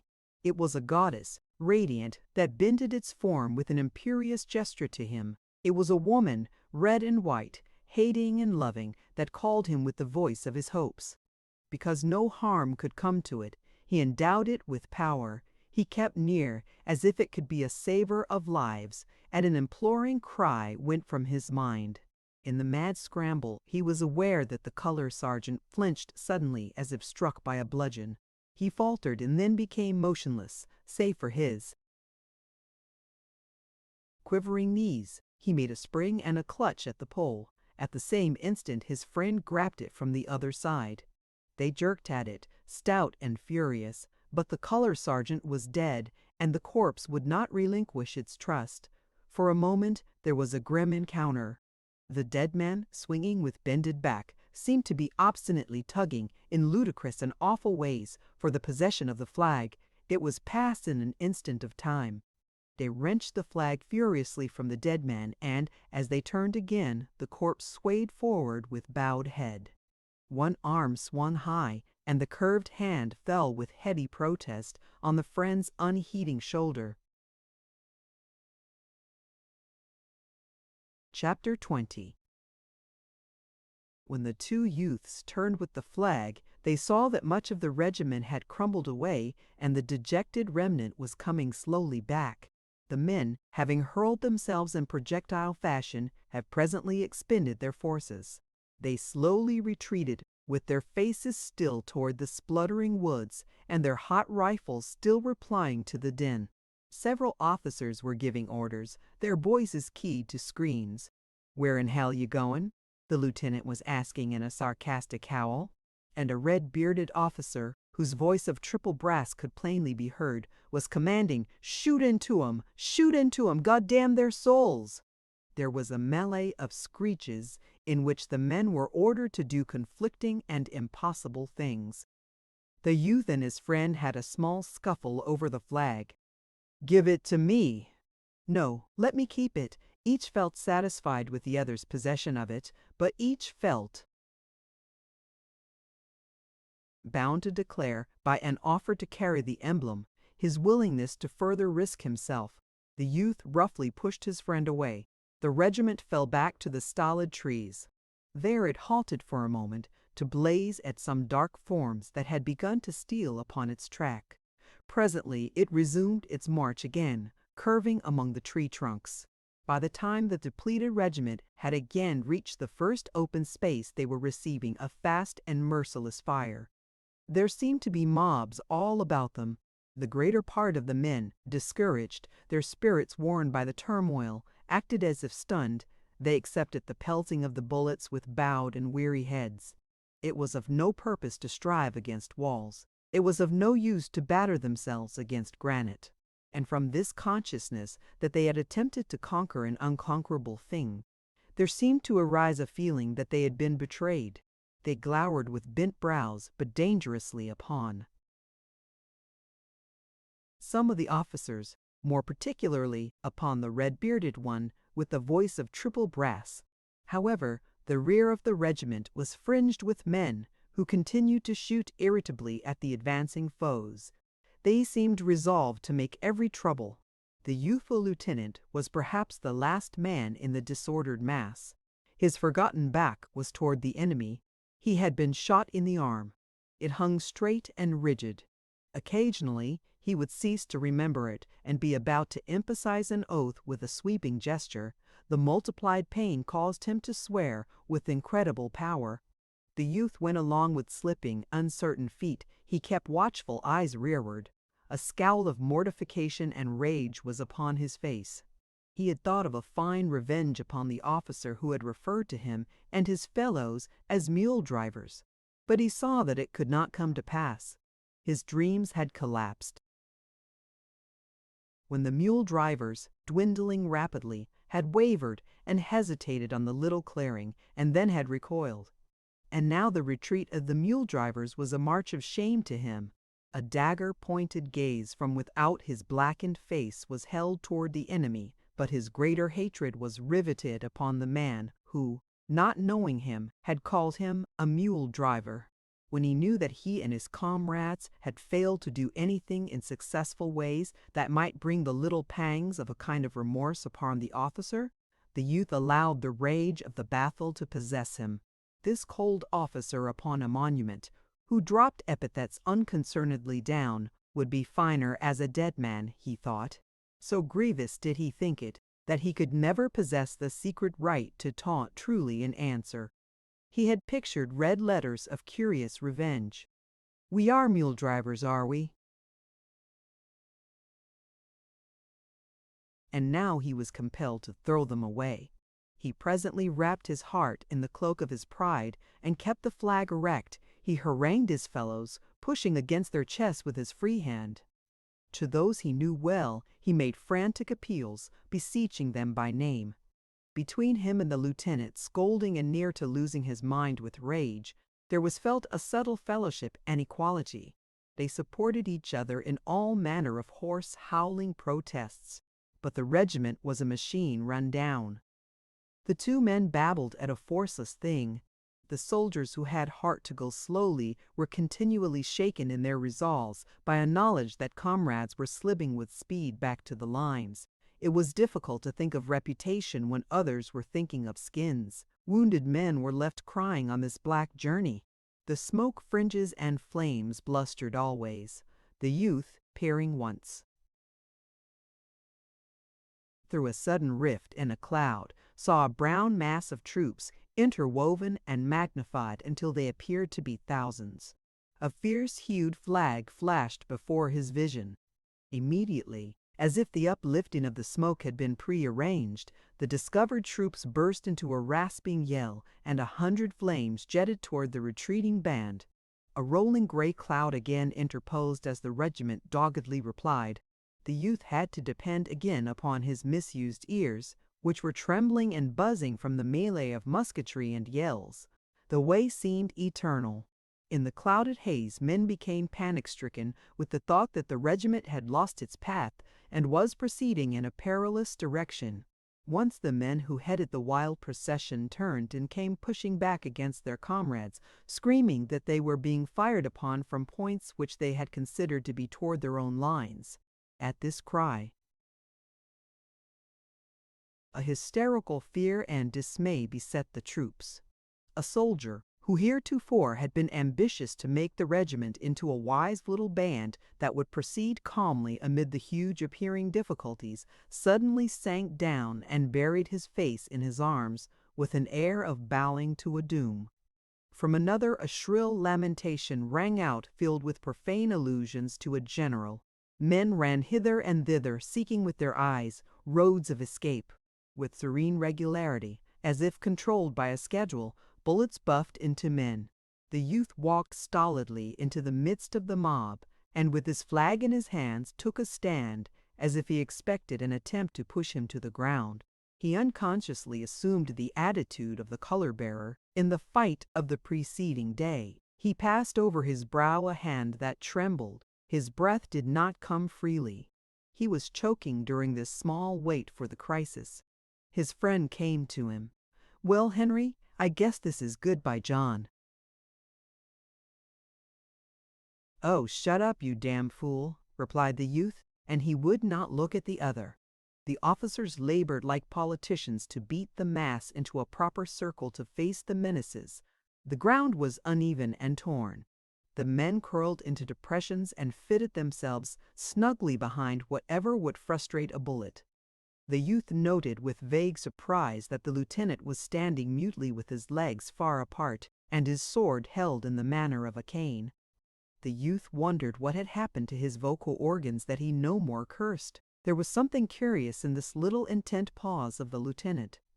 He was like a babe which, having wept its fill, raises its eyes and fixes upon a distant toy. He was engrossed in this contemplation, and the soft under lip quivered from self-whispered words. Some lazy and ignorant smoke curled slowly. The men, hiding from the bullets, waited anxiously for it to lift and disclose the plight of the regiment. the silent ranks were suddenly thrilled by the eager voice of the youthful lieutenant bawling out, "Here they come! Right onto us, Bezed!" His further words were lost in a roar of wicked thunder from the men's rifles.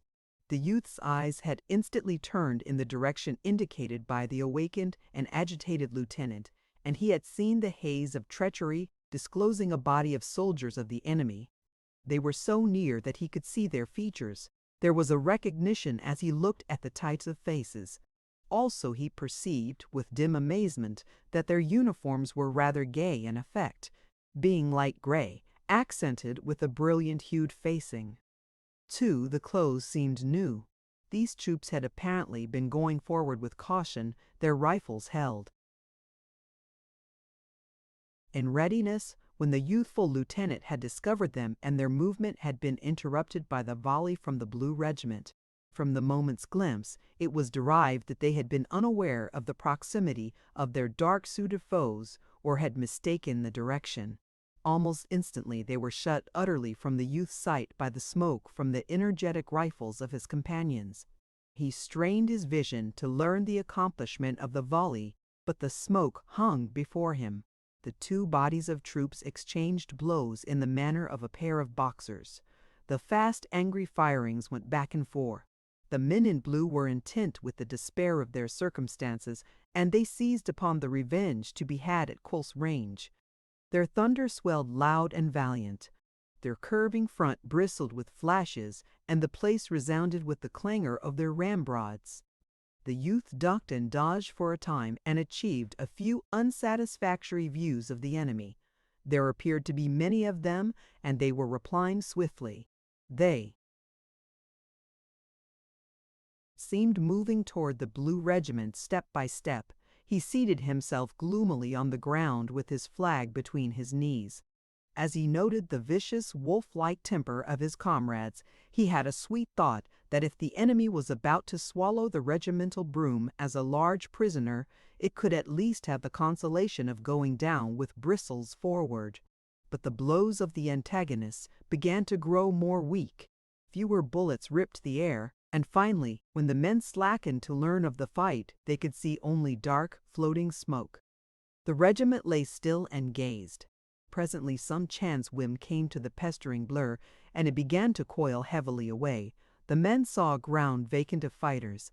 It would have been an empty stage if it were not for a few corpses that lay thrown and twisted into fantastic shapes upon the sward. At sight of this tableau, many of the men in blue sprang from behind their covers and made an ungainly dance of joy. Their eyes burned, and a hoarse cheer of elation broke from their dry lips. It had begun to seem to them that events were trying to prove that they were impotent. These little battles had evidently endeavored to demonstrate that the men could not fight well. When on the verge of submission to these opinions, the small duel had showed them that the proportions were not impossible, and by it they had revenged themselves upon their misgivings and upon the foe. The impetus of enthusiasm was theirs again. They gazed about them with looks of uplifted pride, feeling new trust in the grim, always confident weapons in their hands. And they were men. Chapter 21. Presently, they knew that no firing threatened them. All ways seemed once more open to them. The dusty blue lines of their friends were disclosed a short distance away. In the distance there were many colossal noises, but in all this part of the field there was a sudden stillness. They perceived that they were free.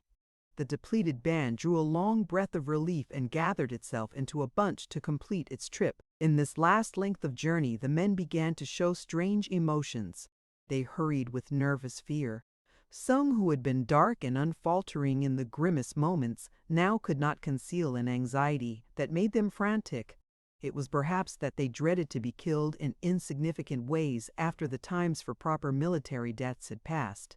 Or, perhaps, they thought it would be too ironical to get killed at the portals of safety.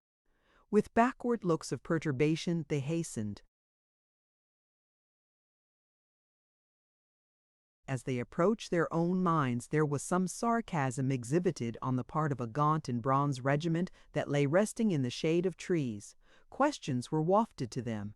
"Where the hell you been? What ye comin' back for? Why didn't ye stay there? Was it warm out there, sonny? Goin' home now, boys?" One shouted in taunting mimicry, "Oh, mother, come quick and look at these ogres!" There was no reply from the bruised and battered regiment, save that one man made broadcast challenges to fistfights, and the red-bearded officer walked rather near and glared in great swashbuckler style at a tall captain in the other regiment. But the lieutenant suppressed the man who wished to fistfight, and the tall captain, flushing at the little fanfare of the red-bearded one, was obliged to look intently at some trees. The youth's tender flesh was deeply stung by these remarks. From under his creased brows he glowered with hate at the mockers. He meditated upon a few revenges. Still, many in the regiment hung their heads in criminal fashion, so that it came to pass that the men trudged with sudden heaviness, as if they bore upon their bended shoulders the coffin of their honor. And the youthful lieutenant, recollecting himself, began to mutter softly in black curses. They turned when they arrived at their old position to regard the ground over which they had charged. The youth in this contemplation was smitten with a large astonishment.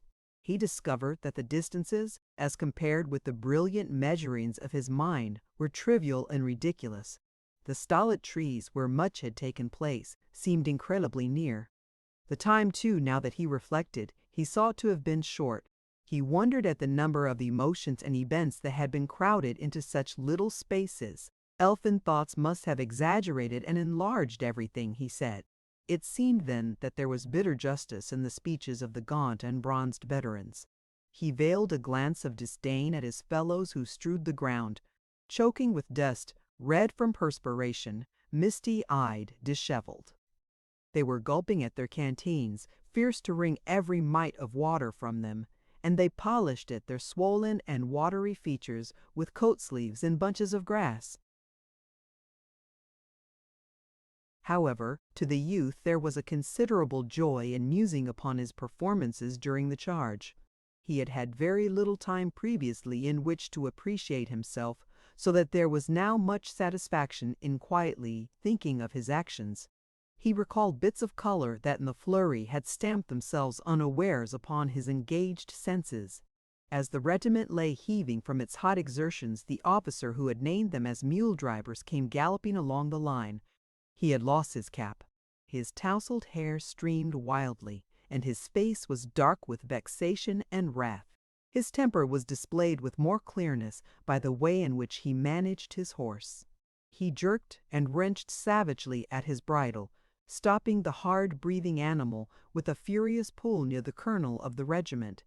He immediately exploded in reproaches which came unbidden to the ears of the men. They were suddenly alert, being always curious about black words between officers. "Oh, thunder, McKesney, what an awful bull you made of this thing," began the officer. He attempted low tones, but his indignation caused certain of the men to learn the sense of his words. "What an awful mess you made! Good Lord, man, you stopped about 100 feet this side of a very pretty success.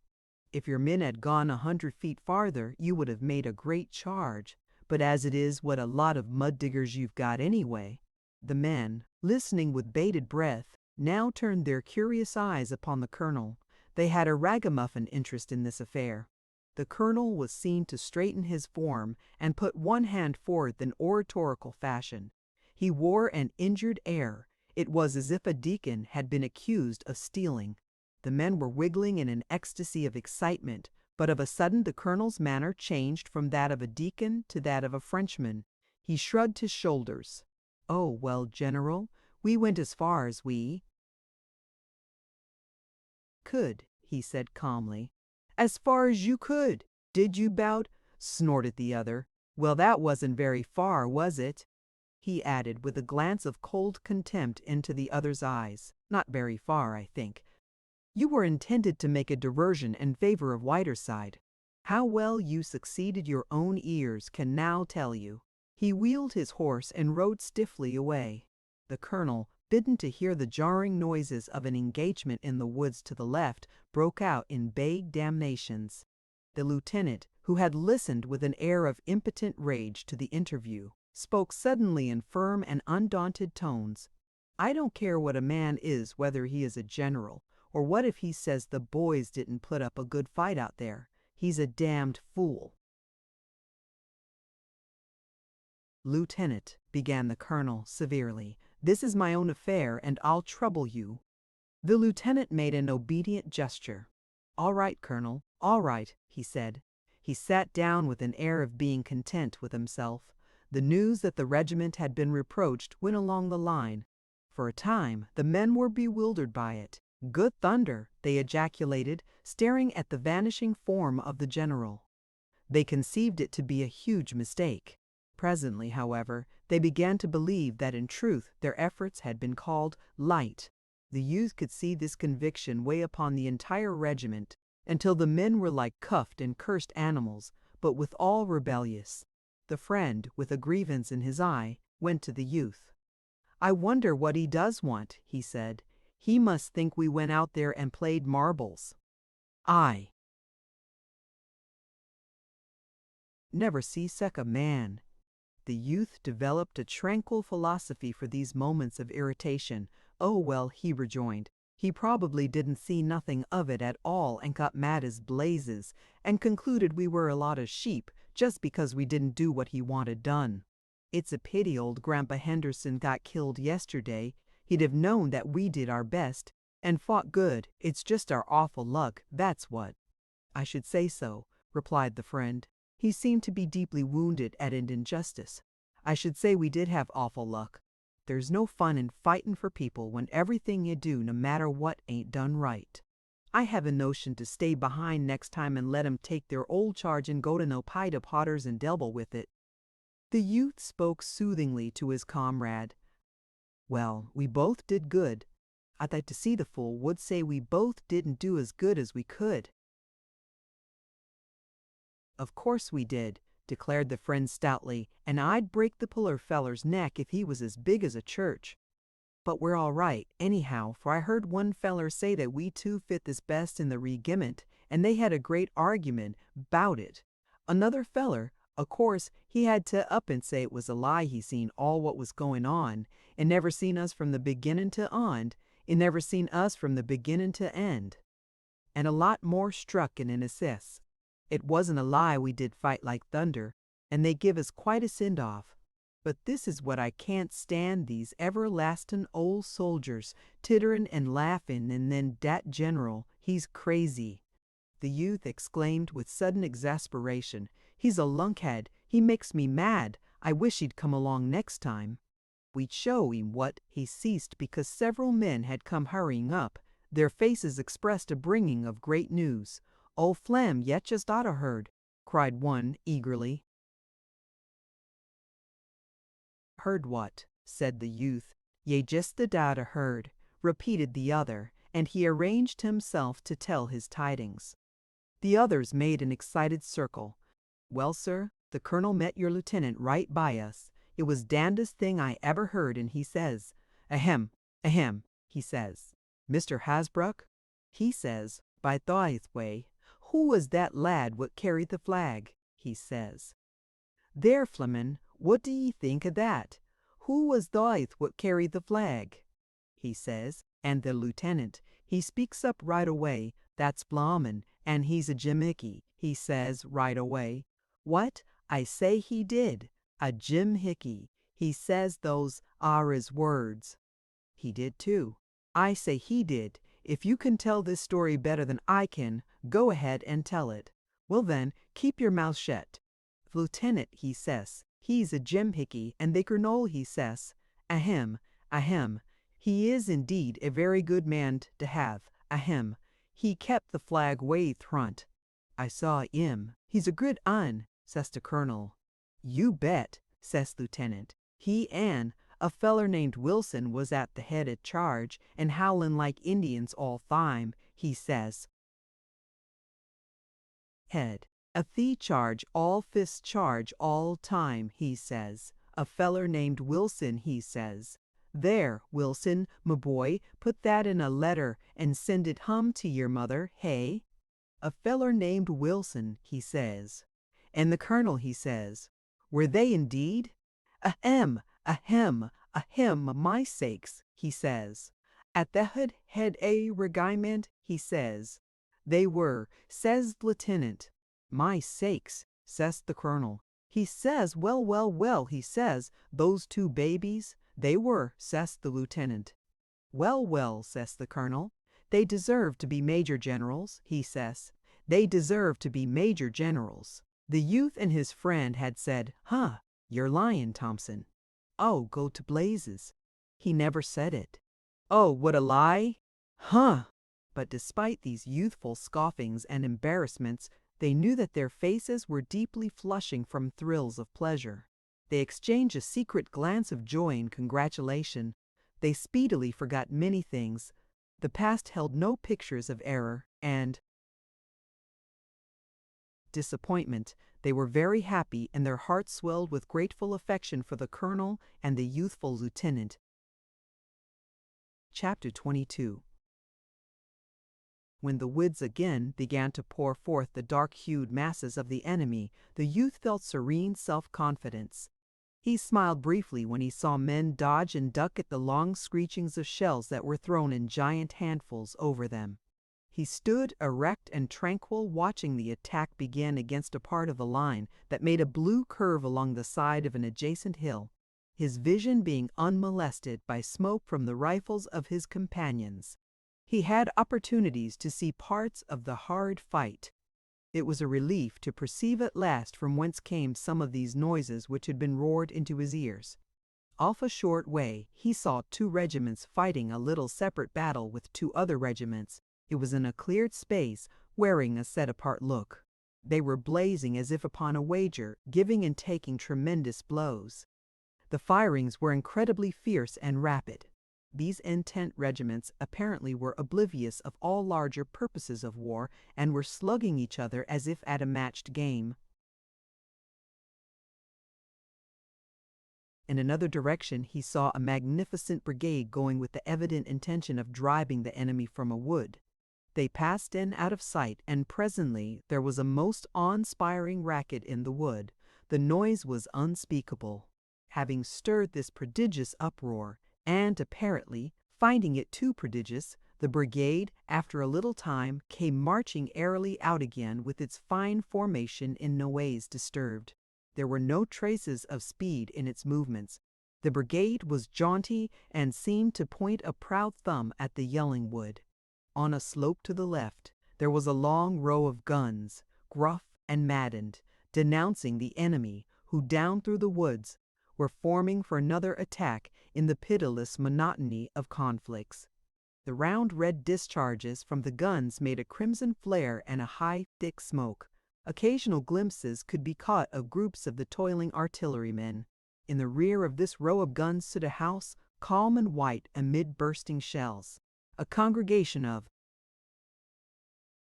horses, tied to a long railing, were tugging frenziedly at their bridles. Men were running hither and thither. The detached battle between the four regiments lasted for some time. There chanced to be no interference, and they settled their dispute by themselves. They struck savagely and powerfully at each other for a period of minutes, and then the lighter-hued regiments faltered and drew back, leaving the dark blue lines shouting. The youth could see the two flags shaking with laughter amid the smoke remnants. Presently there was a stillness, pregnant with meaning. The blue lines shifted and changed a trifle, and stared expectantly at the silent woods and fields before them. The hush was solemn and churchlike, save for a distant battery that, evidently unable to remain quiet, sent a faint rolling thunder over the ground. It irritated, like the noises of unimpressed boys. The men imagined that it would prevent their perched ears from hearing the first words of the new battle. Of a sudden, the guns on the slope roared out a message of warning. A spluttering sound had begun in the woods. It swelled with amazing speed to a profound clamor that involved the earth in noises. the splitting crashes swept along the lines until an interminable roar was developed. To those in the midst of it, it became a din fitted to the universe. It was the whirring and thumping of gigantic machinery, complications among the smaller stars. The youth's ears were filled up. They were incapable of hearing more. On an incline over which a road wound, he saw wild and desperate rushes of men perpetually backward and forward in riotous surges. These parts of the opposing armies were two long waves that pitched upon each other madly at dictated points. To and fro they swelled. Sometimes one side by its yells and cheers would proclaim decisive blows, but a moment later the other side would be all yells and cheers. Once the youth saw a spray of light forms go in hound-like leaps toward the waving blue lines. There was much howling, and presently it went away with a vast mouthful of prisoners. Again he saw a blue wave dash with such thunderous force against a gray obstruction that it seemed to clear the earth of it and leave nothing but trampled sod. And always in their swift and deadly rushes to and fro, the men screamed and yelled like maniacs. Particular pieces of fence or secure positions behind collections of trees were wrangled over as gold thrones or pearl bedsteads. There were desperate lunges at these chosen spots, seemingly every instant, and most of them were bandied like light toys between the contending forces. The youth could not tell from the battle flags flying like crimson foam in many directions which color of cloth was winning. His emaciated regiment bustled forth with undiminished fierceness when its time came. When assaulted again by bullets, the men burst out in a barbaric cry of rage and pain. They bent their heads in aims of intent hatred behind the projected hammers of their guns. Their ramrods clanged loud with fury as their eager arms pounded the cartridges into the rifle barrels. The front of the regiment was a smoke wall penetrated by the flashing points of yellow and red. Wallowing in the fight, they were in an astonishingly short time resmudged. They surpassed in stain and dirt all their previous appearances. Moving to and fro with strained exertion, jabbering the while, they were, with their swaying bodies, black faces and glowing eyes, like strange and ugly friends, jigging heavily in the smoke. The lieutenant, returning from a tour after a bandage, produced from a hidden receptacle of his mind new and portentous oaths suited to the emergency. Strings of expletives he swung lash-like over the backs of his men, and it was evident that his previous efforts had in Nuaz impaired his resources. The youth, still the bearer of the colors, did not feel his idleness. He was deeply absorbed as a spectator. The crash and swing of the great drama made him lean forward, intent-eyed, his face working in small contortions. Sometimes he prattled, words coming unconsciously from him in grotesque exclamations. He did not know that he breathed, that the flag hung silently over him, so absorbed was he. A formidable line of the enemy came within dangerous range. They could be seen plainly, tall, gaunt men with excited faces running with long strides toward a wandering fence. At sight of this danger, the men suddenly ceased their cursing monotone. There was an instant of strained silence before they threw up their rifles and fired a plumping volley at the foes. There had been no order given. The men upon recognizing the menace, had immediately let drive their flock of bullets without waiting for word of command. But the enemy were quick to gain the protection of the wandering line of fence. They slid down behind it with remarkable celerity, and from this position they began briskly to slice up the blue men. These latter braced their energies for a great struggle. Often, white-clenched teeth shone from the dusky faces. Many heads surged to and fro, floating upon a pale sea of smoke. Those behind the fence frequently shouted and yelped in taunts and jeeba-like cries, but the regiment maintained a stressed silence. Perhaps at this new assault the men recalled the fact that they had been named mud diggers, and it made their situation thrice bitter. They were breathlessly intent upon keeping the ground and thrusting away the rejoicing body of the enemy. They fought swiftly and with the despairing savageness denoted in their Expressions. The youth had resolved not to budge whatever should happen. Some arrows of scorn that had buried themselves in his heart had generated strange and unspeakable hatred. It was clear to him that his final and absolute revenge was to be achieved by his dead body lying, torn and gluttering, upon the field. This was to be a poignant retaliation upon the officer who had said mule drivers, and later mud diggers, for in all the wild graspings of his mind, for a unit responsible for his sufferings and commotions, he always seized upon the man who had dubbed him wrongly. And it was his idea, vaguely formulated, that his corpse would be for those eyes a great and salt reproach. The regiment bled extravagantly. Grunting bundles of blue began to drop. The orderly sergeant of the youth's company was shot through the cheeks, its supports being injured. His jaw hung afar down, disclosing in the wide cavern of his mouth a pulsing mass of blood and teeth, and with it all he made attempts to cry out. In his endeavor there was a dreadful earnestness, as if he conceived that one great shriek would make him well. The youth saw him presently go rearward. His strength seemed in the least impaired. He ran swiftly, casting wild glances for succor. Others fell down about the feet of their companions. Some of the wounded crawled out and away, but many lay still, their bodies twisted into impossible shapes. The youth looked once for his friend. He saw a vehement young man, powder-smeared and frowzled, whom he knew to be him. The lieutenant, also, was unscathed in his position at the rear. He had continued to curse, but it was now with the air of a man who was using his last box of oaths. For the fire of the regiment had begun to wane and drip.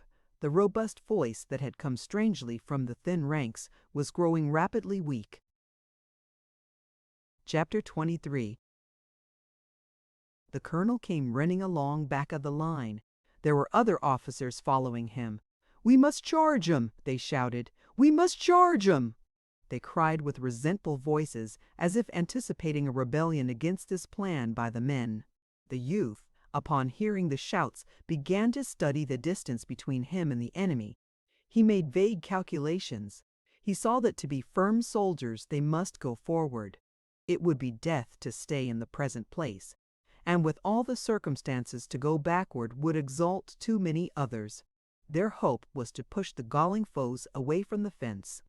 He expected that his companions, weary and stiffened, would have to be driven to this assault. But as he turned toward them he perceived with a certain surprise that they were giving quick and unqualified expressions of assent. There was an ominous, clanging overture to the charge when the shafts of the bayonets rattled upon the rifle barrels. At the yelled words of command, the soldiers sprang forward in eager leaps. There was new and unexpected force in the movement of the regiment. A knowledge of its faded and jaded condition made the charge appear like a paroxysm, a display of the strength that comes before a final feebleness. The men scampered in insane fever of haste, racing as if to achieve a sudden success before an exhilarating fluid should leave them.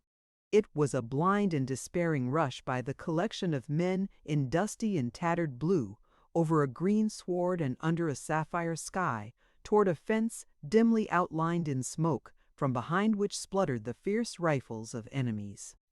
The youth kept the bright colors to the front. He was waving his free arm in furious circles, the while shrieking mad calls and appeals, urging on those that did not need to be urged, for it seemed that the mob of blue men hurling themselves on the dangerous group of rifles were again grown suddenly wild with an enthusiasm of unselfishness, from the many firings starting toward them. It looked as if they would merely succeed in making a great sprinkling of corpses on the grass between their former position and the fence. But they were in a state of frenzy, perhaps because of forgotten vanities, and it made an exhibition of sublime recklessness. There was no obvious questioning, nor figurings, nor diagrams. There was, apparently, no considered loopholes. It appeared that the swift wings of their desires would have shattered against the iron gates of the impossible. He himself felt the daring spirit of a savage religion mad. He was capable of profound sacrifices, a tremendous death. He had no time for dissections, but he knew that he thought of the bullets only as things that could prevent him from reaching the place of his endeavor. There were subtle flashings of joy within him that thus should be his mind. He strained all his strength. His eyesight was shaken and dazzled by the tension of thought and muscle. He did not see anything excepting the mist of smoke gashed by the little knives of fire, but he knew that in it lay the aged fence of a vanished farmer protecting the snuggled bodies of the gray men. As he ran, a thought of the shock of contact gleamed in his mind. He expected a great concussion when the two bodies of troops crashed together. This became a part of his wild battle madness. He could feel the onward swing of the regiment about him, and he conceived of a thunderous, crushing blow that would prostrate the resistance and spread consternation and amazement for miles. The flying regiment was going to have a catapultian effect. This dream made him run faster among his comrades, who were giving vent to hoarse and frantic cheers. But presently he could see that many of the men in gray did not intend to abide the blow. The smoke rolling disclosed men who ran, their faces still turned. These grew to a crowd who retired stubbornly. Individuals wheeled frequently to send a bullet at the blue wave. But at one part of the line there was a grim and obdurate group that made no movement. They were settled firmly down behind posts and rails. A flag, ruffled and fierce, waved over them, and their rifles dinned fiercely. The blue whirl of men got very near until it seemed that in truth there would be a close and frightful scuffle. There was an expressed disdain in the opposition of the little group that changed the meaning of the cheers of the men in blue. They became yells of wrath, directed, personal. The cries of the two parties were now in sound, an interchange of scathing insults. They in blue showed their teeth. Their eyes shone all white. They launched themselves as at the throats of those who stood resisting. The space between dwindled to an insignificant distance. The youth had centered the gaze of his soul upon that other flag. Its possession would be high pride. It would express bloody minglings, near blows. He had a gigantic hatred for those who made great difficulties and complications. They caused it to be as a craved treasure of mythology, hung amid tasks and contrivances of danger. He plunged like a mad horse at it. He was resolved it should not escape if wild blows and darings of blows could seize it. His own emblem, quivering and aflare, was winging toward the other. It seemed there would shortly be an encounter of strange beaks and claws, as of eagles. The swirling body of blue men came to a sudden halt at close and disastrous range and roared a swift volley. The group in gray was split and broken by this fire, but its riddled body still fought. The men in blue yelled again and rushed in upon it. The youth, in his leapings, saw, as through a mist, a picture of 4 or 5 men stretched upon the ground or writhing upon their knees with bowed heads as if they had been stricken by bolts from the sky. Tottering among them was the rival color-bearer, whom the youth saw had been bitten vitally by the bullets of the last formidable volley. He perceived this man fighting a last struggle, the struggle of one whose legs are grasped by demons. It was a ghastly battle. Over his face was the bleach of death, but set upon it was the dark and hard lines of desperate purpose. With this terrible grin of resolution, he hugged his precious flag to him, and was stumbling and staggering in his design to go the way that led to safety for it. But his wounds always made it seem that his feet were retarded, held, and he fought a grim fight as with invisible ghouls, fastened greedily upon his limbs. Those in advance of the scampering blue man, howling cheers, leaped at the fence. The despair of the lost was in his eyes as he glanced back at them. The youth's friend went over the obstruction in a tumbling heap and sprang at the flag as a panther at prey. He pulled at it and, wrenching it free, swung up its red brilliancy with a mad cry of exultation, even as the color-bearer, gasping, lurched over in a final throw and, stiffening convulsively, turned his dead face to the ground. There was much blood upon the grass blades. At the place of success there began more wild clamorings of cheers. The men gesticulated and bellowed in an ecstasy. When they spoke, it was as if they considered their listener to be a mile away. What hats and caps were left to them, they often slung high in the air. At one part of the line, 4 men had been swooped upon, and they now sat as prisoners. Some blue men were about them in an eager and curious circle. The soldiers had tracked strange birds, and there was an examination. A flurry of fast questions was in the air. One of the prisoners was nursing a superficial wound in the foot. He cuddled it baby-wise, but he looked up from it often to curse with an astonishing, utter abandon straight at the noses of his captors. He consigned them to red regions. He called upon the pestilential wrath of strange gods. And with it all he was singularly free from recognition of the finer points of the conduct of prisoners of war. It was as if a clumsy clod had trod upon his toe, and he conceived it to be his privilege, his duty, to use deep, resentful oaths. Another, who was a boy in years, took his plight with great calmness and apparent good nature. He conversed with the men in blue, studying their faces with his bright and keen eyes. They spoke of battles and conditions. There was an acute interest in all their faces during this exchange of viewpoints. It seemed a great satisfaction to hear voices from where all had been darkness and speculation. The third captive sat with a morose countenance. He preserved a stoical and cold attitude. To all advances he made one reply without variation: "Ah, go tell!" The last of the 4 was always silent and, for the most part, kept his face turned in unmolested directions. From the views the youth received he seemed to be in a state of absolute dejection. Shame was upon him, and with it profound regret that he was, perhaps, no more to be counted in the ranks of his fellows. The youth could detect no expression that would allow him to believe that the other was giving a thought to his narrowed future, the pictured dungeons, perhaps, and starvations and brutalities, liable to the imagination, all to be seen with shame for captivity and regret for the right to antagonize. After the men had celebrated sufficiently, they settled down behind the old rail fence on the opposite side to the one from which their foes had been driven. A few shot perfunctorily at distant marks. There was some long grass.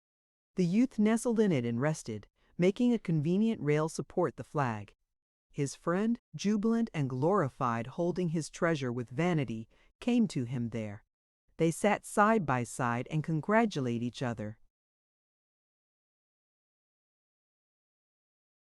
Chapter 24. The roarings that had stretched in a long line of sound across the face of the forest began to grow intermittent and weaker. The stentorian speeches of the artillery continued in some distant encounter, but the crashes of the musketry had almost ceased. The youth and his friend of a sudden looked up, feeling a deadened form of distress at the waning of these noises, which had become a part of life. They could see changes going on among the troops. There were marchings this way and that way. A battery wheeled leisurely. On the crest of a small hill was the thick gleam of many departing muskets. The youth arose. "Well, what now, I wonder?" he said.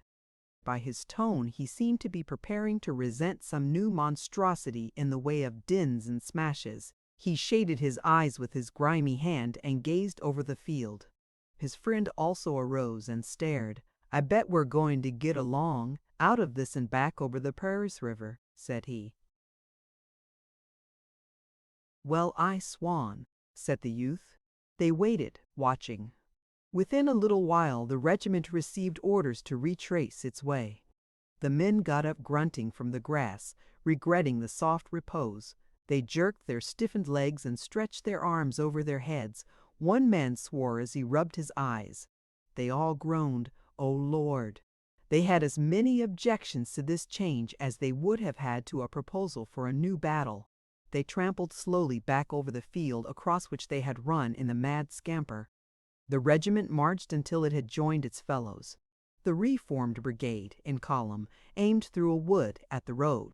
Directly they were in a mass of dust-covered troops and were trudging along in a way parallel to the enemy's lines as these had been defined by the previous turmoil. They passed within view of a stolid white house and saw in front of it groups of their comrades lying in wait behind a neat breastwork. A row of guns were booming at a distant enemy. Shells thrown in reply were raising clouds of dust and splinters. Horsemen dashed along the line of entrenchments. At this point of its march, the division curved away from the field and went winding off in the direction of the river. When the significance of this movement had impressed itself upon the youth, he turned his head and looked over his shoulder toward the trampled and debris-strewed ground. He breathed a breath of new satisfaction. He finally nudged his friend. "Well, it's all over," he said to him. His friend gazed backward. "Bejod it is," he assented. They mused. For a time the youth was obliged to reflect in a puzzled and uncertain way. His mind was undergoing a subtle change. It took moments for it to cast off its battleful ways and resume its accustomed course of thought. Gradually his brain emerged from the clogged clouds, and at last he was enabled to more closely comprehend himself and circumstance. He understood then that the existence of shot and countershot was in the past. He had dwelt in a land of strange, squalling upheavals and had come forth. He had been where there was red of blood and black of passion, and he was escaped. His first thoughts were given to rejoicings at this fact. Later he began to study his deeds, his failures, and his achievements. Thus, fresh from scenes where many of his usual machines of reflection had been idle, from where he had proceeded sheep-like, he struggled to marshal all his acts. At last they marched before him clearly. From this present viewpoint, he was enabled to look upon them in spectator fashion and to criticize them with some correctness, for his new condition had already defeated certain sympathies. Regarding his procession of memory, he felt gleeful and unregretting, for in it his public deeds were paraded in great and shining prominence. Those performances which had been witnessed by his fellows marched now in wide purple and gold, having various deflections. They went gaily with music. It was pleasure to watch these things. He spent delightful minutes viewing the gilded images of memory. He saw that he was good. He recalled with a thrill of joy the respectful comments of his fellows upon his conduct. Nevertheless, the ghost of his flight from the first engagement appeared to him and danced. There were small shoutings in his brain about these matters. For a moment he blushed, and the light of his soul flickered with shame. A specter of reproach came to him. There loomed the dogging memory of the tattered soldier, he who, gored by bullets and faint for blood, had fretted concerning an imagined wound in another, he who had loaned his last of strength and intellect for the tall soldier, he who, blind with weariness and pain, had been deserted in the field. For an instant a wretched chill of sweat was upon him at the thought that he might be detected in the thing. As he stood persistently before his vision, he gave vent to a cry of sharp irritation and agony. His friend turned. "What's the matter, Henry?" he demanded. The youth's reply was an outburst of crimson oaths. As he marched along the little branch-hung roadway among his prattling companions, this vision of cruelty brooded over him. It clung near him always and darkened his view of these deeds in purple and gold. Whichever way his thoughts turned, they were followed by the somber phantom of the desertion in the fields. He looked stealthily at his companions, feeling sure that they must discern in his face evidences of this pursuit. But they were plotting in ragged array, discussing with quick tongues the accomplishments of the late battle. "Oh, if a man should come up and ask me, I'd say we got a dumb good lickin'. Lickin' in your eye. We ain't licked, sonny. We're goin' down here a ways, swing a roon, and come in behind him. Oh, hush, with your comin' in behind him. I've seen all that I wanta. Don't tell me about comin' in Bayhent, Bill Smithers. He says he'd rather been in 1,000 battles than been in that Helluva hospital. He says they got shootin' in the night time, and shells dropped plumb among 'em in the hospital. He says such hollerin' he never see. Has Bruck? He's des best officer in this here regiment. He's a whale. Didn't I tell ye we'd come around and bayhen 'em? Didn't I tell ye so? We all shut ye mouth. For a time this pursuing recollection of the tattered man took all elation from the youth's veins. He saw his vivid error, and he was afraid that it would stand before him all his life. He took no share in the chatter of his comrades, nor did he look at them or know them, save when he felt sudden suspicion that they were seeing his thoughts and scrutinizing each detail of the scene with the tattered soldier. Yet gradually he mustered force to put the sin at a distance, and at last his eyes seemed to open to some new ways. He found that he could look back upon the brass and bombast of his earlier Gospels and see them truly. He was gleeful when he discovered that he now despised them. With this conviction came a store of assurance. He felt a quiet manhood, non-assertive, but of sturdy and strong blood.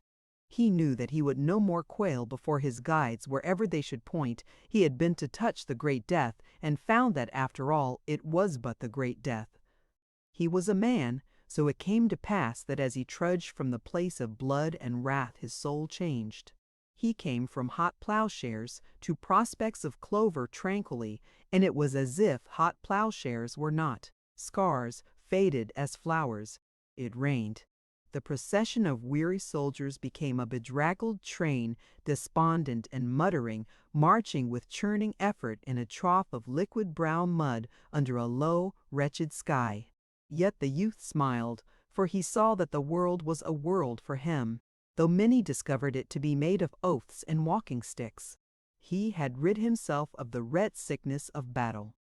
The sultry nightmare was in the past. He had been an animal blistered and sweating in the heat and pain of war. He turned out with a lover's thirst to images of tranquil skies, fresh meadows, cool brooks, and existence of soft and eternal peace. Over the river a golden ray of sun came through the hosts of leaden rain clouds. Transcriber's note: I have tried to retain the inconsistent renderings of contractions as joined or separate, e.g., well or will. I have made the following changes to the text, page para. Line original: Changdit 18.3 S device, established 43.2 skirmish, 78.44 A air and air 130 to recognize 134, 110.30, 139.24, or 12. Could airs, a 139.24 not began, 133 to 16 illusions to. End of Project Gutenberg's The Red Badge of Courage by Stephen Crane. The end. Thank you for listening to this story. I hope you enjoyed the journey, the characters, and the world they carried with them. If you enjoyed this audiobook, please subscribe to the channel and leave a comment below. Your support helps keep these stories alive and allows more timeless books to be shared with listeners around the world. Until next time, thank you for listening.